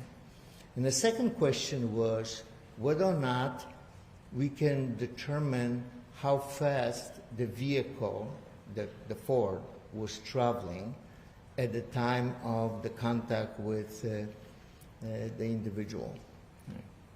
Now, you weren't talking about burn injuries here. You were talking about the, I'm going to call them orthopedic injuries. Right. I talk about blunt injuries. I don't talk about the terminal injuries. Okay. What did you review to be able to arrive at your opinion, sir? Well, the most important for me was the medical records, the autopsy records. The medical description of the injuries were the most important. I also had the information about the type of vehicle it was involved. I received photographs of the wounds and photographs of the vehicle with the blood on the carriage. Okay. You reviewed the autopsy and medical records. I'd like to show you, prepared a PowerPoint. I don't know if you have it, but I'm just going to show you a slide from your PowerPoint. You can tell me if this helps illustrate your testimony. Okay. Is that a slide you prepared? Yes, I did. And what does it describe? Essentially, it is verbatim statements from the autopsy record. As a biomechanical engineer, I'm historian as far as the injuries are concerned. I accept the injuries as diagnosed by physicians and present in medical records. Okay. Does that help illustrate some of your testimony regarding Mr. Stermer's trauma injuries, blunt force trauma injuries? Yes, my opinions are based on medical records because those are the objective evidence, forensic evidence in this case. So in the majority of my cases, I start with medical records as objective records and formulate opinion. Okay. Your Honor, at this time I'd move for the admission of defendant's exhibit V. Victor. Is it just the slide? Just the slide. Just the slide. I have no objection to just the slide. Thank you. What'd you say? V? Victor. Victor? V? I'm going to show what we've marked. Is that the slide you were talking about? Yes. Okay. Shows Todd Stermer, who at the time was age 42, 5'7", 180. That's correct. Okay, now I'll blow this up a little bit and see if we can describe some of the injuries, and you can explain what these injuries mean to us. Well, and maybe I can give you numbers because really that's so small that I know what is on it. I have a hard time to read All it, right, you know. Just tell us what the injuries Okay. are. If you go to well, those are the injuries, and the first 3 injuries relate to burn. I really don't deal with that, but I include it in the analysis. If you go to number 4, if you go to item number 4. Give me a second.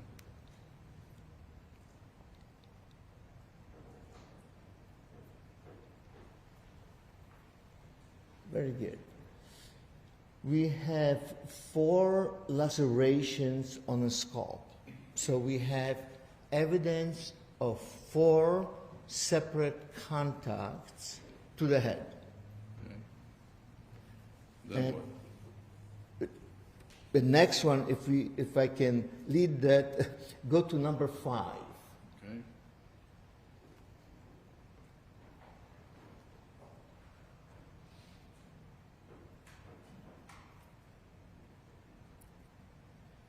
Okay.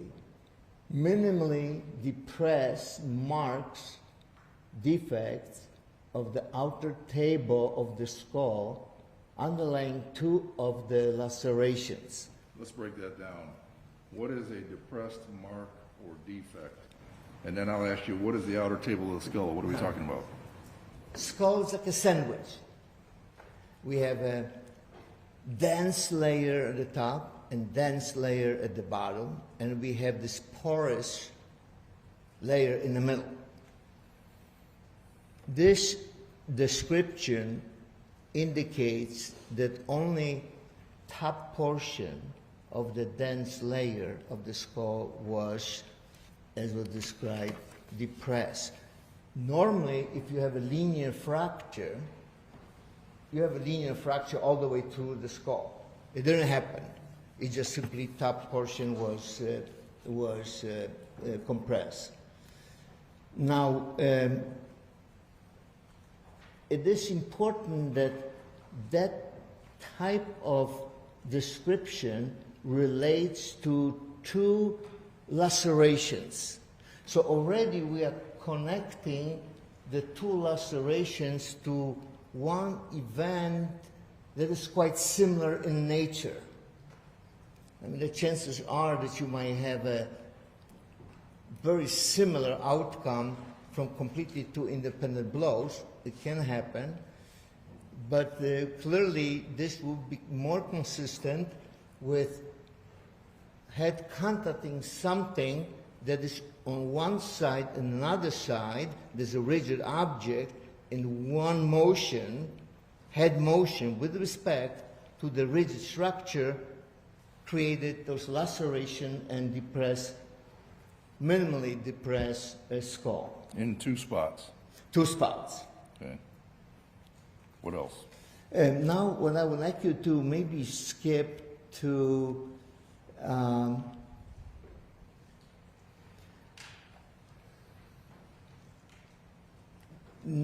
go to number 7. All right.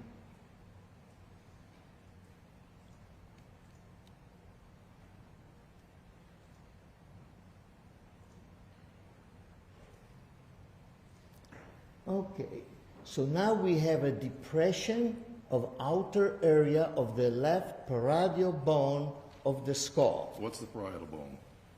Side bone. If you look at the midline to the temporal area, this is parietal bone.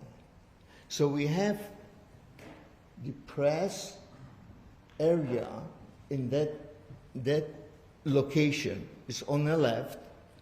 Now, if you go to number 10,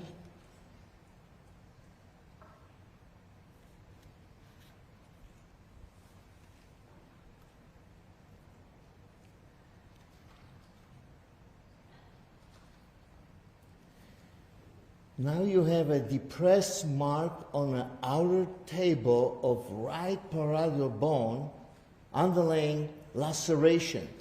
So what is important that we have in both areas, left and right, we have an outer area of the bone. So now we know that the 2 areas that the records refer to are on the side of the head. The size is somewhat different. The one on the right is about half an inch, the one on the left a quarter. That's not that critically important. Important thing is that the nature of the damage is the same left and right. So both of those happen from one particular event. Okay. What else do we have? Now I would like you to go to item number 8.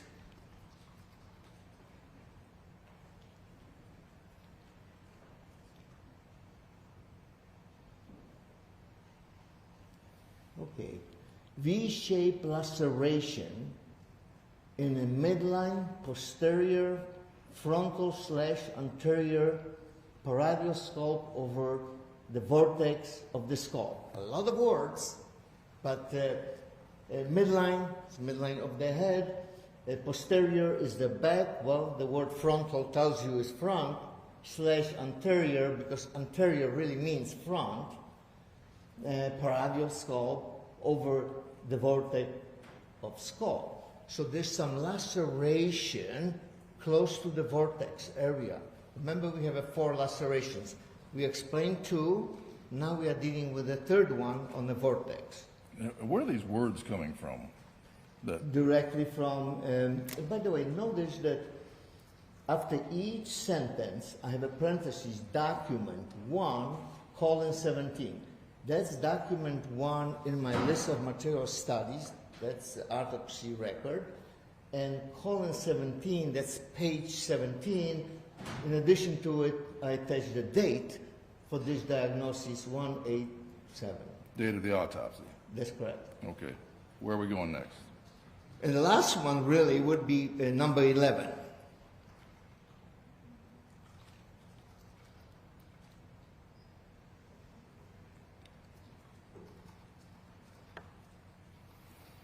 And again, talks about this 2.5 inch gaping linear laceration on posterior back midline region of parietal occipital scalp. Now, occipital scalp is the backbone of the head. So now we have evidence of contact that extends from the vortex to the back. And those are 2 separate lacerations as identified, and we have 2 on the side. We have 4 lacerations. Okay.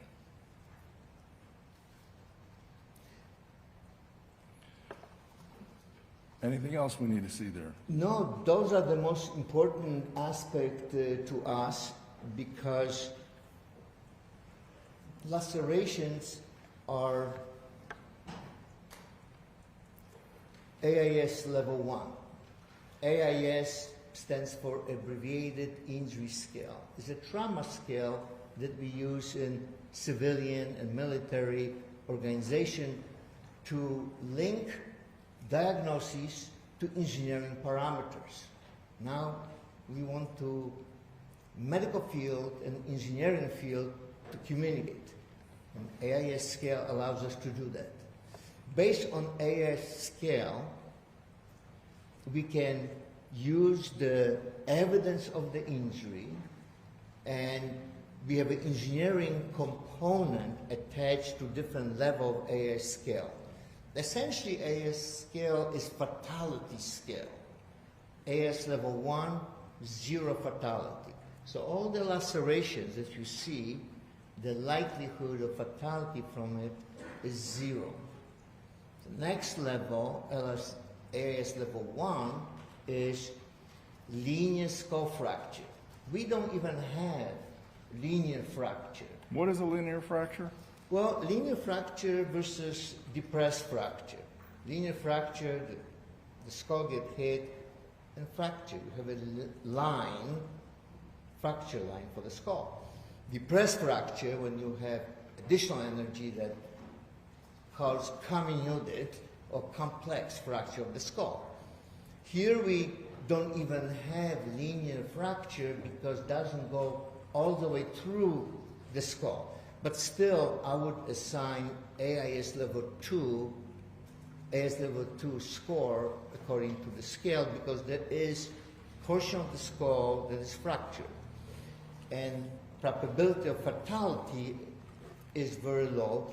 The survival rate is 99.2%. So 99.2% likelihood of survival from this kind of injury. And tell us, were there any brain injuries involved here? There's no indication of the brain injury. In other words, the bone heals, and they very often, there's no residual effects. The problem is that we have a soft tissue that might not heal. So in terms of the brain head injury, we are very much interested in what happened to the brain. There's no bleeding in the brain. There's no contusions or bruising. Contusions is bruising that happens if you get hit in the head and brain strikes the internal surface of the skull, it might bruise. Bleeding can occur. No laceration. So there's nothing in the brain tissue that was identified as evidence of trauma. And the AIS-2 level would be considered what? How would you describe that level? It's called moderate. You don't have evidence of internal brain trauma, and level of survival is 99.2%. And in this particular case, you obviously had pictures of the undercarriage of the van, and it tested positive for Todd Stermer's blood. Do you have an opinion, doctor, whether all the injuries that he suffered, all these traumatic injuries, other than the rib fractures, dealt with contact from the van? Yes, everything is consistent. I don't think you can opine on that. I think you can say those injuries are consistent in that, but we're outside of the scope here of what he could testify to. I'm allowed to ask if it's consistent with. Thank you. That's appropriate. Are they consistent with a single event? They're consistent with single event, the interaction between his head and the pickup going in opposite direction. Okay. Do you have a slide or a photograph that depicts the injuries to the skull and then also the components of the undercarriage? Yes, I do. Okay. Your Honor, just to advise, there's just me one picture of the skull from the autopsy showing some lacerations. And counsel has that. Yeah, as long as it's just the one slide in the report, yes. That was right above the one we've already admitted. I believe that's Exhibit Figure 1. Q. Okay. Move for the admission of Exhibit Q. And you? Yep, we have a Oh. queue. That was this morning. Figure 1. Oh, you. I'm sorry, you. Sorry. Okay. Thank you, Ms. Heidi. And jury, it sounds like there might be a little graphic here, but bear with us. We'll get it on and off the screen. Thank you. Mr. Mueller? Doctor, can you show us? Pardon? Yes, I'm admitting you. Good. Can you show us what you're talking about in terms of injuries and tying it into the injuries of the skull? Can we focus on the top left corner of this composite? And I prepared this composite. Right. So we are looking at the top of the head. The nose is up to the ceiling. And at first, let's look at the two lacerations from the side. Those are the two lacerations that we discussed initially. This then one we here? have the big laceration, and there are some small fractures, outer layer of the skull. And then we have a laceration on the midline in the vortex. That's the laceration. And if you look at the laceration to the vortex, the force applied was obviously into the head and backwards. So the vehicle was going backwards, so his head was moving forward. to end up with this kind of Relatively. injury. Relatively. You understood that all the blood was on the front surface of the undercarriage components. That's what I understand. So what does that tell us in terms of any of these other pictures that you're talking about on this?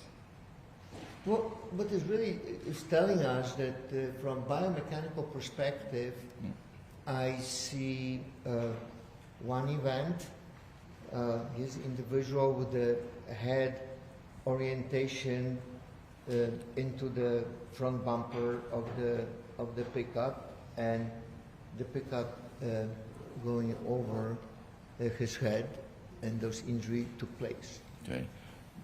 Getting back to that first opinion about a single event, is your opinion, having read Dr. Markey's testimony and his autopsy, is your opinion consistent with his that none of these injuries were fatal?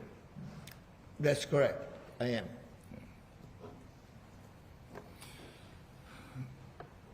Then let's talk about what type of impact. When we talk about forces, we're talking about loads, right? Yes. Loads in your business? Yes. All right. Tell us, do you have an opinion, given all the material you reviewed, whether or not these injuries are consistent with a low-speed impact of the vehicle? It is. Actually, cadaver studies show that head striking a rigid surface at 5 miles an hour, it's like 7 feet per second, it's like slow jogging speed, is sufficient to cause linear fracture. And the forces that were measured was 1,500 pounds, 5 miles an hour impact against a rigid surface. So what does that mean in terms of, are we talking about low speed, high load? Yes, I mean, low speed, 5 miles an hour is not the high speed. And if the impact happened, I guess not the right way, the wrong way, skull fracture can occur at that velocity. But here it didn't. It did happen.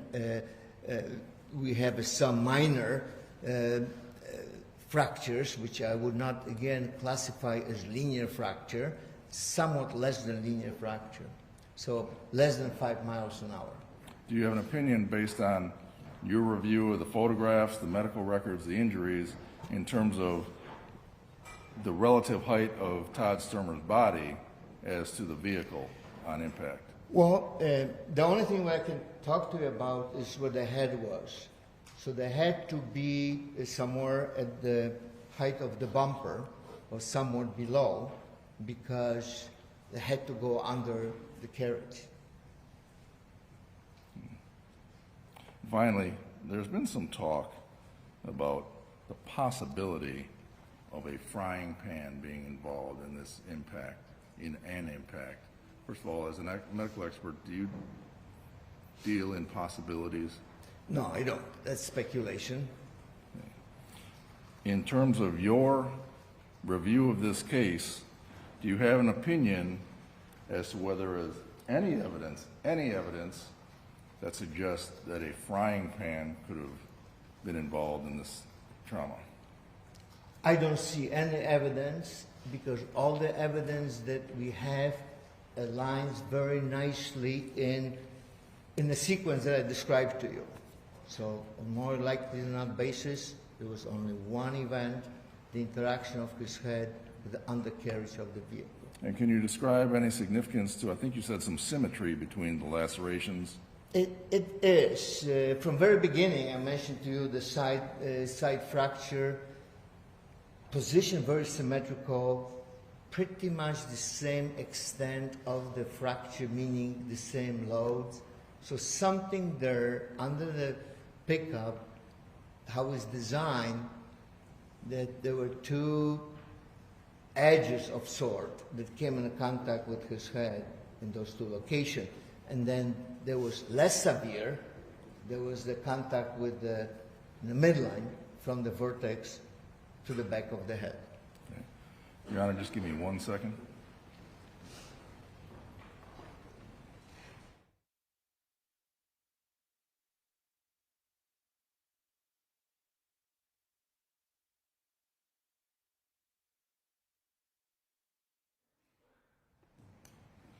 Doctor, thank you for coming here from Fargo. No more questions at this time, Your Honor.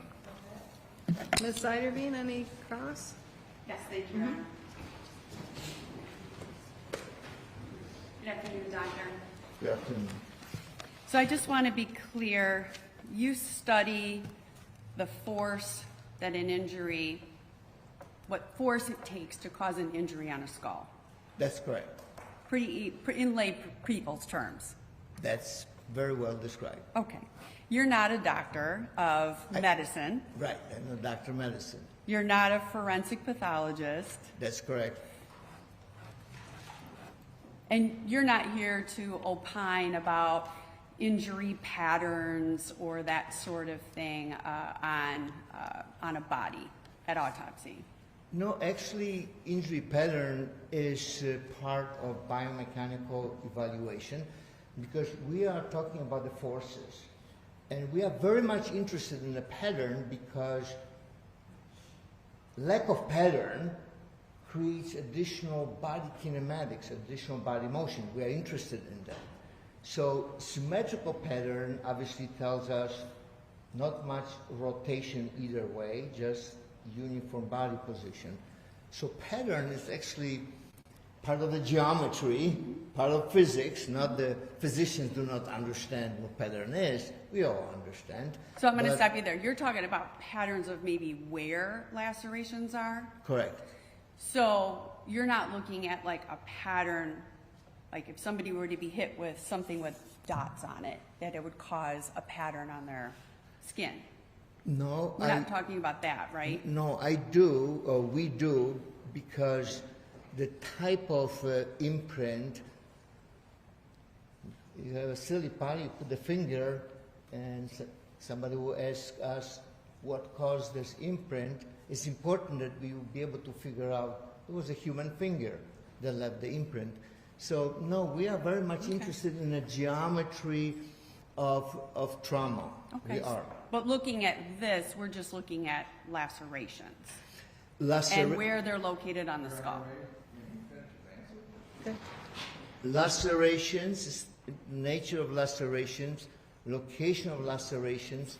More than that, the type of evidence of the skull fracture. Both sides we have just the top layer of the skull. What the chances are that random two forces come striking the head and only top layer of the skull is fractured. Not all the way through, or not at all. Well, the situation is very simple. It's some kind of symmetrical orientation, and will give you the same amount of force and approximately the same amount of depressed fracture. There are some small differences. One is a quarter inch, another was is half an inch, minor difference. So when you're talking about the depressions, you're talking about depressions into the bone. Yes. And it could certainly be possible for there to be depressions in the skull created by different impacts. Theoretically, yes, anything can cause, if it is forceful enough, to cause depression in the skull, sure. Yeah. So each one of those could have possibly been caused by a different blow or a different trauma. I don't deal with the possibility on more likely than not basis, no. Everything is so symmetrical. I cannot envision two separate blows and give you pretty much the same type of laceration and top of the skull fracture. That's so unusual. Typically you have no skull fracture or fracture all the way through. So somewhere in the process, the force ended. So doctor, I just want to stop you there. You have the two that you're saying are symmetrical, but you also have one on the top and one on the back, correct? There's no fracture. There are just lacerations. And indentations? Indentation, yes. Okay. Okay. And so all of those are then what we would classify as blunt force trauma? Yes. Okay. And I was taking a look at your report, and I think you testified as to what you reviewed. And it included the autopsy report, the car specifications, the trial testimony of Dr. Markey, and the photographs. Are those the photographs of the autopsy? Yes, and you saw also some photographs of the undercarriage of the vehicle. Okay. So you didn't review any of the testimony that any of the witnesses have provided? No. Okay.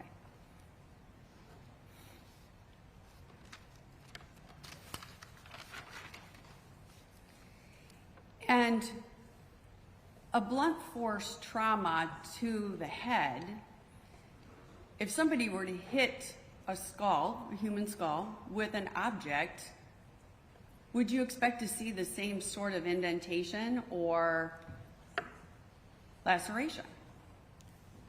Sure. You can hit the skull any place, and you can get a laceration, an indentation, a skull fracture. Sure, it can happen. And so basically what you're looking at is the amount of force that it would take to cause these lacerations, and you're concluding that they're not fatal. Correct. You're not here to talk about any of his other injuries. No, just based on skull and lack of brain injury. If there will be any bleeding, contusions, laceration, you will hear me talking about that. And that injury will have a higher AIS score than skull. So you are aware, after reviewing the photos, or are you aware that there were actually several different spots where there was blood underneath the van? Yes. More than 4? Yes. And are you aware there were multiple injuries that were seen not just on the head, but also on the body? Yes, if you look at the medical records, I list at least some of them: arms, thoracic, rib fractures, and so on. Extremities, yes, but those are of minor significance in terms of the fatality. In terms of the fatality. But we can agree that there's definitely more injury than just on the skull. Yes. And we can agree that there are multiple points underneath the van. Yes. And you can't say what part of Todd's body touched what part of the van. No. Because that would be speculation, right? No, I would probably, if I will have exemplar van and three-dimensional model of the skull, I bet we could go there and match what portion of the undercarriage create those two imprints. Lacerations, they'll be more difficult, but if you already have a one point identifying the indentation to the side, you're in a good shape to identify where the head was and probably find the location for lacerations. But no, I didn't do that. Well, and there, we can agree there's more than one laceration. So you'd have to match where the laceration on the back came from, the laceration on the side, the laceration on the arms. You can't do that. That's not what you're here to do today. I didn't do any other lacerations except the head, but the fracture on the side and laceration goes together. And then you have an impact to the top, and then flexion of the neck, and you have a continuation to the back. Although there was no injury to the neck. So I'm going to ask you that question again because I don't think you answered it. Okay. You're not here to match. Yes, that's fine. You're not here to match the injuries that he sustained on his back, his side, his arms, to any particular portion. You've only analyzed the head. That's correct. And you can't say, sitting here today, if it would have come from a blow prior to being hit with the van, right? That's correct. And you can't say what particular blows on his head came from the van.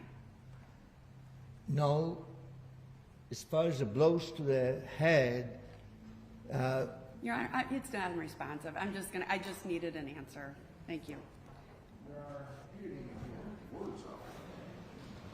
Are you moving on, or? Yeah, I'd Okay. like to move on. Okay. Thank you.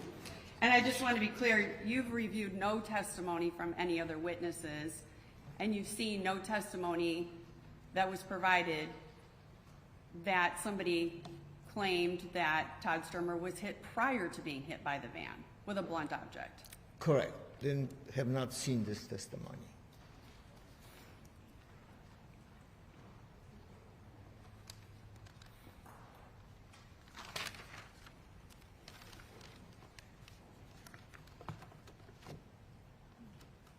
I have no further questions for this witness, Your Honor. Miller? Just a few more before I wrap up, Your Honor. You did account for in your findings other lacerations on his body, right? Oh, I knew where they were. I identified this in the medical records, and some of them I listed in my summary. Okay, if I go to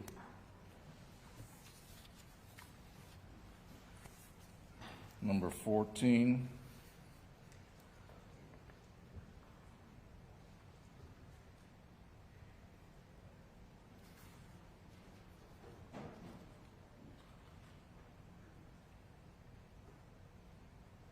you noted the laceration on the right rear shoulder and upper back, Correct? and the upper left arm, Correct? and the lateral back and chest. So you noted all those. Yes, I did. But they didn't have to do with anything having to do with your analysis of whether or not these injuries were serious enough to have any type of chance of being fatal. Correct. It's AS, any lacerations, abrasions, AS level 1, 0, likelihood of fatality. Your ultimate opinion, or one of the opinions you have, though, is given the nature of these lacerations, the symmetry, it's more likely than not that everything happened from a single event, all those head lacerations Yes, the And head fractures. lacerations, yes. and fractures. And what? And fractures. Yes, And they would have been from the van impact. definitely. Thank you. Anything else?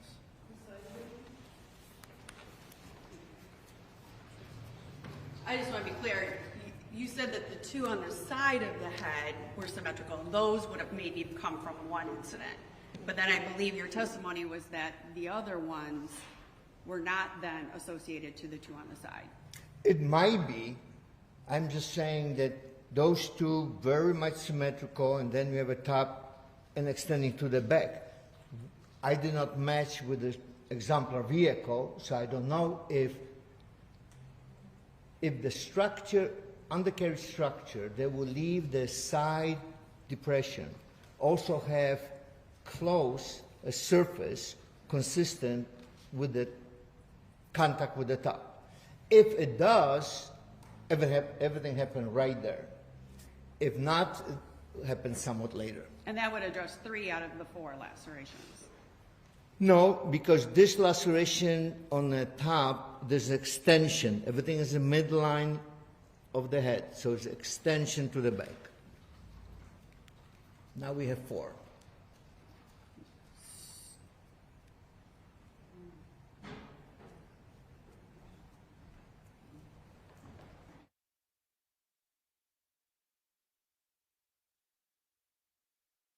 I just wanted, the slide that was shown showed a laceration, and I'm just going to show you your slide, showed a laceration on the top of the head. That's the laceration we're talking about here, right? The one on the top. Yes. And so this photo doesn't show the laceration in the back. This photo doesn't, because the head is laying on something, so it doesn't show the occipital laceration. So the laceration on the head goes, for lack of better description, from ear to ear side. No, go from extend, have certain width, and goes from the top to the back. So what we're looking at in this photo that you put up on the screen, is this the face? That's the face. And this shows the injury going across the top of the head this way. No, there's an impact and tissue burst that way. Okay. So if you have a sphere and you hit material, you get a laceration perpendicular to the direction of the force. And some of the tissue will be pushed in the direction of the force. That's exactly what happened. Okay. And then this does not show the laceration in the back of the head, No. because the body is laying on its back. Yes, medicine, medical records. Okay. And you can't say where the blood came from on the van, like in the different areas in the photos you looked at. No, I mean, other areas, the bleeding, it could come from different areas. And remember, blood is splattered. It just goes in different directions. So sometimes it's difficult to pinpoint where exactly, what's the original source of the blood. Especially if you have lacerations on your head, your arm, your back, and your side. Would you agree? That's correct. I have no further questions, Your Honor. Thank you.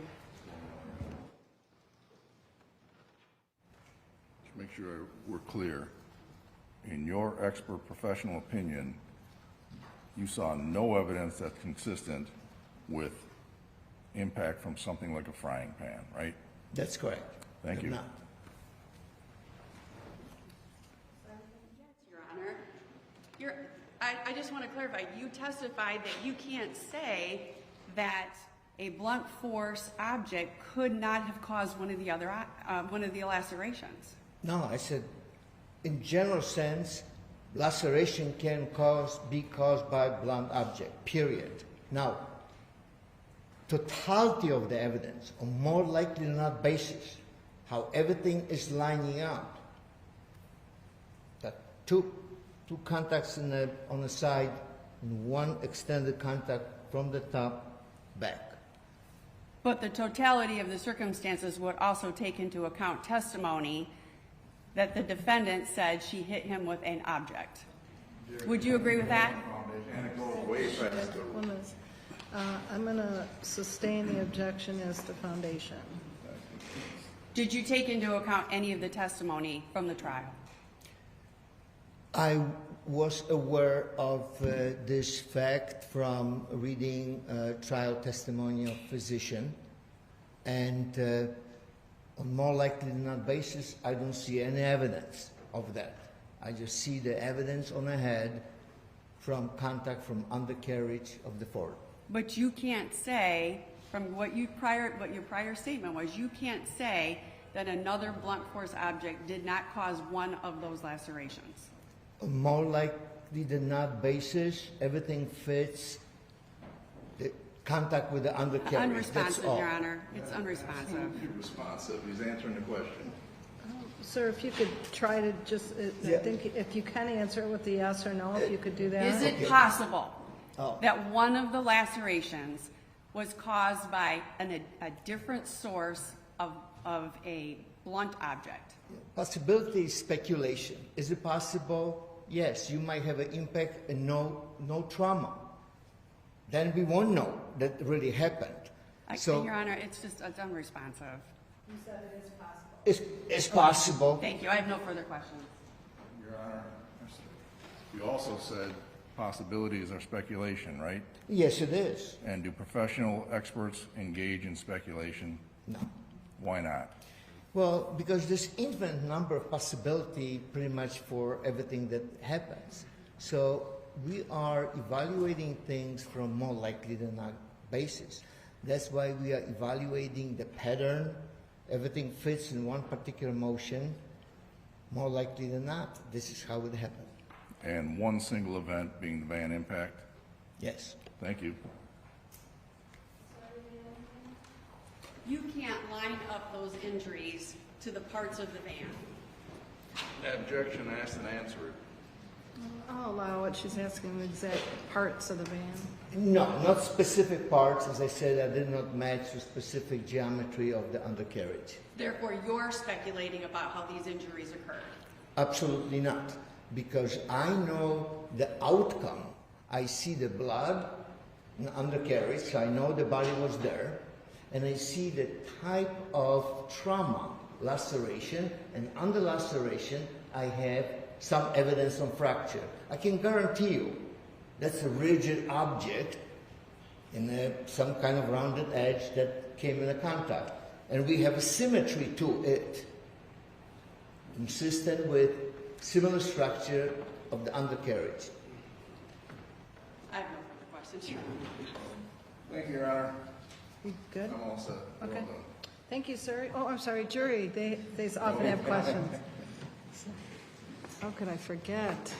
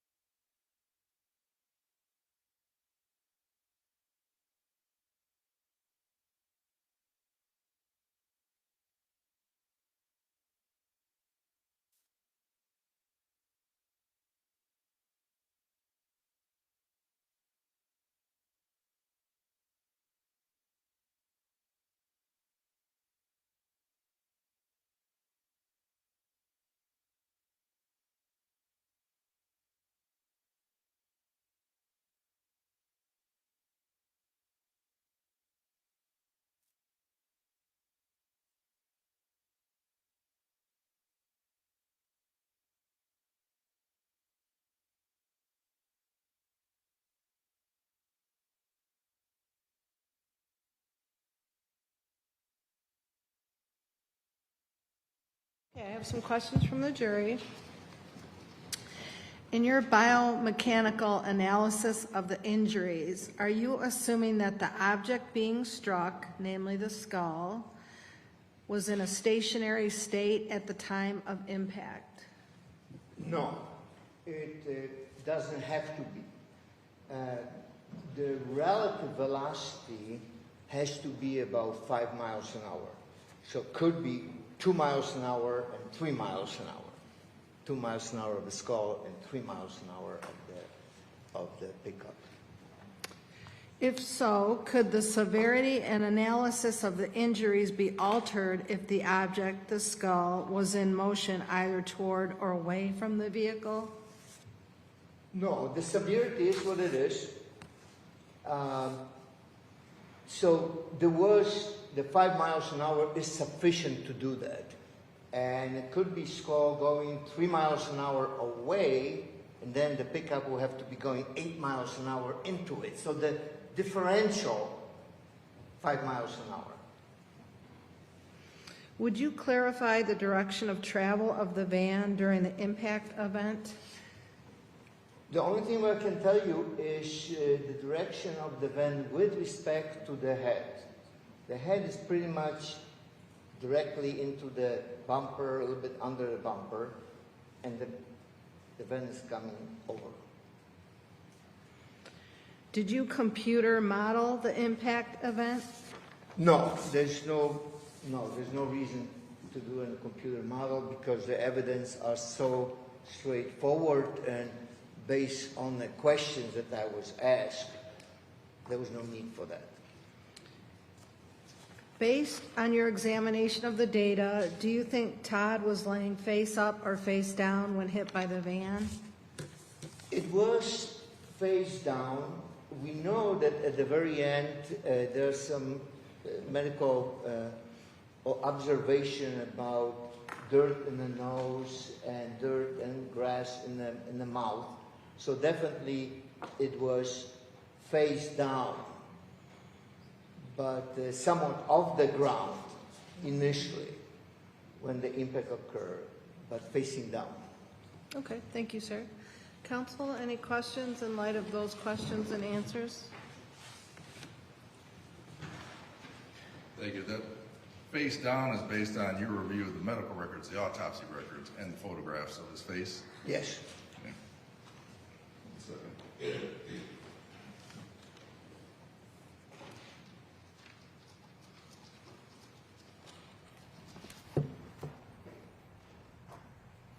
Would you agree, based on your biomechanical engineering background, that if all the blood spots are on the front side of the undercarriage components, it would mean that the van was going forward? Yes. Okay.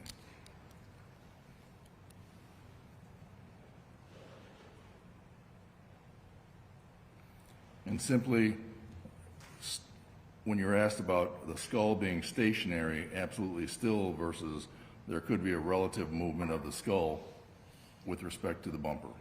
Oh, the relative motion of the skull before the impact, I don't know. There's no evidence. So from physics perspective, I cannot tell you. I know that what was the orientation at the time of impact? Quite symmetrical. It could be some waving of the head before, but at the impact was quite symmetrical and vertical because of both lateral laceration and skull fractures are so symmetrical, so could not be tilted to an extent left or right.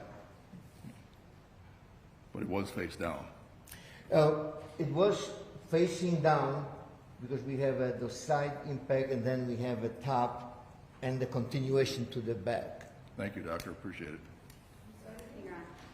So, I'm sorry, I just want to make sure I clarify. So you're saying if somebody were moving away from the vehicle and the vehicle then was coming from behind, then it would be higher than 5 miles per hour? The actual velocity of the vehicle would be higher if the body would be moving, let's say 2 miles an hour back, then it would be 7 miles an hour. If the body were moving 5 miles an hour forward, then the vehicle would have then traveled faster.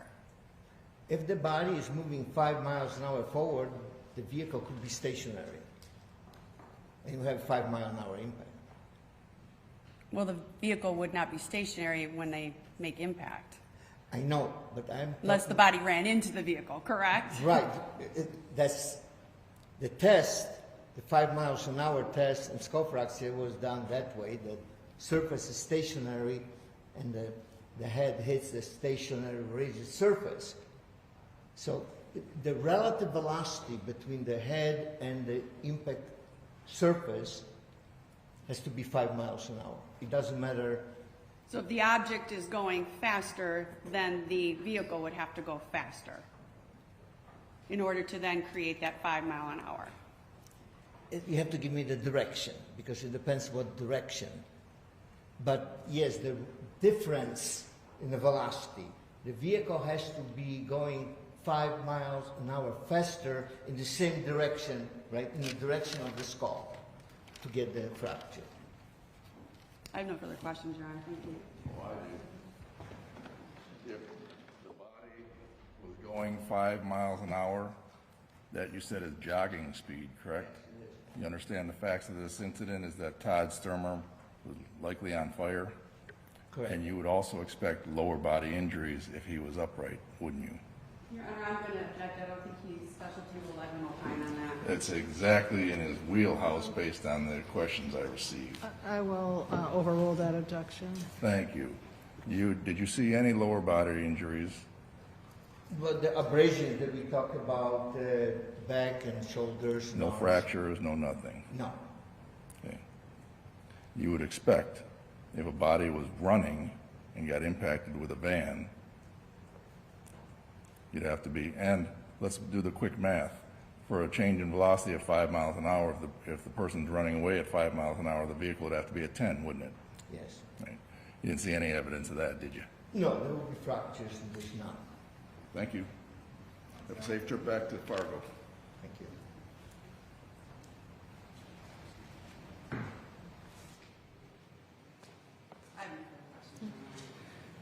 Jury, any other questions? May he be excused from his subpoena, counsel? No subpoena, but he may Okay. be excused. Okay, thank you, sir. Thank you. Counsel, can you approach, please? Second.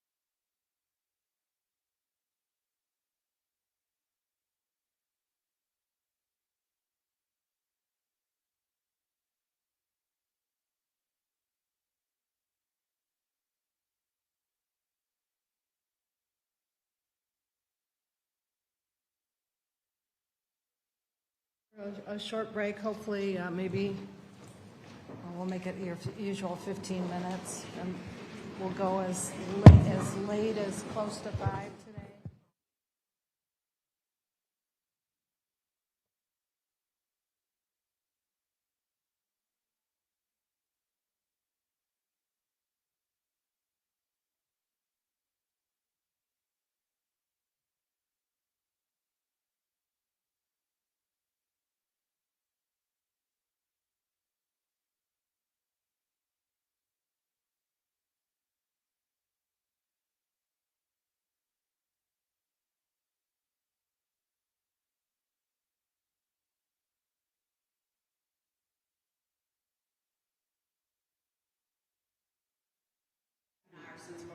Okay. So at some point, I want to sit down and go through those.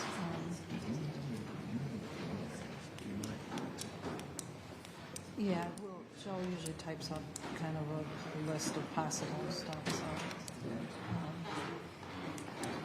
I'm trying to think. Yeah, we can go off the record. We're off the record. I'm just trying to figure out.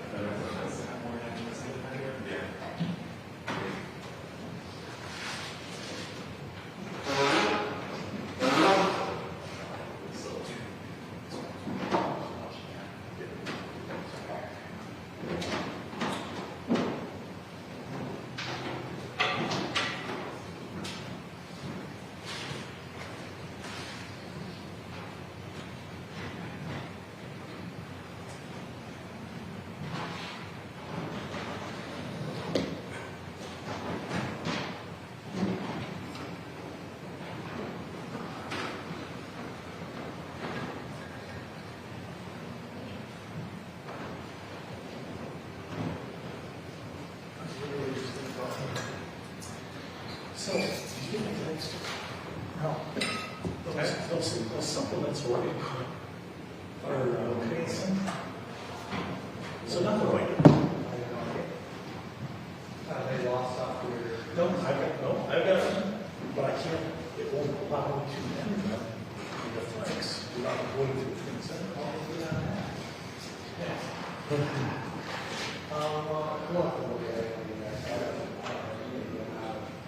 Unless we have to just pull off of that.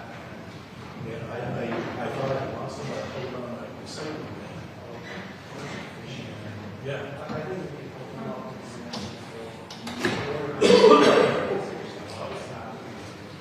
But I checked it just before I came over here in March. So I couldn't even see this. This was an SCC file. Yeah, they're right there. Yeah, pull them up.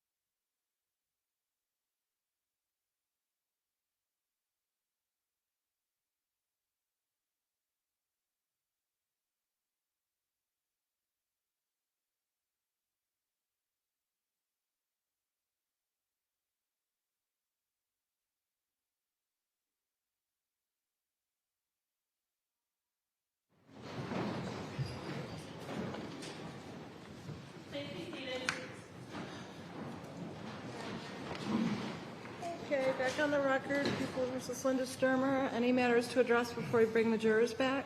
No, Your Honor. No, Your Honor. Okay, we'll bring in the jury.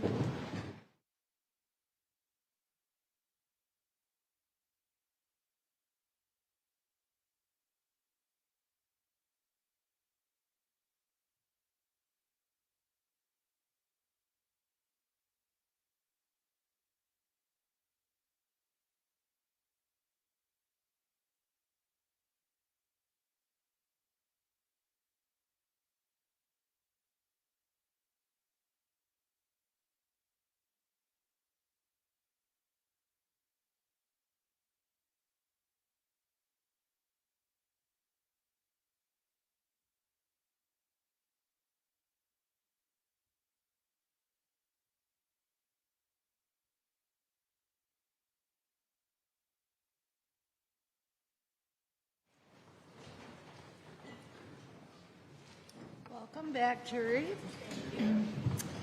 Mr. Mueller, you may call your next witness. Greg Stormzan to the stand, please.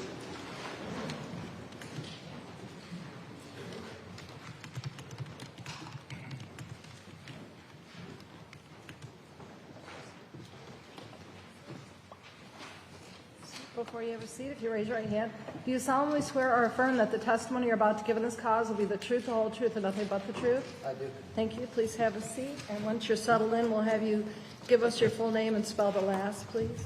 Gregory James Stormzant, S-T-O-R-M-Z-A-N-D. Sir, I'll have you move that microphone closer to your mouth so the jury can hear you. Thank you. Mr. Mueller? Thank you, Your Honor. Good afternoon, Mr. Stormzan. Afternoon. Sir, can you tell us, what is it you do now for a living? Retired. Back in 2007 in January, what did you do for a living?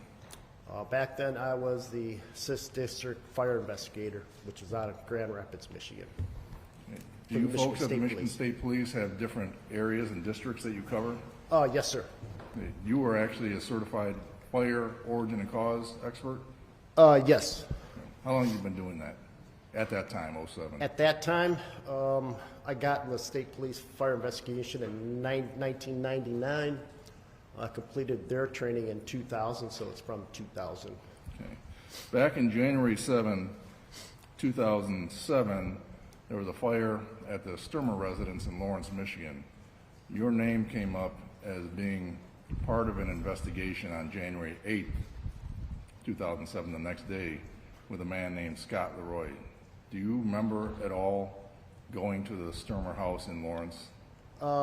Just vaguely since then, yes. At that time, if you were 2000 and Mr. Leroy was certified or became a fire inspector in 2001, wouldn't you have had seniority over him? It's not much of seniority. I've been in the unit a little longer than he had. I was in 99. This is 2001. Would he have had jurisdiction over this fire because you folks work in districts or something? Correct. Yes, it'd be his area of responsibility. You were there then to assist Mr. Leroy? That's correct. Okay.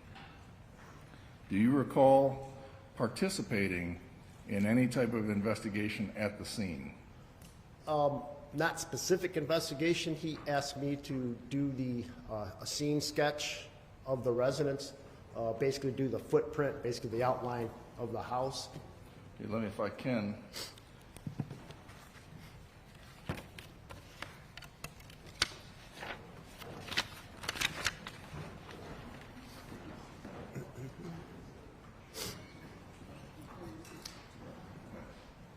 May I approach, Your Honor?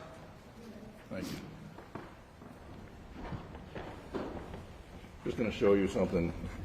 Does that, in the upper right corner, can you just tell us what you're looking at, just to kind of jog your memory?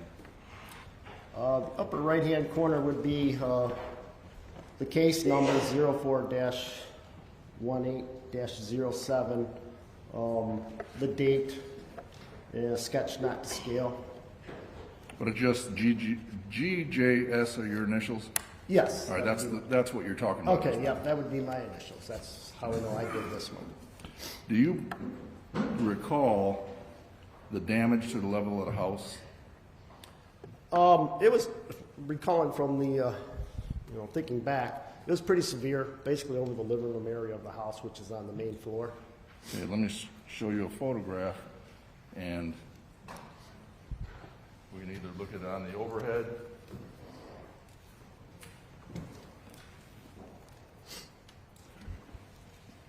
or if it's easier for you, just on this blow up. But does that bring back, yeah, that looks like the house we did. I'm going to object, I guess, as to lack of foundation, Your Honor. I don't know that he's ever had this view of the house before. He was there on January 8th with Mr. Leroy. This has been admitted, yes, but my concern is a foundational issue with him testifying from this. I don't know that he was ever up in the air in this case. Why don't you lay a foundation? Sure, you were at the scene, correct? Yes. And did you even look in the house or walk in the house? Yes, did a walk around, and to the best of my knowledge, I thought that, to the best of my recollection, that Scott led me through the house and a quick, walk around and say what happened and all the general description of what he saw. Does that jog your memory as to that's the house we're talking about or no? That appears to what the house that I remember looked like. Okay. Did you take any photographs that day? I don't recall taking any photographs. Did you make any reports for your investigation? I did not. Other than these Other two than I sketches? was asked to do the scene sketch, yes. Okay. When you're doing a scene inspection, obviously this is considered a big loss, a total, lot of damage. Mm-hmm. Yes? Yes, sorry. Not every fire is the same. Some are kitchen fires, right? Some are very small, yes. All right. When you have, and especially, not that you treat anything else differently, but when you have a death case, it's a serious, serious case. I'm going to object, Your Honor. I think the issue is we're not qualifying him as an expert in cause and origin. He sounds like he's testifying as a lay witness. Now we're asking him about how an investigation is conducted. I don't think any of this There are, again, I know there's a legal objection. What are you objecting as to? Oh, relevance and he's not an expert.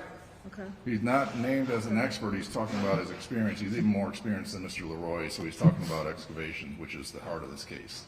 Oh, I mean, I think it sounds like it's an expert question, so I'll sustain the objection. Okay. In this case, do you recall participating in any type of excavation of this damage to this house? No, I do not recall doing an excavation. If you had been part of an excavation of the house, would you typically do a report given your experience and training? I would, depending on if there's anything significant that we found in the incident, I would maybe do a supplemental report if requested by the senior, by the officer. Certainly would be important to do an excavation in order to find something significant, right? It can be, yes. Okay.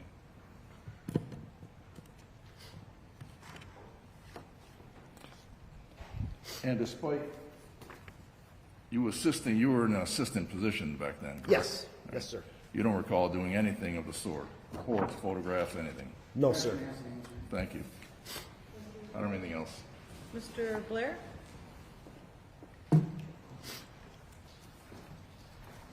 Good afternoon, Mr. Stormson. Afternoon, sir. What was your rank with the Michigan State Police at the time? Specialist sergeant. Specialist sergeant? Same as, Mr. Leroy at the time. Okay. Mr. Leroy, do you want your iPad? Oh, you want your You can hand it to you. I just don't know if you want to touch it or not. You break it, bought it. I'll make that comment anyway. And so you were both specialist sergeants, correct? Yes. Sometimes referred to as detective sergeants? Well, detective specialist sergeant, call us, technically my badge said specialist sergeant, so, yeah. So you were both of equal rank? Yes, sir. And in the hierarchy of the Michigan State Police, there are sergeants, and then there's actually like a lieutenant above you guys that's the manager of everybody, correct? Correct. And so on the 8th of January, you were actually just called down as an assist to Mr. Leroy, correct? That is correct. And you were there to just kind of help him with whatever he might have needed help with, correct? That is correct. And would it be fair to say your memory of what you did that day is fuzzy? Yes, sir. Don't necessarily remember everything? Correct. And so when you say, when you're asked questions about an excavation, you don't specifically remember doing an excavation? I don't specifically remember it. I thought we might have, but I don't specifically remember. Okay, you thought you might. Yeah, but like, how could I answer that? Through the years, had so many fire investigations, we've worked with each other that they all get pretty foggy after the years. And would you agree with me that it's pretty much state police protocol that whoever's like the lead on a case writes the report? That is correct. And that sometimes people that assist don't necessarily write supplemental reports? Correct.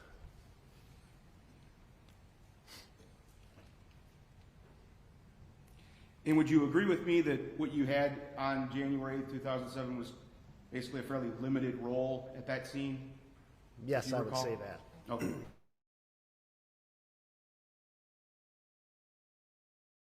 Done something significant as an excavation of a total loss that you wouldn't have written any report?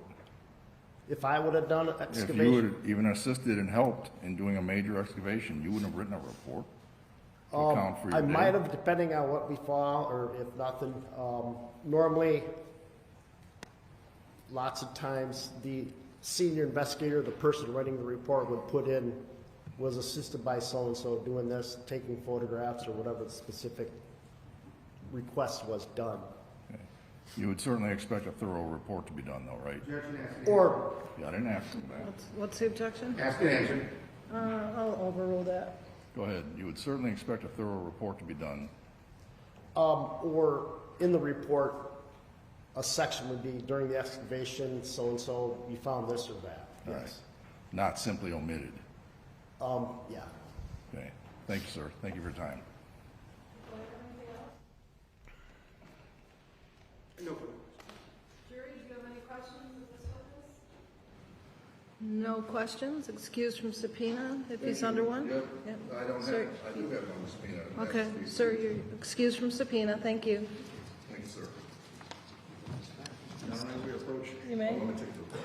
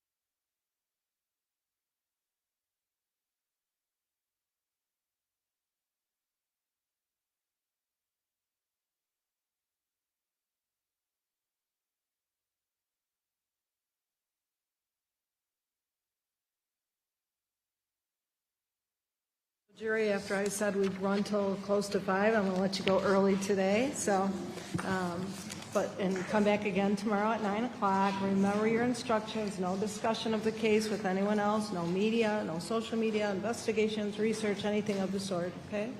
You can leave your notebooks in your chairs and report directly to the jury room. And have a nice evening.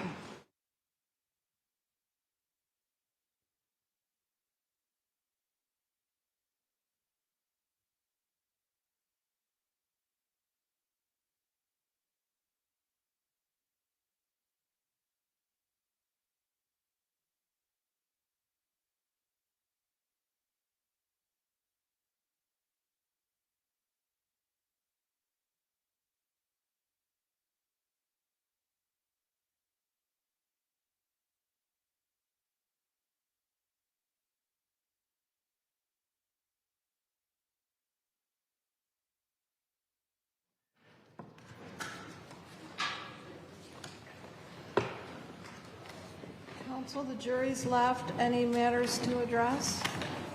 No, Your Honor, I think we'll be here early to talk about jurors. Your instructions, 8:15? 8:15, sounds great, Your Honor, thank you. Thank you, Ron. Are we doing that in here or in chambers? We can do it in chambers, so I'm just going to limit it to just lawyers, so it's not too crowded in there. What are we doing? Just limiting the, well, we can meet in my office for finals, to talk about finals tomorrow. What? Yeah, no, 2 lawyers on each side. Oh, Yeah. okay. No, I'll let you both come in, yeah, I just, yeah, okay. The guys that speak to You are in the meeting now.